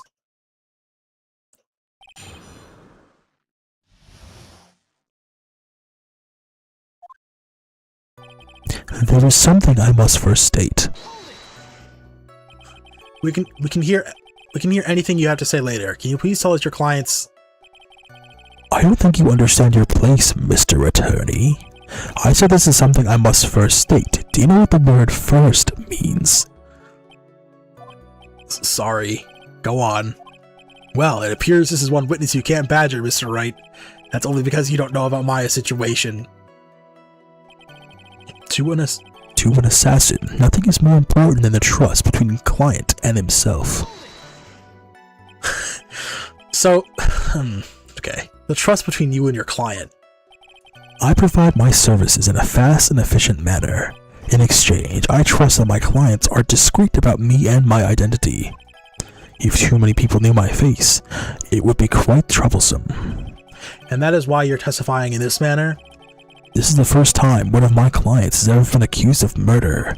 I must preserve the killer name so my clients can trust me. But couldn't someone stab you in the back and break your trust? It has never happened before, but if it ever did, yes, that person wouldn't be my client for very long. They would certainly. That's enough. Please, no more. Very well, it was only a hypothetical anyway. And that is the reason I am here today on this witness stand. That seems a little strange to me. I mean, you're about to tell us the name of your client. I would think that this would be very bad for them. It doesn't matter to me. This client has already broken the rules and acted outside of their prescribed role. Their role? This person tried to implicate another of the crime in order to save themselves. And this is a little trespass that cannot be forgiven. You. Who gave you the right to be so high and mighty? To the gentleman who spoke just now, excuse me, but would you care to die? No, I didn't say anything. The judge had better watch himself. It is my wish that you grasp this concept before I give the name of my client. We understand, so please tell us the name of your client. I'm afraid I cannot do that. I still have a few things to say before I do. Ah, that's egomaniacal. It is not good for your health to be so aggravated. You won't live very long if you let everything bother you. Somehow, that coming from an assassin makes it less than comforting. I don't really care about all this extra fluff. Just tell us the name already. Patience. Try to calm down a little. It's important to try to understand his mindset. He seems very steadfast and closed, so you're going to have to work with him. Work to get him to talk. I'm not his therapist, you know. So I just want to first state, to an assassin, there's nothing more important than the trust between the client himself. And that is the reason I'm here today on this witness stand. It's my wish that you grasp this concept before I give the name of my client. So, to an assassin, nothing is more important than the trust between the client and himself. Huh. I don't even know what to put for this, if this is it.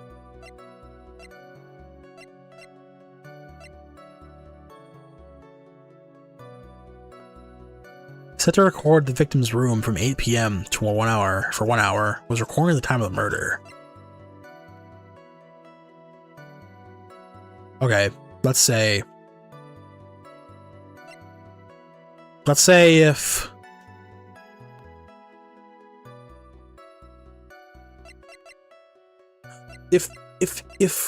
let's say if Matt was the one who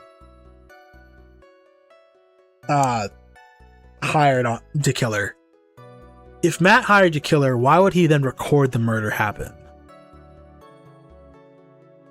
Why would he want that?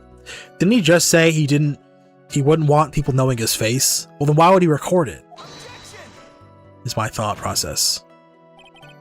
No. Maybe I'm not right there. Okay, well, oops.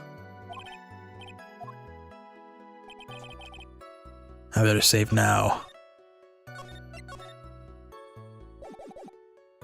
To an assassin, nothing more important than the trust between the client and himself. Maybe that is the thing, but...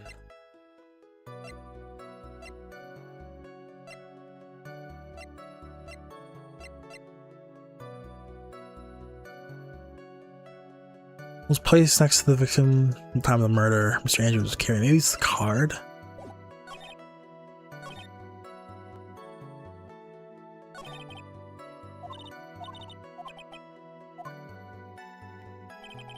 Hmm.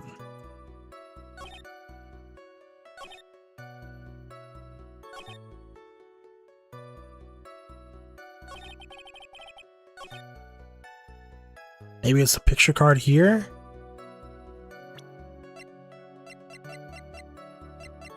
Was placed next to the victim at the time of the murder. Miss Andrews was carrying it.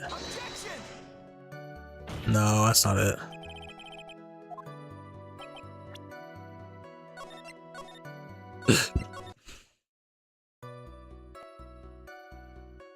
I feel like this is the statement.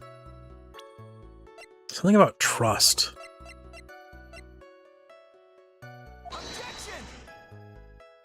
No.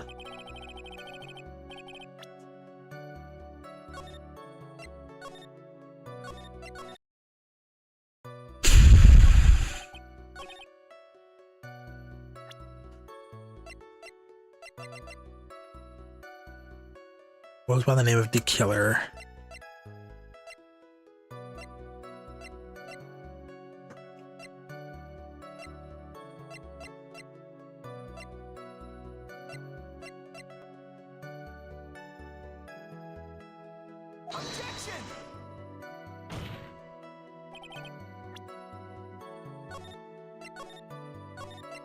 Maybe it's not evidence by a person.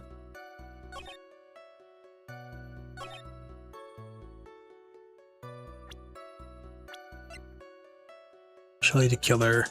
Professional assassin always leaves Shelly card near his victim's body.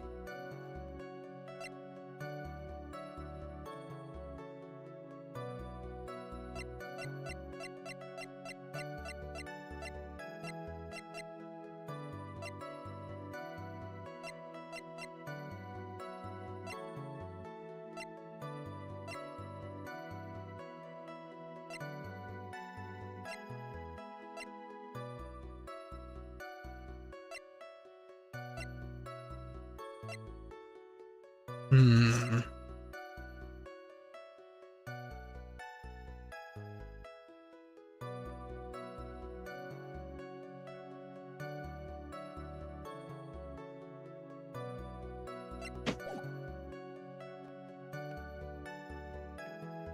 Press it.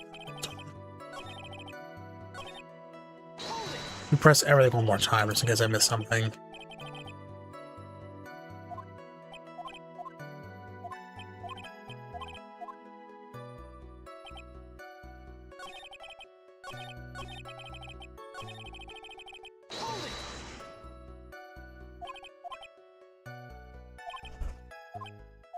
Oh, shit.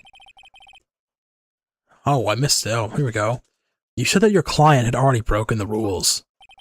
A person who frames another is the worst kind of human. And that's why you feel you can betray this person? I have no trust relation with a client who can't understand their assigned role. Just my luck. An assassin with a conscience. Who would have figured? Now then, everyone, do you think you can understand my logic? This case just keeps getting better and better. If you can't, then I'm afraid we can't proceed. Everyone understands your point, I think. Really.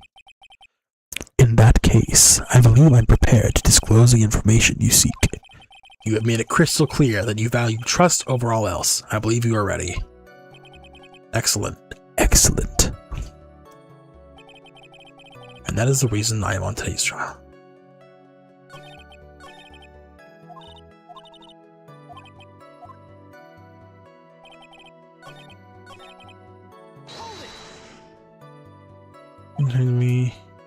You're about to tell them you're a client.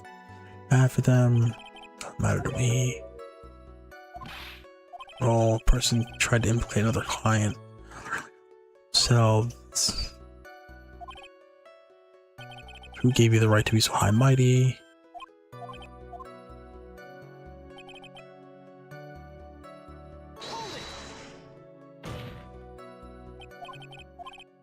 Now I can't bring myself to ask the client's name. If you can't ask it, Mr. Wright, then I will. Witness? What is the name of your client who requested the murder of Mr. Juan Corrida? That person's name is Adrian Andrews. What? What? Witness! That's not how you told me it was earlier.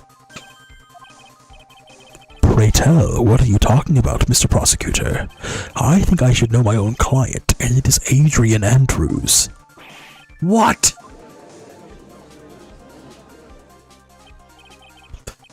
This can't be. On the phone earlier.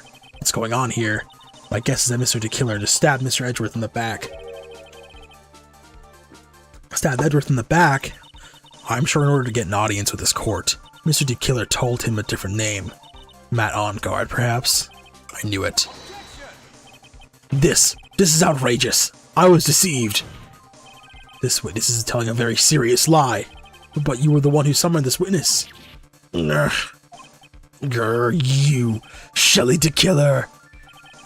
My testimony is the truth. The defendant at the moment is Matt OnGuard, am I correct? All of us should do is help require his acquittal. Wow. All of a sudden, it feels like we can actually win this. Yeah. The prosecution has failed to provide a motive and has instead provided this suicide note, which is a forgery created by the victim. Furthermore, there is a possibility the defendant himself knew it was a fake, but most definitive of all, we have heard from the assassin himself the name of his client. Mr. DeKiller's client, who requested the murder, was not the defendant at all. No. With all of this evidence, it is obvious to me that this means that Mr. Matt OnGuard is innocent. I seem to have caused you a bit of confusion. Please continue your discussion and call me when you have reached a verdict. Bailiff, please bring Miss Adrian Andrews in immediately. What now? With the way things are going, OnGuard will be found innocent. This may be our last chance to save Maya. Yeah, but Edgeworth is right. DeKiller is lying. And OnGuard, my client, I know he's guilty. Can I live with myself if I win this? Oh. What happens if you win this? Who would have believed that the prosecution's own witness would absolve the defendant? Your Honor, the prosecution requests permission to further question the witness. Shelley DeKiller is certainly lying under oath. It wasn't me. Listen, everyone, please. That testimony just now, it was all one big lie. Miss Andrews, the suicide note may have been a fake, but that man, Matt, he's the reason Celeste died. And Juan's death, it was all because he got pulled in that Matt's twisted world. That testimony just now, you have to believe me, it was the horrible, horrible lie. But Mr. DeKiller himself has testified. He has named you as his client. No, that's not true. Also, there is quite a bit of evidence that points to you. The knife and the button, donning the nickel samurai costume. But that's... You even have a motive. We know that Miss Celeste Impacts is a large part of your life. You wanted to follow her, and you wanted revenge against the two that hurt her. I would say that you have plenty of reasons to want them both dead. No. Mr. Wright? You know the truth. Tell them. Tell them the real story. Who the real killer is. Tell them. Please. Help me. Jesus Christ. Holy fuck.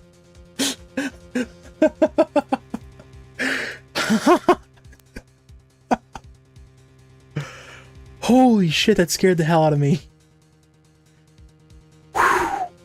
Thank you for the follow, Professor Layton fan. That scared the shit out of me, man. Oh my god.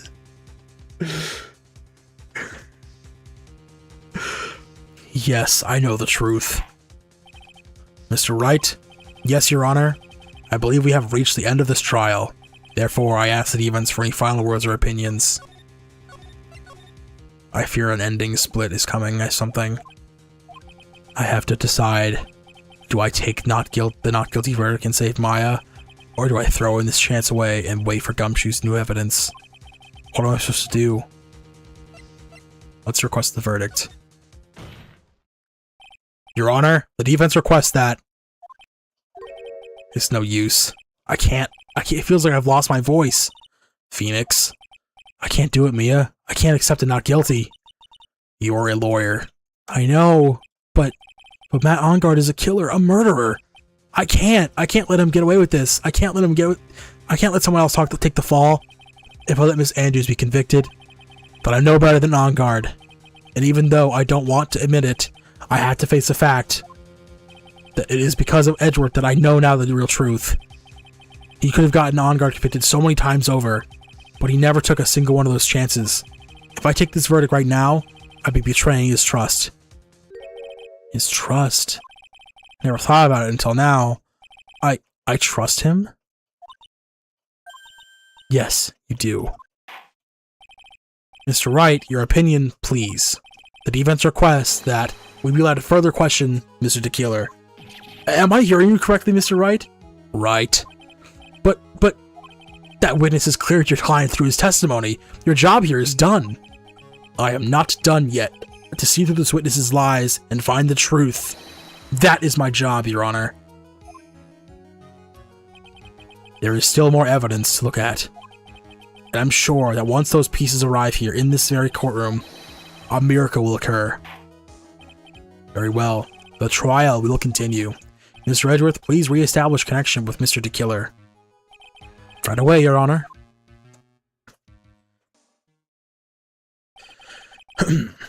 Has a verdict been reached? Before that, we would like to talk you through a little more. About? All you need from me was the name of my client. What else could you need me for? Well, actually, we would like to hear everything you know about this case. That is how things are usually done. What is he talking about? Usually done. But what shall we have him testify about now? Mr. DeKeeler, if you don't mind, please, testify about your client in more detail. You legal people and your procedures. It's any wonder why no one likes to go to court. About my client, part 2. As I have already stated quite a few times, Adrian Andrews is my client. However, one thing I simply cannot overlook is tampering with the scene of the crime. My client did it to frame another for the crime. While pretending to be the first person to discover the body in the scene, Adrian Andrews already knew from the very beginning that Juan Corrido was dead. But even more appalling is the creation and planting of the knife and button. The act is what I was referring to when I said my client had broken the rules. This is the most unexpected turn of events for the 5th time now. However, this time everything has finally been revealed. Just a second, Your Honor. Yes, Edgeworth. We still have the cross-examination to do, but you don't need to question testimony like this. Do you, Mr. Wright? Your Honor, the defense will question the witness, as if I have a choice here. Huh? What? Why? What this witness has said is nothing but beneficial to the defense's case. If you scrutinize his testimony, then I'll expose the lies in that oh-so-beneficial testimony, I suppose. I don't understand what's going on anymore. That makes 2 of us. About my client, part 2. As I have already stated quite a few times, Adrian Andrews is my client. However, what is it, Mr. Wright? If I press him the wrong way, I might raise suspicion on his end, but I have to do something to waste more time. Witness, about requesting a hit. Pause. Yes? What? How much is your fee? I think he's like, what? Looking at his thing like, I see you are also quite a dark-hearted man, Mr. Attorney. huh? If you would like to talk business, we can do so after the trial. Ah, no, no, no. I am not thinking of hiring Mr. Wright. Yes? You want to kill me. You want me dead, don't you? What? Why would I want you to think something like that? You're on guilty. Mr. Phoenix Wright, you are hereby declared guilty. Witness, let's continue. It's probably a buttload of money. Absolutely. Welcome to the chat. How are you doing, Professor Layton fan? Why did you disclose any of your client? They are your client, are they not? I'm alright. I'm chilling. This case has taken me longer than I thought it would, but I'm sure this is one of the longer cases in the series. We got 9 more games to go after this, so... One thing I simply cannot overlook is tampering with the scene of the crime. I would like to think that most people wouldn't be able to overlook a person hiring another to kill. If I had a problem with such a thing, I wouldn't be very effective at my job. Yeah, well, a change in occupation might be good for you. However, I will say this. Even though I am the one that does the deed, my clients are always the real guilty party. That goes without saying, Mr. Tequila. And their fate is to live with the knowledge of their guilt on their shoulders. However, my client this time thought they could run away from their guilt. My client did it to frame another for the crime. Are you talking about the button and the knife? Yes, and my business card. Oh, this card. So that no one has to waste their time, including the police. I always make a point to make things as easy as possible. You try to make things easy. My business card makes it very easy to identify who carried out the service. He's pretty devoted to his work. But to disregard everything, and go ahead and stab the deceased with a knife, and even hide my card from sight, that is something I cannot overlook. It's really hard to tell if he's being truthful or not with him being here.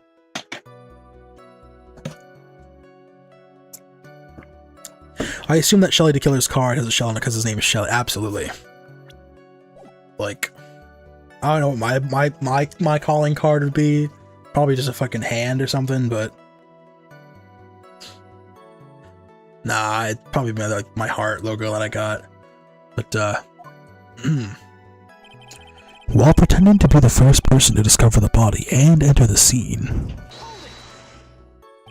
So you're saying most clients wouldn't do such a thing? That is correct. Usually, most people try to create an alibi for themselves. If you should use my services, Mr. Attorney, I would suggest you should plan for your alibi too. No, I already told you, I have no intention of using your services ever. He's looking at me like, why does he keep looking at me like I'm the one on trial here? Adrian Andrews already knew that from the very beginning, that Juan Rocarita was dead. From the very beginning? That is correct. Oh, that is correct. From before my client visited the room, all of my clients know precisely what the situation is at all times. I wonder if that's really true. That's odd. But even more appalling is the creation and planting of the knife and button. So why do you think your client did that? What do you mean by why? Well, fiddling around at the scene of the crime is pretty risky. And why would someone who has requested a murder go to the crime scene anyway? That is true. I assume it was probably done to frame Mr. On-Guard. If that's the case, why didn't the person just request that you do it? Sadly, that is not possible. Huh?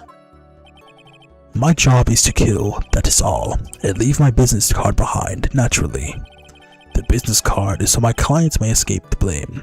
To protect them is my duty. even if they say it's for revenge, setting someone else up to take your fall. That act is what I was referring to when I say my client had, That act what I was referring to when I say my client had broken the rules. and that is all you have to testify? Yes, and I pray that I will never be called to the stand again. Again, as you plan to continue? I must, as I have yet to find a person to take my place and become the fourth successor. Actually, how would you like a new life, Mr. Attorney? Excuse me? No, I am fine, really. Are you really now? I wonder what kind of man the judge thinks I am now. What are you going to do now, Phoenix? All you do now is expose the lies. That's true. However, you realize that it'll be very bad for our client, right? Yeah, I'm so confused. But the one thing I know for sure is I can't let this trial end yet. As I have already stated quite a few times, Adrian Angel is my client. However, one thing if protecting the client is shifting blame away from his duty, then why would he say the name of his client unless she is not his client after all? That's true. Something I cannot overlook the crime. A client between the crime. You're into Jordan.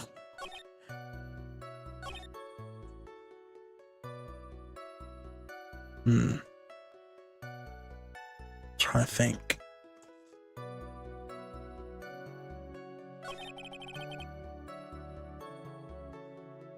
Is the creation and planting of the knife and button. Well, we know the knife and button were pulled off by Andrews.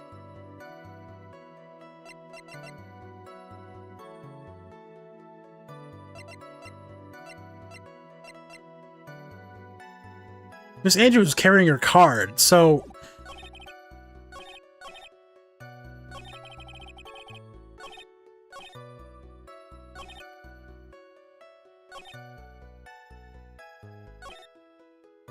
I have a feeling it's a card. I just don't know where to present it.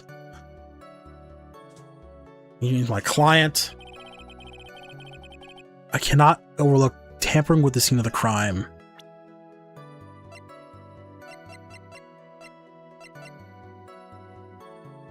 Okay, let me save and try the card on that one.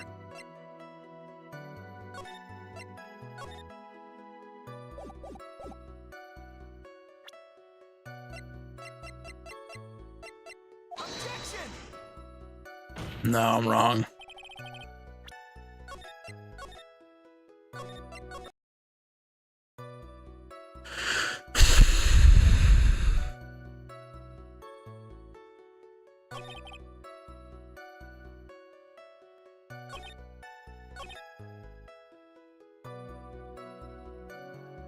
My client did defame another for the crime. While pretending to be the first person to discover the body and enter the scene, Adrian Andrews already knew the body from the very beginning that Juan Corrida was dead. How would she know that? Let me read this one again. From the very beginning, from before my client visited the room, all my clients know precisely what the situation is at all times. I wonder if that's really true. That's odd.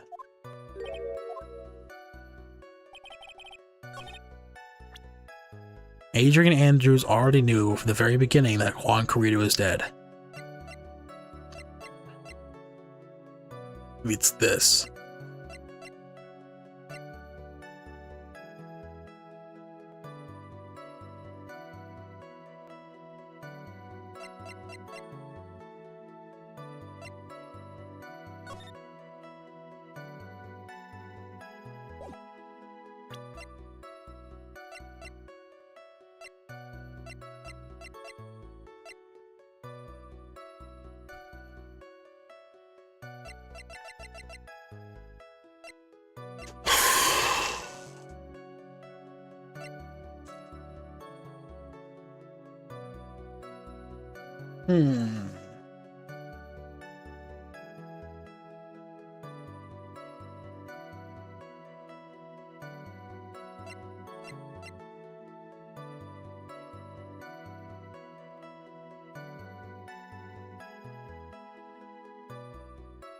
Well, Why would he? If he knew he was already dead, why would he go into the same room where he died and pour wine? Or juice, whatever. Thank you so much for taking the time to testify, Mr. D. Killer. What is the meaning of that attitude? When Adrian Andrews entered the victim's room, your client had no idea that Juan Corrida had been murdered.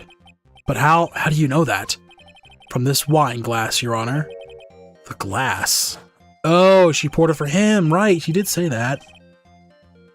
Mr. D. Killer's supposed client thought Mr. Corrida had only fainted, which is why this glass of tomato juice was poured for the victim. But isn't that just as part of Adrian Andrews' calculated plan? That is not possible, Your Honor. The glass bears the fingerprints of that person. Had this been planned, they would never have left their fingerprints behind.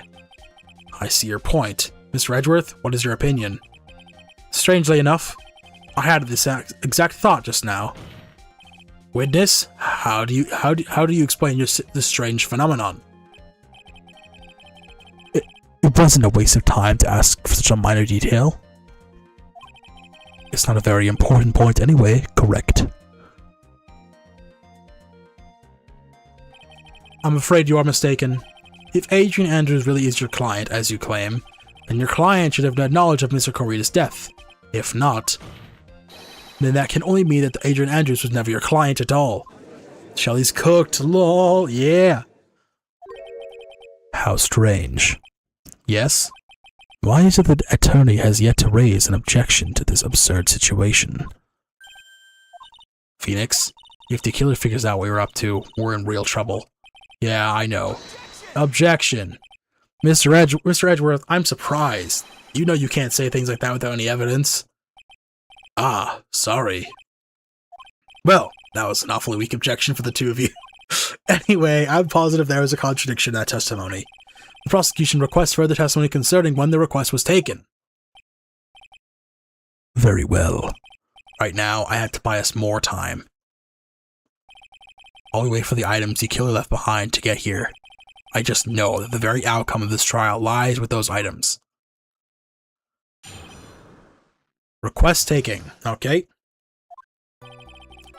This request came to me, about a week ago. It was a request for my services on the night of the awards ceremony. We met at a certain bar to discuss and finalize a few matters. That is what occurred. I trust my memory, and I believe I have made no mistakes. Okay, so you met at a bar. So you physically met your client, huh? That is correct. Meeting one's client is the first step in building trust, in my opinion. I see. Well, Mr. Wright, your cross-examination, please. Request taking. The request came to me, about a week ago. 1 week ago? Are you sure? Yes, I am quite sure. I, of course, had my own preparations, and I was barely able to finish. When you request my services, Mr. Attorney, I hope you will keep that in mind. Please, stop. In any case, my client has time and a very specific date and time in mind. A specific date and time? It was a request for my services on the night of the award ceremony. Did you ask why on that specific night? No. I tried to fulfill all of the conditions of my client's request, but as for why, I only had my suspicions. Your suspicions, huh? So what are these suspicions you had? Why did your client request that night? I'm sure it was all for the bear. I'm sure it was all for the bear. The bear? My client spoke of it. I'm sure there will be a bear-shaped figurine in Juan Corrida's room. I would like you to retrieve that item for me. You must be talking about this bear puzzle. Inside that figurine was a suicide note. Naturally, the victim brought it with him to his hotel room. He was planning to publicly disclose its contents at the press conference after all. That is correct. And if I had not done the job that night, I would not have known where that bear figurine was. I see. Well, Mr. Wright, was the testimony now any of importance? we'll add it, just in case. Testimony now has been made one thing clear, and that is the client knew the secret of this bear figurine.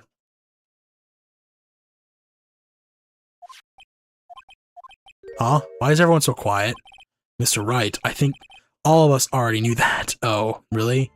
Witness, please continue testimony. Okay, well, we're not penalized for that, that's fine.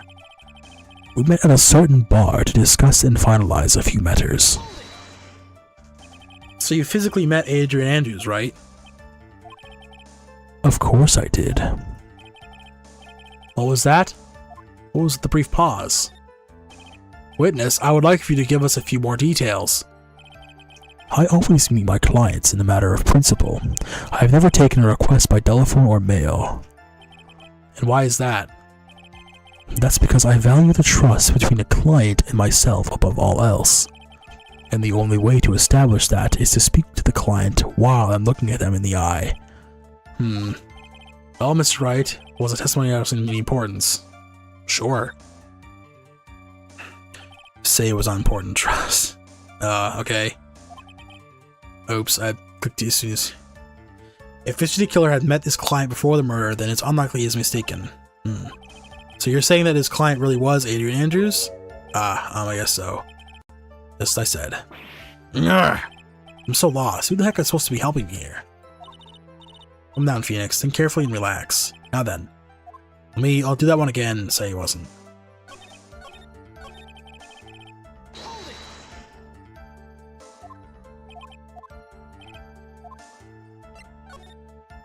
Oh, wait.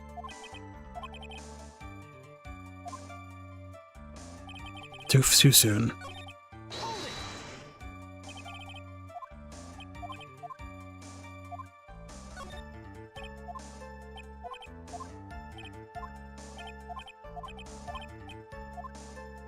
It was not important. Why he meets his clients is not important, and that wasn't the point. Witness, please stop sidestepping my questions. What do you mean by that? My question was, did you really meet Adrian Andrews in person? I have already told you, Mr. Wright, I did. It was only through talking with him face to face. Him? Hey, there's something. Him. Whoa. That's what I thought. I can trust this person as a client. It's true what they say about talking face to face.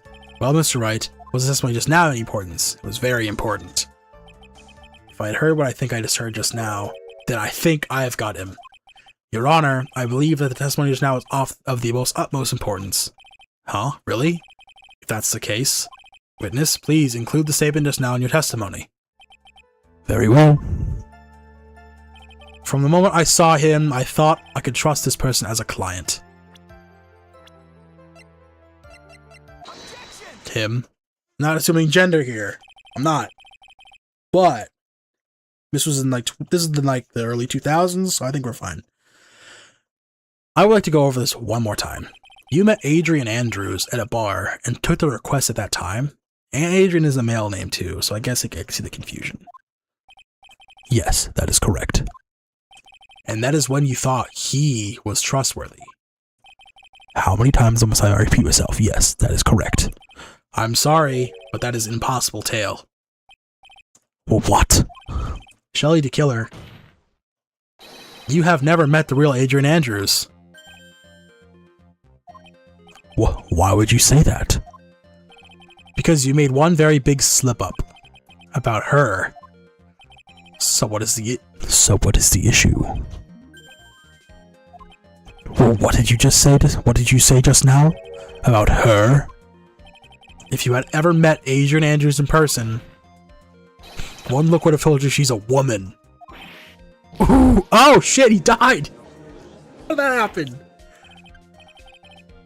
Order in the court! Mr. Wright, what is the meaning of this? The witness has testified to the following, that he always meets face to face with his clients when taking their request. But he has never met Adrian Andrews in person? Yes, Your Honor. That is exactly the point. That means Mr. Tequila's client could not have been Miss Adrian Andrews. Ugh, what's the oil leaking out of it? What the hell? Mr. Edgeworth, I understand your logic on this one. However, why would the assassin be making such a basic mistake? And where is all that oil coming from? I believe it has to do with her name, Your Honor. Her name? Yes, Adrian Andrews is without a doubt a very androgynous name. Yes, I see. Unluckily for Mr. D. Killer, the entire time he was on the stand, no one had stated Adrian Andrews' gender. And so, he picked the wrong gender to go with. What? What is going on? Shelly the Killer. Looks like Honey, not gonna lie. This court demands an explanation. I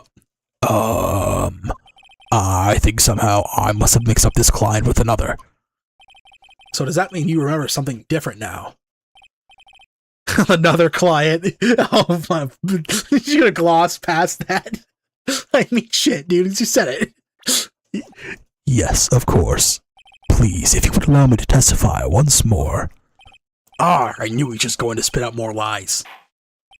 Very well, this time, please give us the truth and nothing but the truth. Request taking part 2. Yes, now I remember. I took that request by mail. There have been times when I took a job without having met my client. The request was for the murder of Juan Cordita and 2 or 3 small other things. When I saw the name at the end of the letter, I thought my client to be a man. So you took this job through a letter. He said he met her in person, though, yeah. So you took this job through a letter? He didn't mention anything about a letter in this earlier time. He told me the opposite. Which means he's definitely lying. Careful, Phoenix. If you bring the assassin's testimony completely, it's over for us. I know, I can't make him suspicious, but I think we're okay, like we can do this. As long as he's standing there across from me, no matter how strong of a punch I throw, he'll counter it. Now then, let's begin the cross-examination.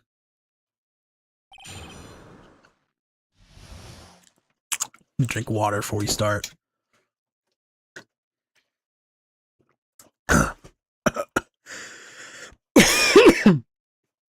Alright, let's go. 4. Yes, now I remember. I took that request by mail. No, you didn't. But didn't you just say that you always meet your clients? Yes, I suppose I did say that. However, there are some clients for whom a meeting is simply not possible.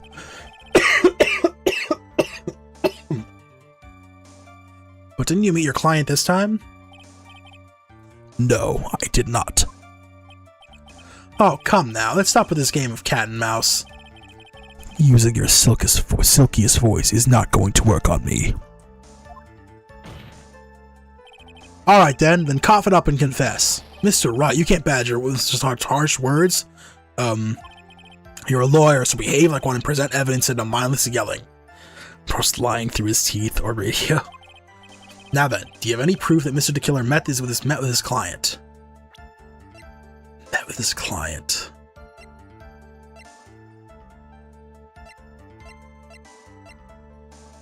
Physically?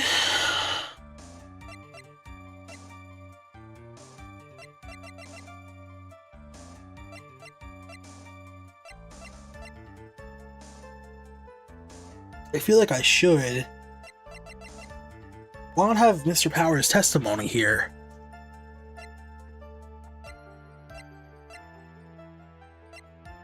That's what I would use.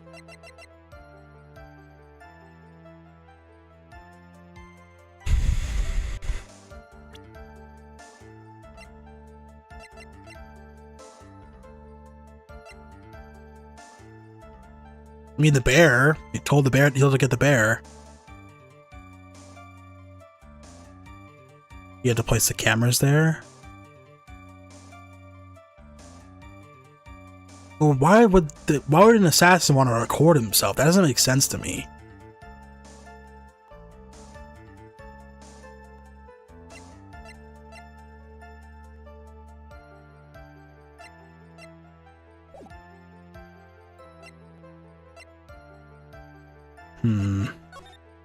So he had to be there in person. He turned off the camera. camera after he left.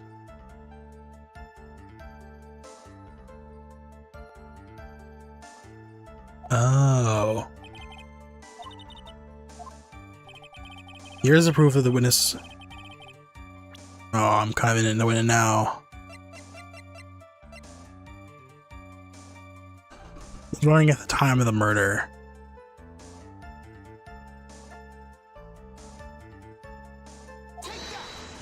No. Oh.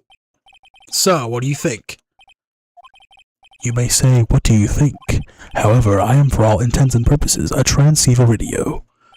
Oh, right. That's what you can't actually see the evidence. Well, I don't think this one was what I need to see. I can hear the pure silence in the air there. Oh, how can I pick the... Okay, whoops. Maybe I'm wrong. There have been times when I took a job without hitting my client. The quiet was returned with... What were the other things you did? I'm at 1. I gotta be careful. 2 or 3 other things? Yes. And what were these other things? A few other things that have nothing to do with this case. What should I do? Should I let him slide with that? Really bad if I pushed his buttons the wrong way and got mad. Whether or not they're related to this case is for the court to decide. Mr. Attorney. Yes? Everything I said is from the beginning is nothing but beneficial to your client. Which is why I wonder, what is pushing you to continue with this cross-examination? Could it be that you are planning to betray your own client? Oh. That's... I smell the stench of a backstabber. And should you turn out to be one... Wait. Uh-oh. This is looking really bad. I shouldn't press my luck. Alright, I have to think. This is worth pursuing. Ugh. I'm at 1, man. Witness, this is a very important matter. Please cooperate and tell us what the other jobs your client requested were. If it's truly that important, I suppose I don't have much of a choice. The bear figurine. The bear figurine? After the assassination of the target, I was to find that figurine. I was told that this job was just as important as the actual killing. And where was that figurine? It was inside Mr. Corita's suitcase. And then what did you do next? I handed it over to my client right away. You gave it to your client? Interesting. This information certainly sounds important to me. Witness, please conclude that what you just stated in your testimony. As you wish.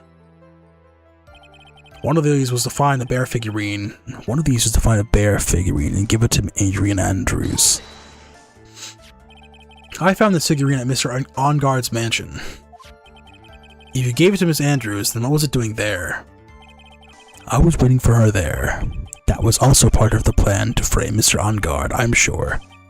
That makes a lot of sense. Well, Mr. Wright, do you have any problems with this piece? No. No use.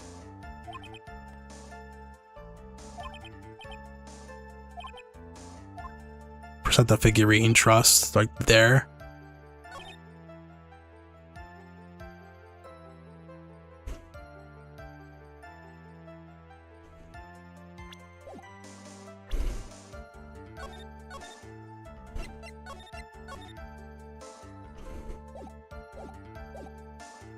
Let me see here.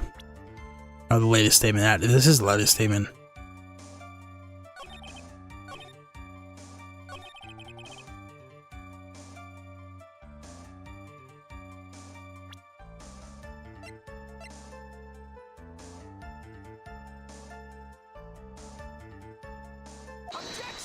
There we go. It is right. Shelley the Killer. If you had really given the bear to Miss Andrews, then this item should not have been inside it. This item? I see where you're going. Yup, that's where I am going. Where is everyone going? Do I need to pack a suitcase? Your Honor, please think back to Miss Andrews' testimony. And I was going to burn it for her sake. Even for a single moment, even for a single minute. This bear had actually been in Miss Andrews' hands. I'm sure she would have taken the suicide note and burned it. Order, order, order. So that's where you two are going. So by the very... Oh, okay. So by the very fact that the suicide note is still inside the bear, it tells us that your client didn't know how to disassemble the puzzle. Oh, that's how you're going to get this on Matt. Because he doesn't know how to open it. Which means... It means, Your Honor, that it's impossible for Agent Andrews to be the client. Ooh. Order, order, order, order! Mr. Phoenix. Mr. Phoenix Wright. I'm sure I mentioned this before, how I hate traitors above all else. I think your cross-examination has clearly demonstrated something to me. You must have wished to break your end of our agreement. No, that's enough. If that's your intention, there's only one thing left for me to do. Wait, please. Gentlemen, ladies, please excuse me. I have a matter that I must attend to. No, please. Not that. Please wait. Mr. Attorney, bring this trial to a speedy end, and may I stay my hand otherwise. Ah! What in the... Mr. Wright, are you... Mr. Edgeworth? Yes, Your Honor. I didn't understand this witness outburst just now. Do you think there is a need to hear more testimony, or is this enough? Well, we should... Edgeworth, we can't do this. If we keep this up, Maya, she... Ugh! The prosecution... has come over everyone. Even you aren't... The prosecution... rests. What is going on around here? The prosecution has no further questions, Your Honor. What? Why does everyone call him Mr. Attorney or Mr. Lawyer? I think it's his way of speaking. He's just kind of he's supposed to kind of be polite, but well, I never thought I'd see the day. This is the most unusual situation. But if the prosecution rests with no further questions, then the prosecution has failed to uphold its stance. If that is the case, then even though I am reluctant, I must believe that Mr. DeKeller's testimony is accurate. That would mean that Shelley DeKeller's client is Adrian Andrews. Yeah, I'm worried I'm making a wrong thing here, but I'm a 1. Mr. Wright. Yes, Your Honor. If I end the trial here, right now, then your client, Matt Ongard, will be declared innocent. And in his place, Adrian Andrews will be charged with murder. Miss Andrews would be the charge with murder. Prosecution has no further questions, so we will now hear the defense's final remarks. Bailiff, please bring the defendant Matt Ongard to the stand. No items from the items from DeKeller's hideout didn't make it in time. We tried as hard as we could, but it looks like our time has run out. I can't believe it. The outcome now lies in your hands. Ugh, this bastard.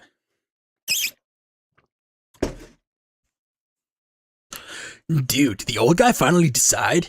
To be honest, I can't think of you as truly innocent and good person. You've done enough evil to drive a woman to suicide. But, at least in the charge of murder, it would appear you are innocent. Ha! So, I guess even the old fuddy-duddy figured me out.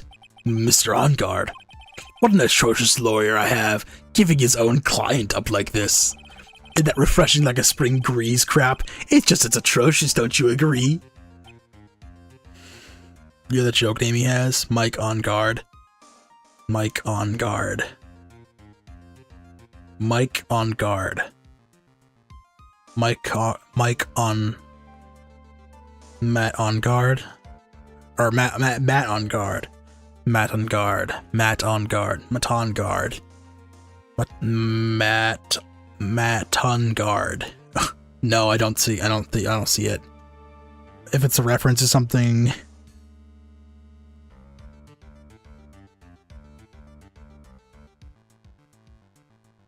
I mean, I know On Guard is like, yeah, On Guard, but like, that's how the name is. I know, Matt On Guard. I mean, I said Mike by accident, but Matt On Guard.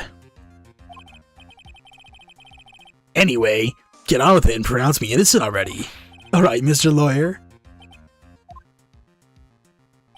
Should I side with justice, or should I save Maya's life?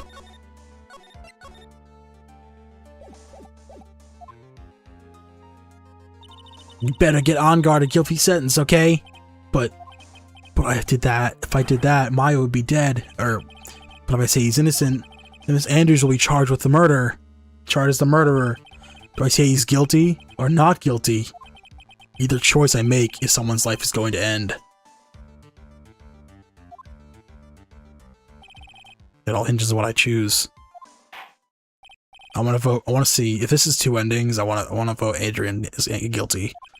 Let's hear the defense's final statement on this matter. If the person who hired the assassin was Adrian Andrews, then your client, Mr. Matt On Guard, is innocent. There is no need to ask, old man. After all, my lawyer is going to say what I want, aren't you? Right. I can't do this, but I have to decide something. I can't count on the evidence to tell me anymore. I have to listen to my heart. My client, Matt On Guard, is not guilty.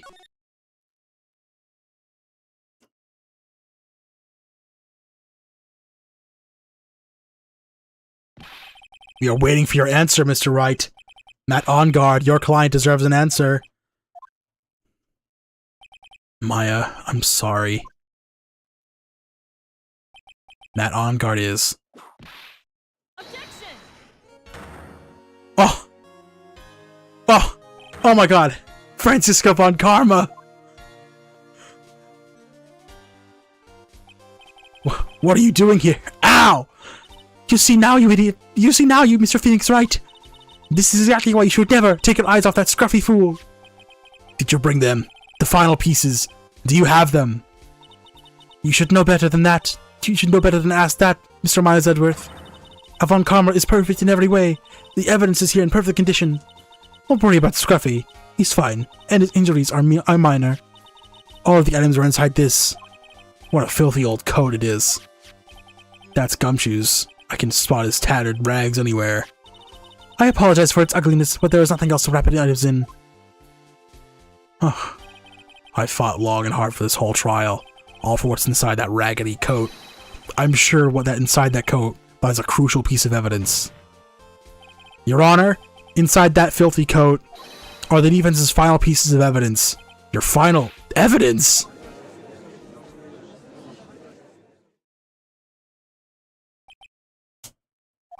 This trial is already over. All that remains for me to do is hand down my verdict. I do not believe that any evidence presented now would change the outcome of this trial. What? Your Honor, it is our duty to examine every piece of evidence down to the last. I request that Miss Von Karma be allowed to present these pieces of evidence. I suppose you are right, Mr. Edgeworth. I grant permission to do so. However, this one obvious rule applies here. If these items do not bring up any new points, they will not be accepted by this court.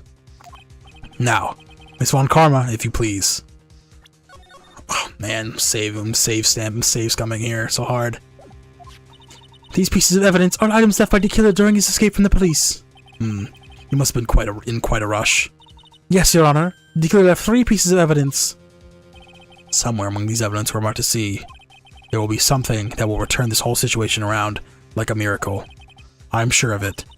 That is all we can hope for. The first item is a pistol. Does the killer's pistol have anything to do with this case? Well, shot Francisco with that. Can I just do each one here?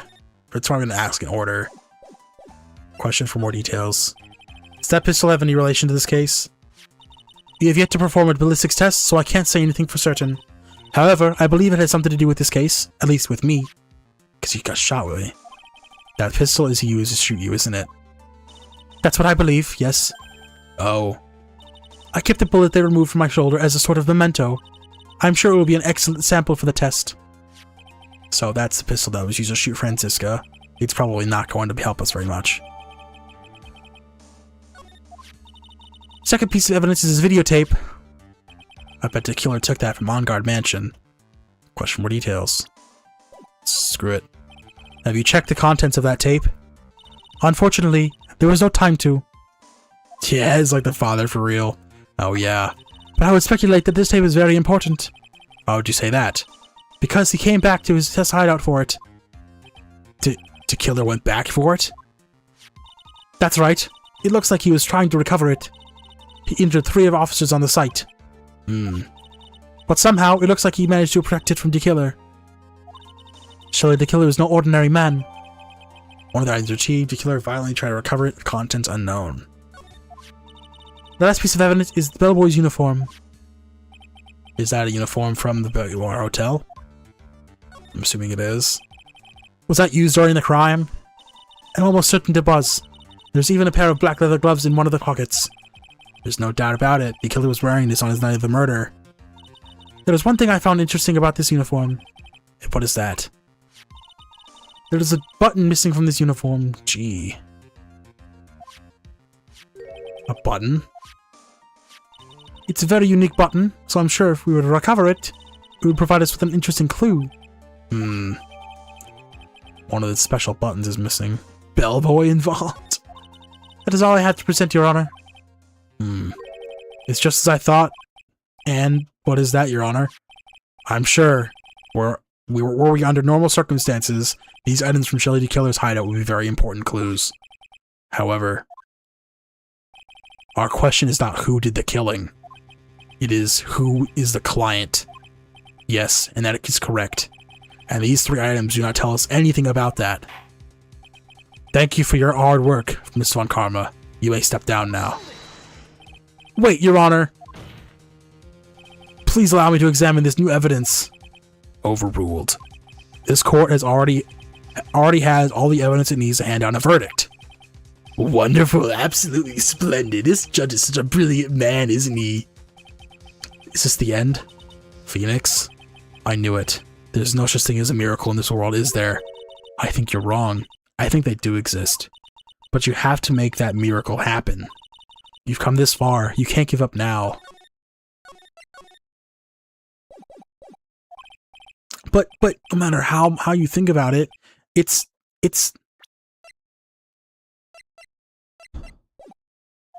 try, for my sake. Just think about it for a second. There are 2 ways out of the situation for us. 2, the first. Make On Guard wish from the bottom of his soul for a guilty verdict. Huh? The killer will always place his client's wishes first. If On Guard himself wishes to be convicted, then he will let his hostage go. That may be true, but that's asking me to do the impossible. The second way is force the killer to end his contract with On Guard. If the killer would no longer think of On Guard as his client, then he would let Maya go. Judge's bias, not gonna lie. Listen to the prosecutor when they have give zero evidence to their claims, while the defense gives like 10 pieces of evidence why not the client is not guilty, and the judge is still not listening. I mean, most of the time when he's presenting evidence, though, he's presenting evidence to certain points, not to like he didn't do it.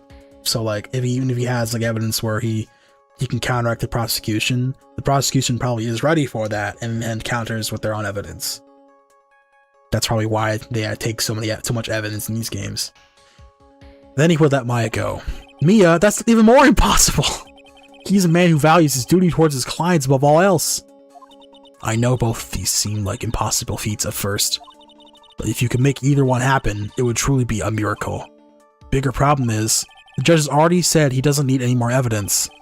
The pieces he just shown, he's not accepting them. Phoenix, think things through from the other side. Isn't that what always worked for us? The other side? Wait, does she mean... You mean to turn things around? Phoenix, the judge says he doesn't need the evidence. If that's the case, then who does need it? The person who needs the evidence. The defense, prosecution, and the judge, we have seen all the pieces of evidence, and that is how we have come to know the truth. Maya, There's one person who's yet to see them all. And that person does not know the truth. True Maya, she needs it. I'm doing this as a bit. I know the answer. I think I know what needs to happen. That truth, it may be what will bring about the miracle to the end. There are no objections this time, correct? Now then, I will pronounce my verdict. Why don't y'all respectfully sit back and listen, kids? I have already told you, Mr. Wright.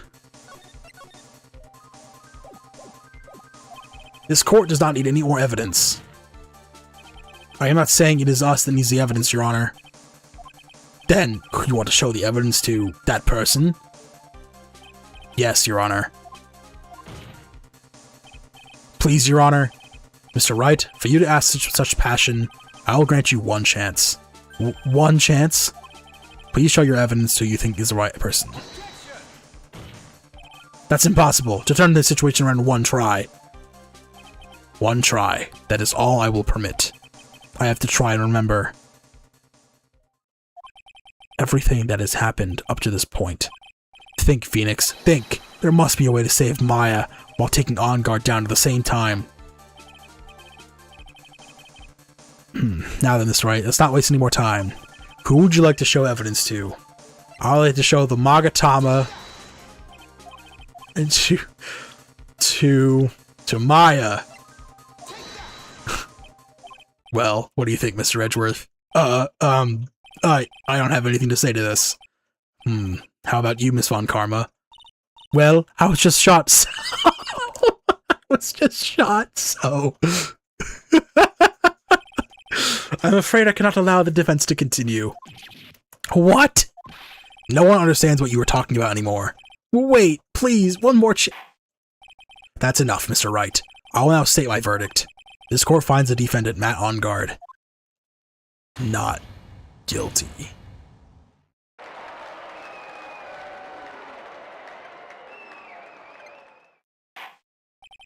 That is all. This court is adjourned.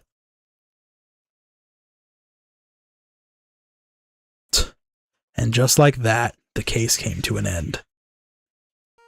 I ran away from the courtroom and wandered the streets alone. I never saw Maya again. The killer is a man of his word, so I'm sure he released her as promised. I heard the verdict of Miss Andrews' trial a few days later. She was found guilty, of course. That dirty liar. The miracle never happened. Maybe it was never meant to. Because a miracle is something that doesn't exist.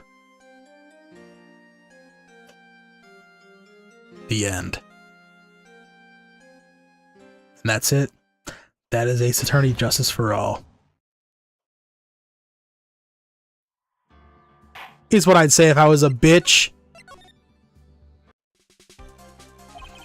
This court does not need any more evidence. I just wanted to see that ending. Then you want to show the evidence to that person. Yes, Your Honor. Please, Your Honor, Mr. Wright, for you to ask with such passion, I will grant you one chance. Well, one chance. Please show your evidence to you think the right person. That's impossible. To turn the situation around in one try.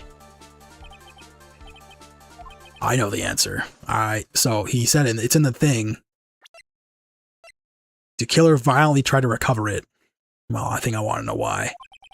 I questioned this earlier. Why would you record the guy murdering the dude? If anything, that would break trust. I said that earlier. I think that's exactly what's going to happen. Everything has happened up to this point. Think, Phoenix, think. There must be a way to save Maya while taking down On Guard down at the same time. Now then, Mr. Wright, let's not waste any more time. Who would you like to show evidence to? I want to show the videotape